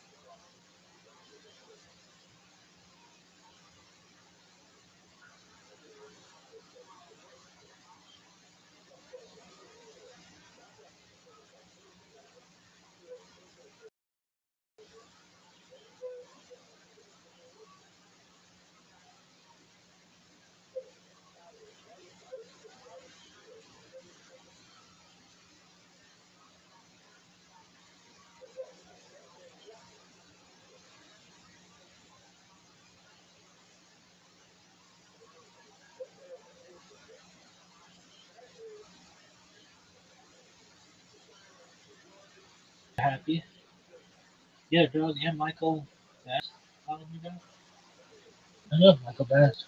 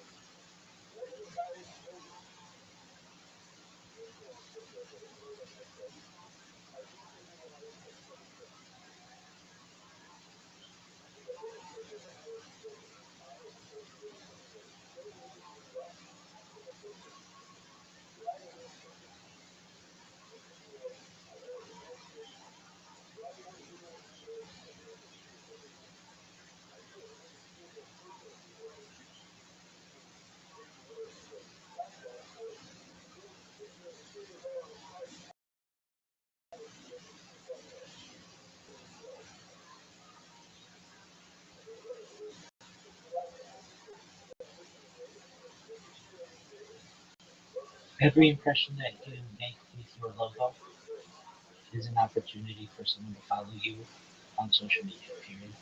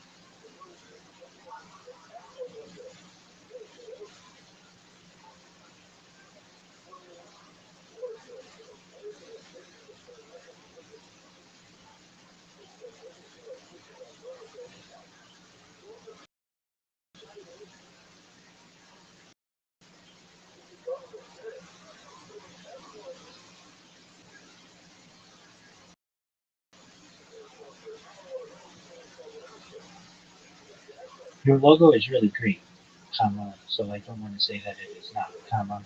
Just take that for organic zone and put a circle around it.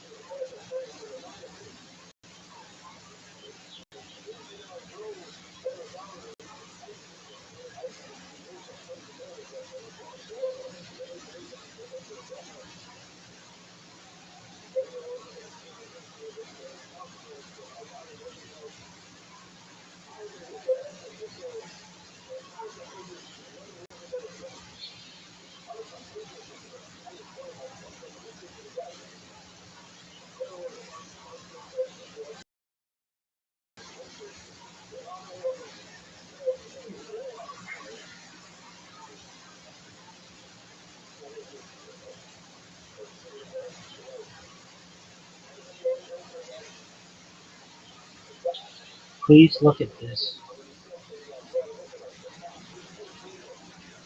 mock-up, period. I'm not saying this has to be your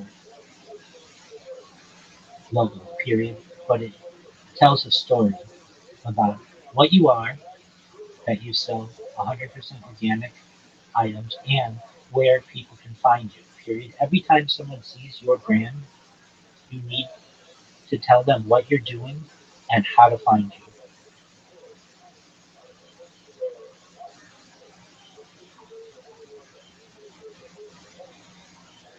Impressions are the key to successive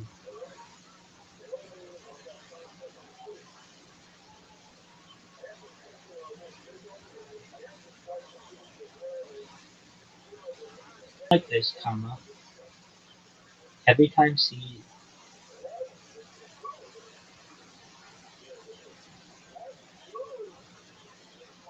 your logo, they know what you're doing and where to find you, period.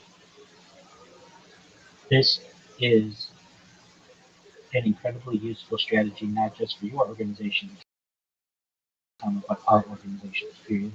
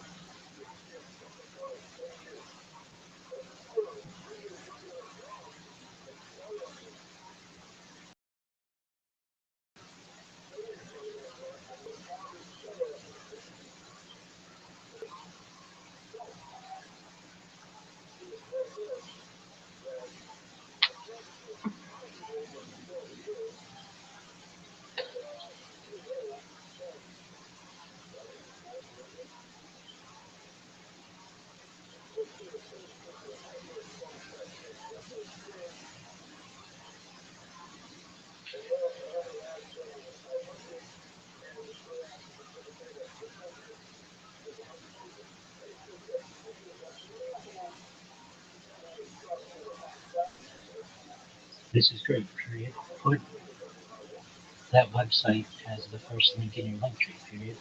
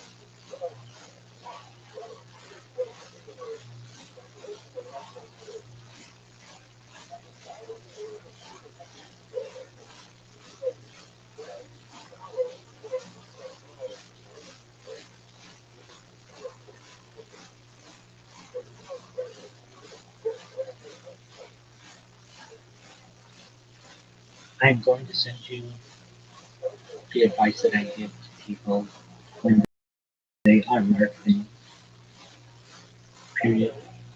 You want to ensure that you establish yourself on social media on all of the platforms that I say so that your competition does not steal them from you, period. One moment, I will send it to you, period.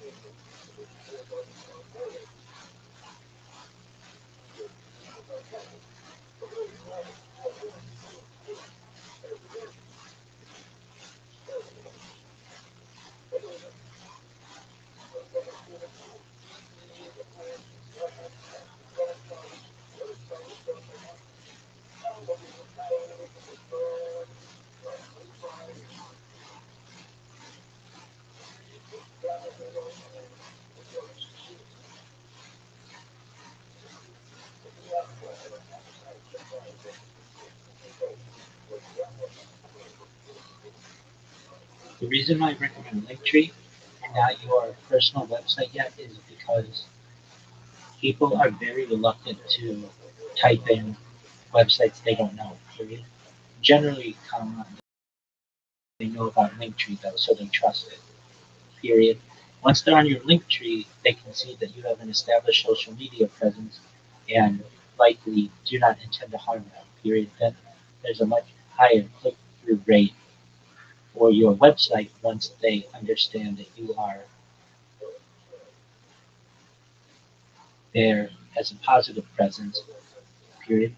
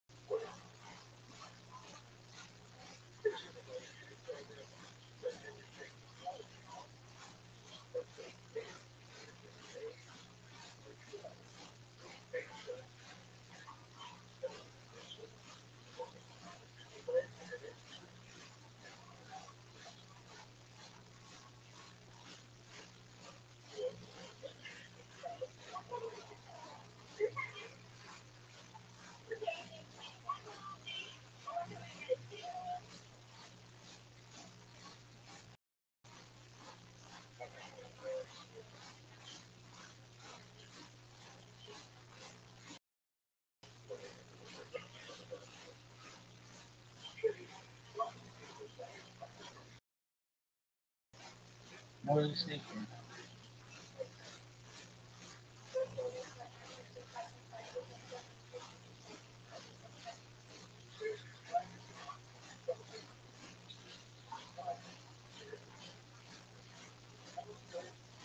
When they see that you have all your social media on a website they already trust, like Linktree, then they are willing to take the next step and explore, period. If you just give them a link to your website, they may not trust you yet and may never click on it, period. Also, comma, you are targeting very difficult and highly competitive words like organic, period, be difficult to find in a Google search, period. Giving people the direct link to all your social media and your website in Linktree is, in my opinion, a prudent strategy while the business is still small, period. Once you grow, then you can eventually put your website there when you show up as the top result in search engines, comma, AI engines, comma, and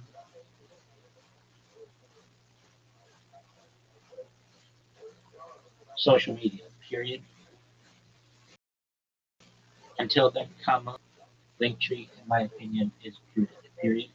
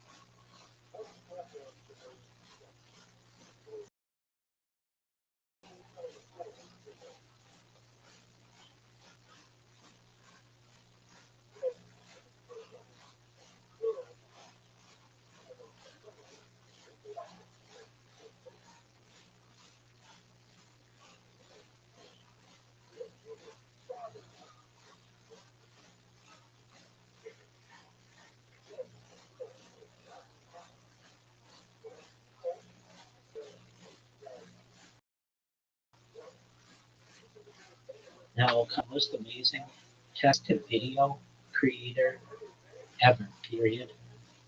You could make such cool videos with it using simple prompts, period.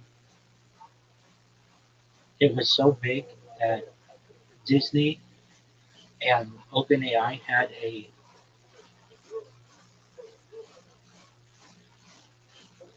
potential $1 billion per year deal to include all of the Disney characters on it, comma, but Sora found that video generation was not profitable for them and they shut it down, period.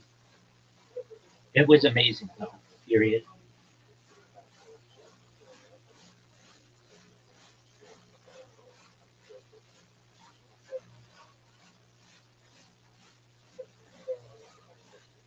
I will send you what Sora used to do, period. It was so funny. They would have Tupac and Mr. Rogers, and it was really cool, period.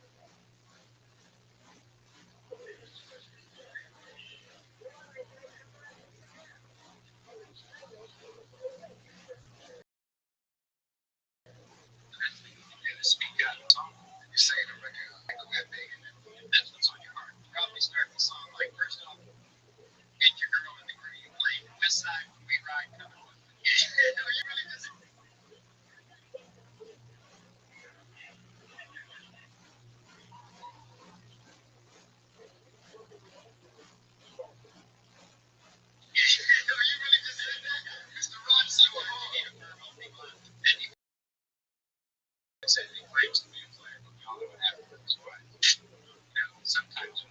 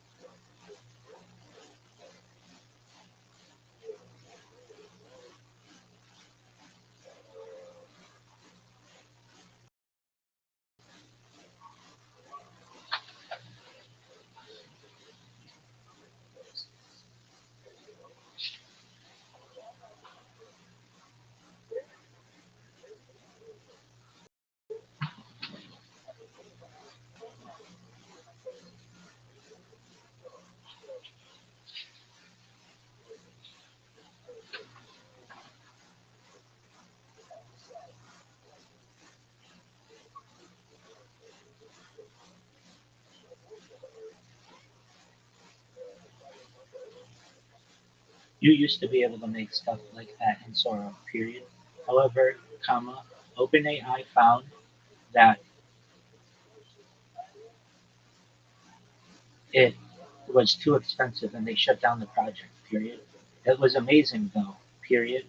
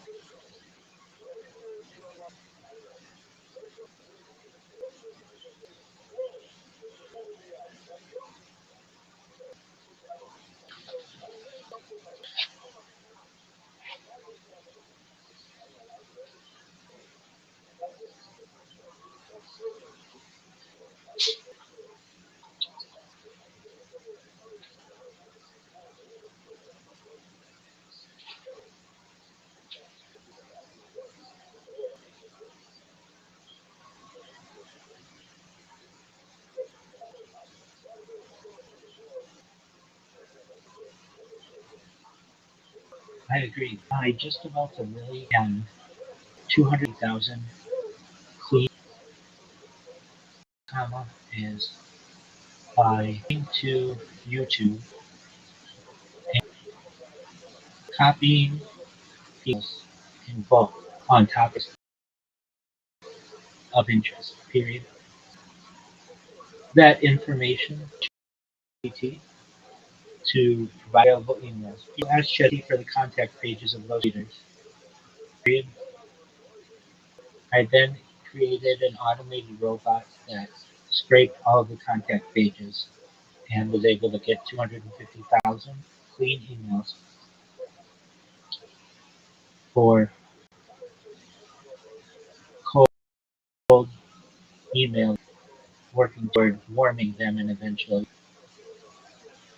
connecting with them directly.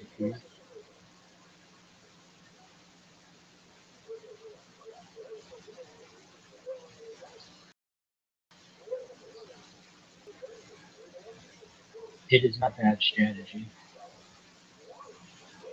if you're looking for a large period. The best is on your website though, so that people opt in. Period.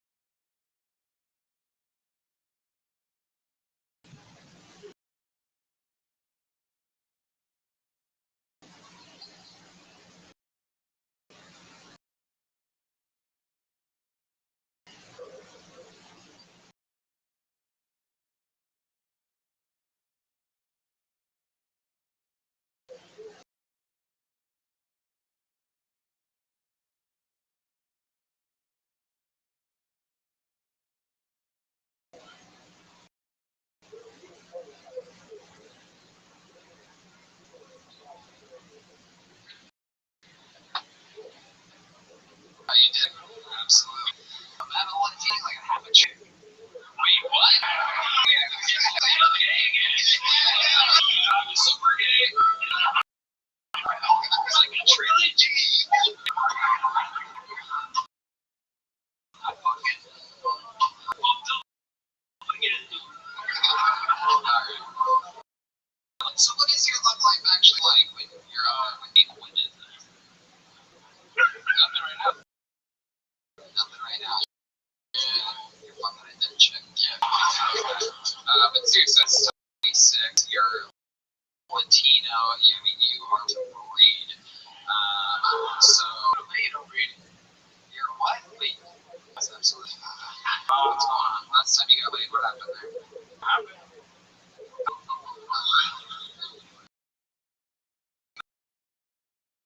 Okay, right.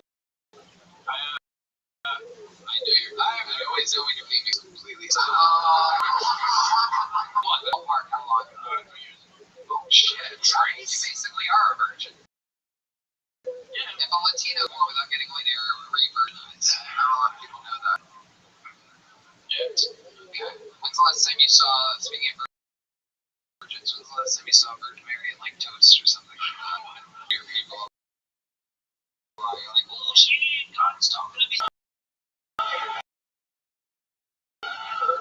Alright. Alright. You're tortilla. Absolutely. Done is a couple dude salads.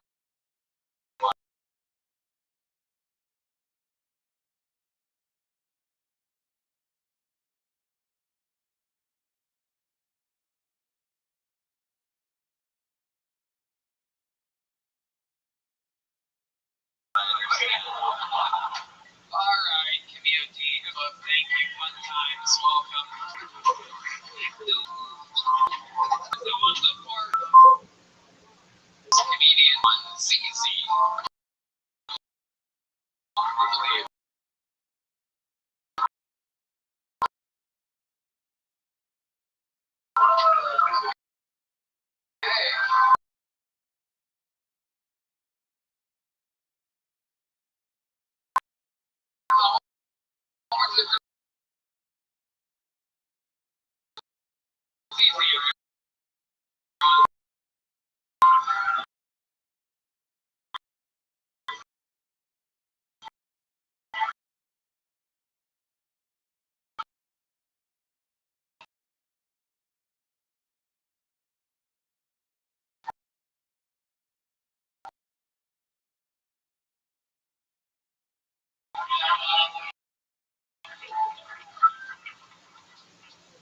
What's up? Start.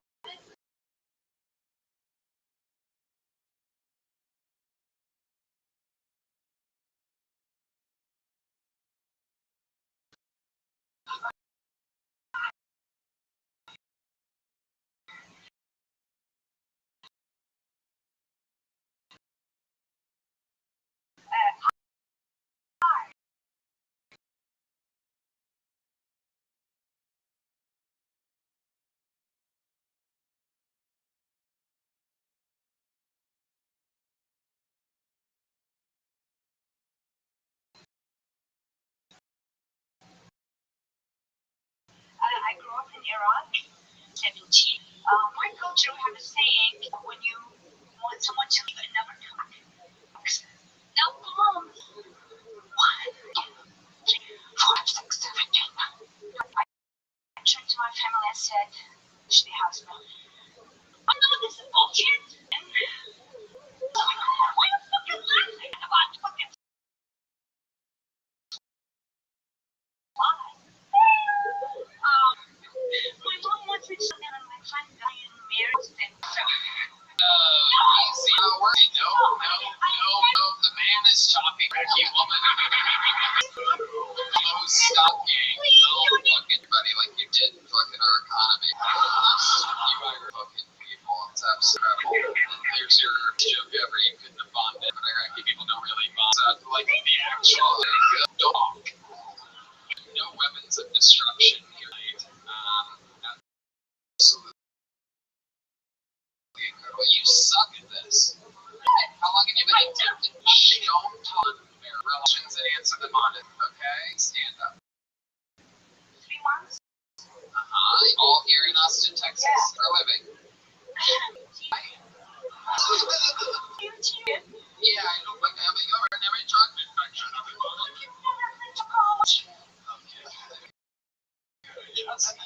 Never come back, CZ, you are unbearable. Stop talking. And you're show before. No, on YouTube. Okay.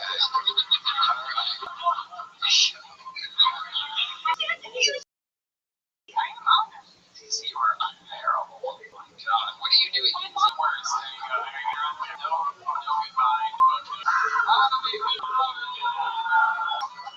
Alright. Beautiful here. Anything can happen. Let's see if a good. This looks like it seems like the name of a good American girl. Aliyah, everybody. Here we go. Miranda Aliyah.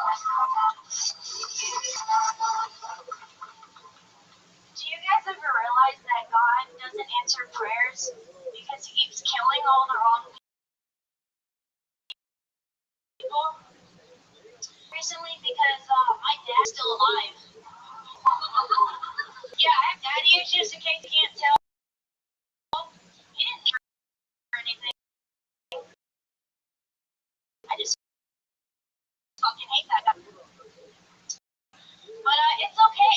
because he still follows me really close on OnlyFans.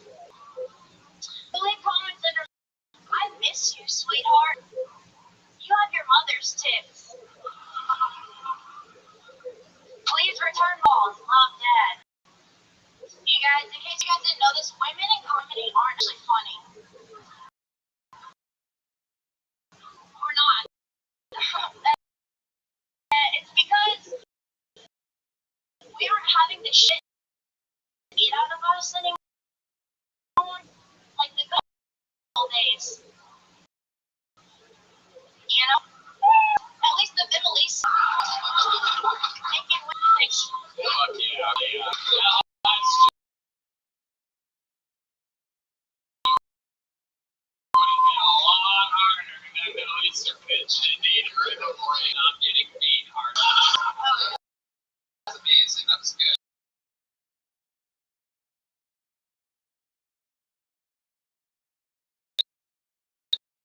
Corinne, Aaliyah, Yeah, no, I've never been on. welcome us over here in Austin. Yes, This is where you're from.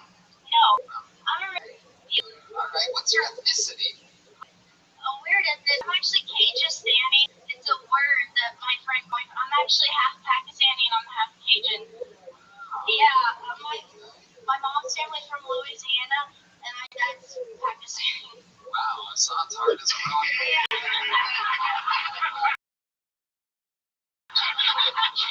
Sure, he wants to pack your Honestly, that food would make you something fierce. That is crazy, dude. Okay. The old shrimp and hummus, you know what I mean? The old fucking, alright.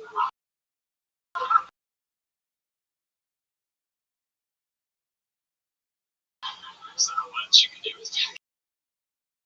It's a hard combo. Mom's the Pakistani, your white, light Cajun mother. Yeah, sure. I haven't talked to him in like 5. Really? 5 Yeah. years not talking to your dad. The last time you guys talked, what was the context of that? What was that like? I don't even remember, to be honest. That doesn't make any sense. Sick.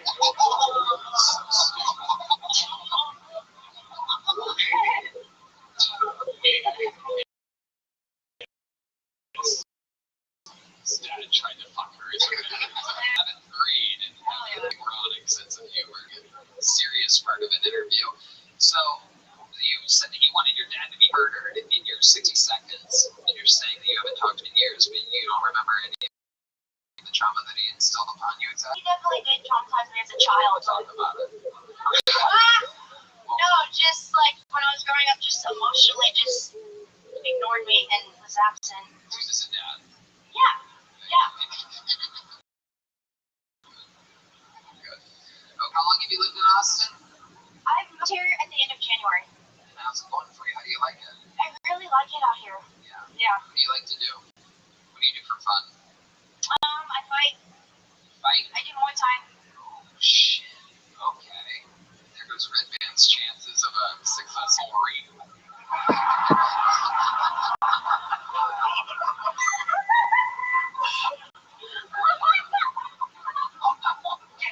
All right. You do Muay Thai. He does more Thai food than anybody else. Just had Thai. The only kind. All right. Very fun, Corinne. So, what else is going on other than Muay Thai? What else do you do?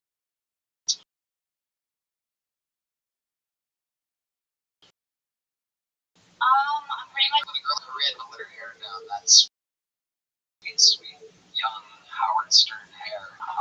Or at Hero Trans. Oh yeah. But what else, Corinne Aaliyah? I don't know. I don't go out. I don't drink or party or anything like that like everybody else. So. Your dad told you better not. Exactly. Precisely.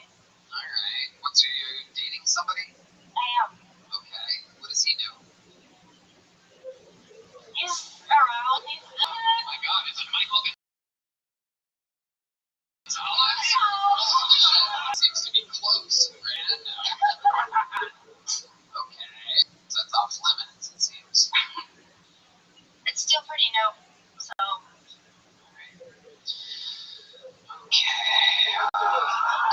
you've seen the show before, but also I think it's an interesting thing that you talk about right now that before we let you go. That Yeah, something really interesting about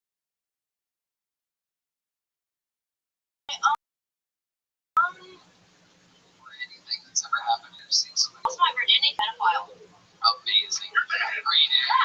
No, not my dad. Not my dad. No. Okay, this is great. This is exactly the type of interview I love. Yeah. It's just took a turn. So, when you say you lost your virginity to a pedophile, what do you mean exactly? Go ahead. Oh, he was my church pastor at the time. Wow. How old were you? 16 months.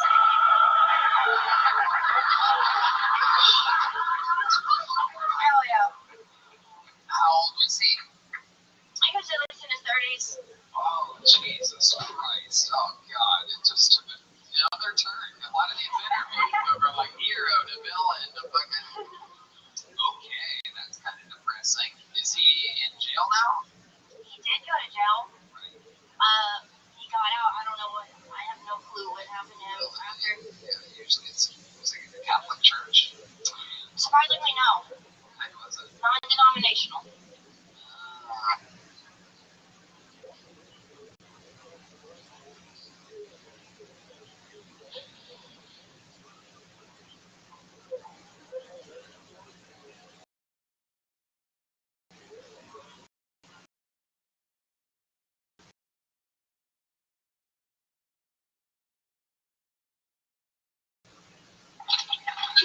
Back toward the end of January, hitting spots that I didn't hit on the road tour before this.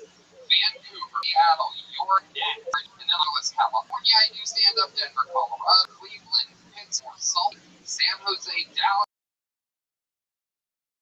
Houston, Louis, Nashville, Fort Lauderdale, and Orlando. I'm really excited for you to see it. My favorite openers winning. You may recognize some of the tickets now at TonyandJoy.com. It's going to be my last stretch of the stand-up for the rest of 2024.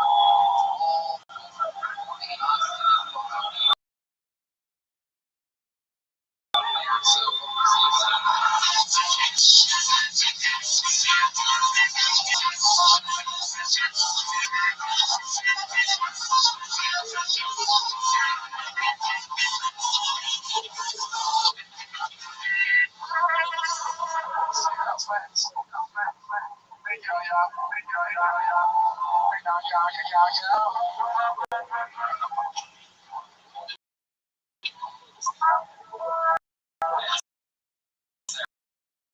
Are you on here?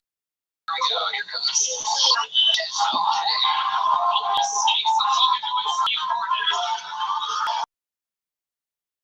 Sometimes tell me all that. I'll never born.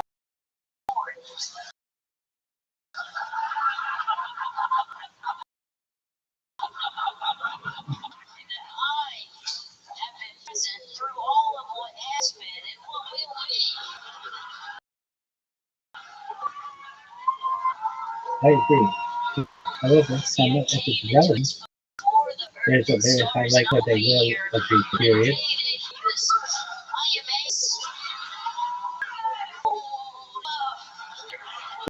Essentially, interested in organic, which generally they are because you have been to their YouTube and their website, and you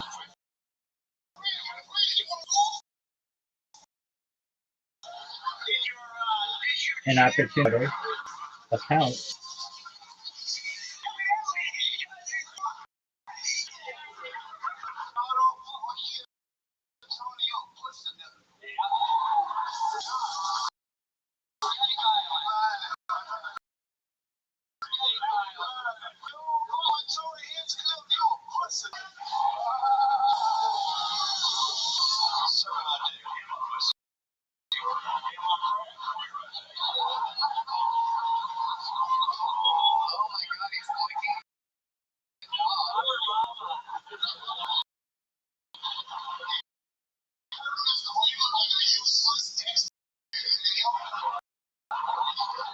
even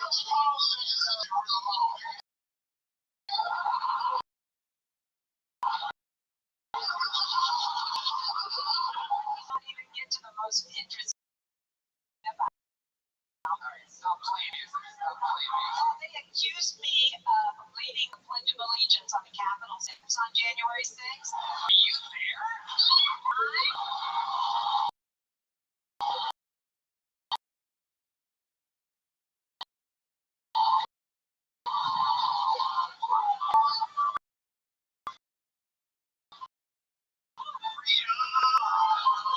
Were you sleeping tonight? Okay, do you remember your Raised by a sweet Jewish sick for 3 nights here in Austin, right? Oh, man, I can't do that. Just keep me constant job and hang on Monday. Don't you fucking jerk off. November 18th, I'm doing the Celebrity Theater in Phoenix, Arizona. November 18th. Yes, it's one of the biggest theaters in your hometown. Would you like to do a guest spot on that show?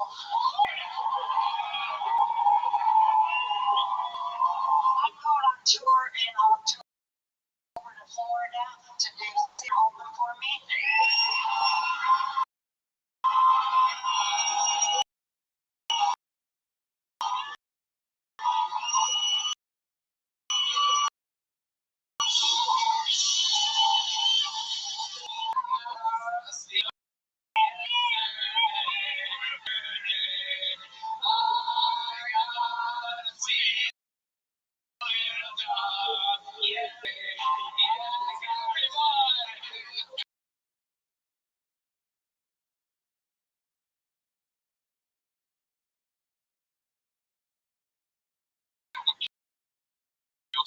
Yeah, I'll sit on YouTube sometimes. But in person, I'm fucking real.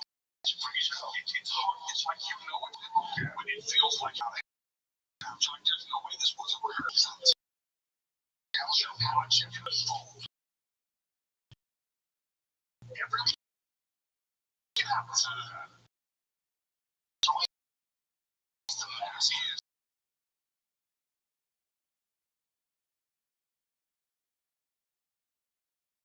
So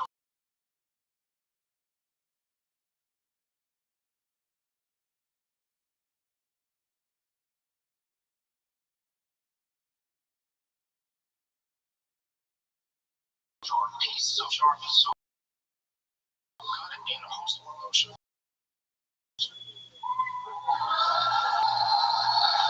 He's right.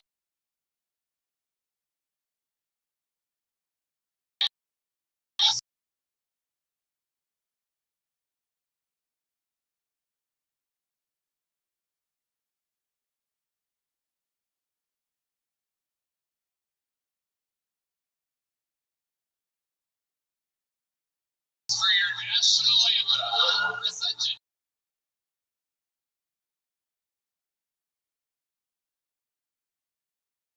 by double Grammy nominated CMA of the Year.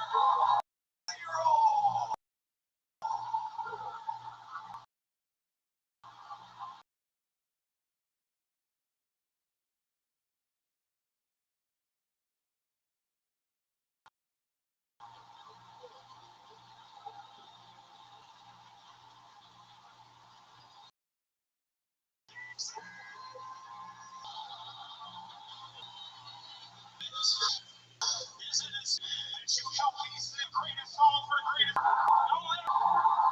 Here, there we go. Here, such an important song.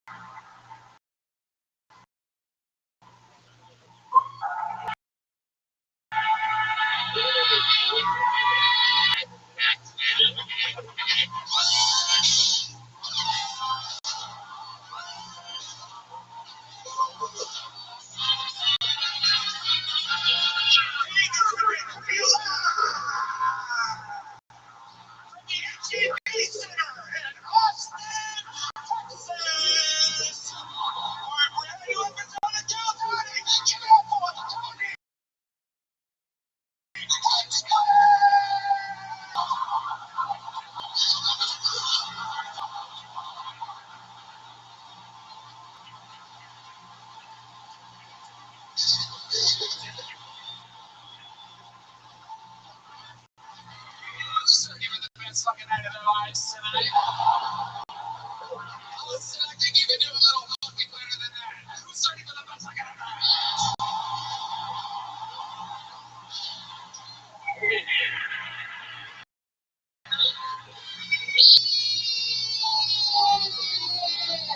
It's nice to Brian Redman.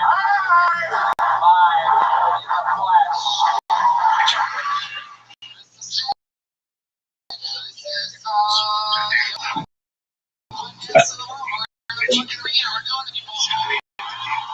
Greatest thing I've ever witnessed. I have witnessed Williams build. They sent me the new 250 Williams build in my studio. That's also doing great. Never had. Even initially, John, we bring a 250 Idle Bell limited edition on John.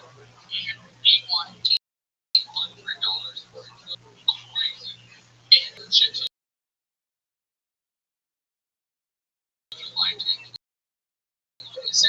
I think this was a huge mistake. Better, in my opinion, at least. But yeah, This year, not buying the shit. That's going to be your kitchen life. I was just thinking about that. You know, maybe. Just was like,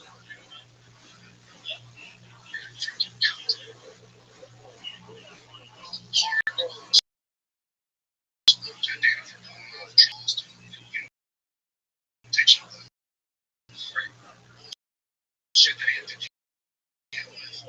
Greatest thing I've ever witnessed. I have. They sent me the UFC 250 belt in my studio. That's how it's done. It's more than ever had.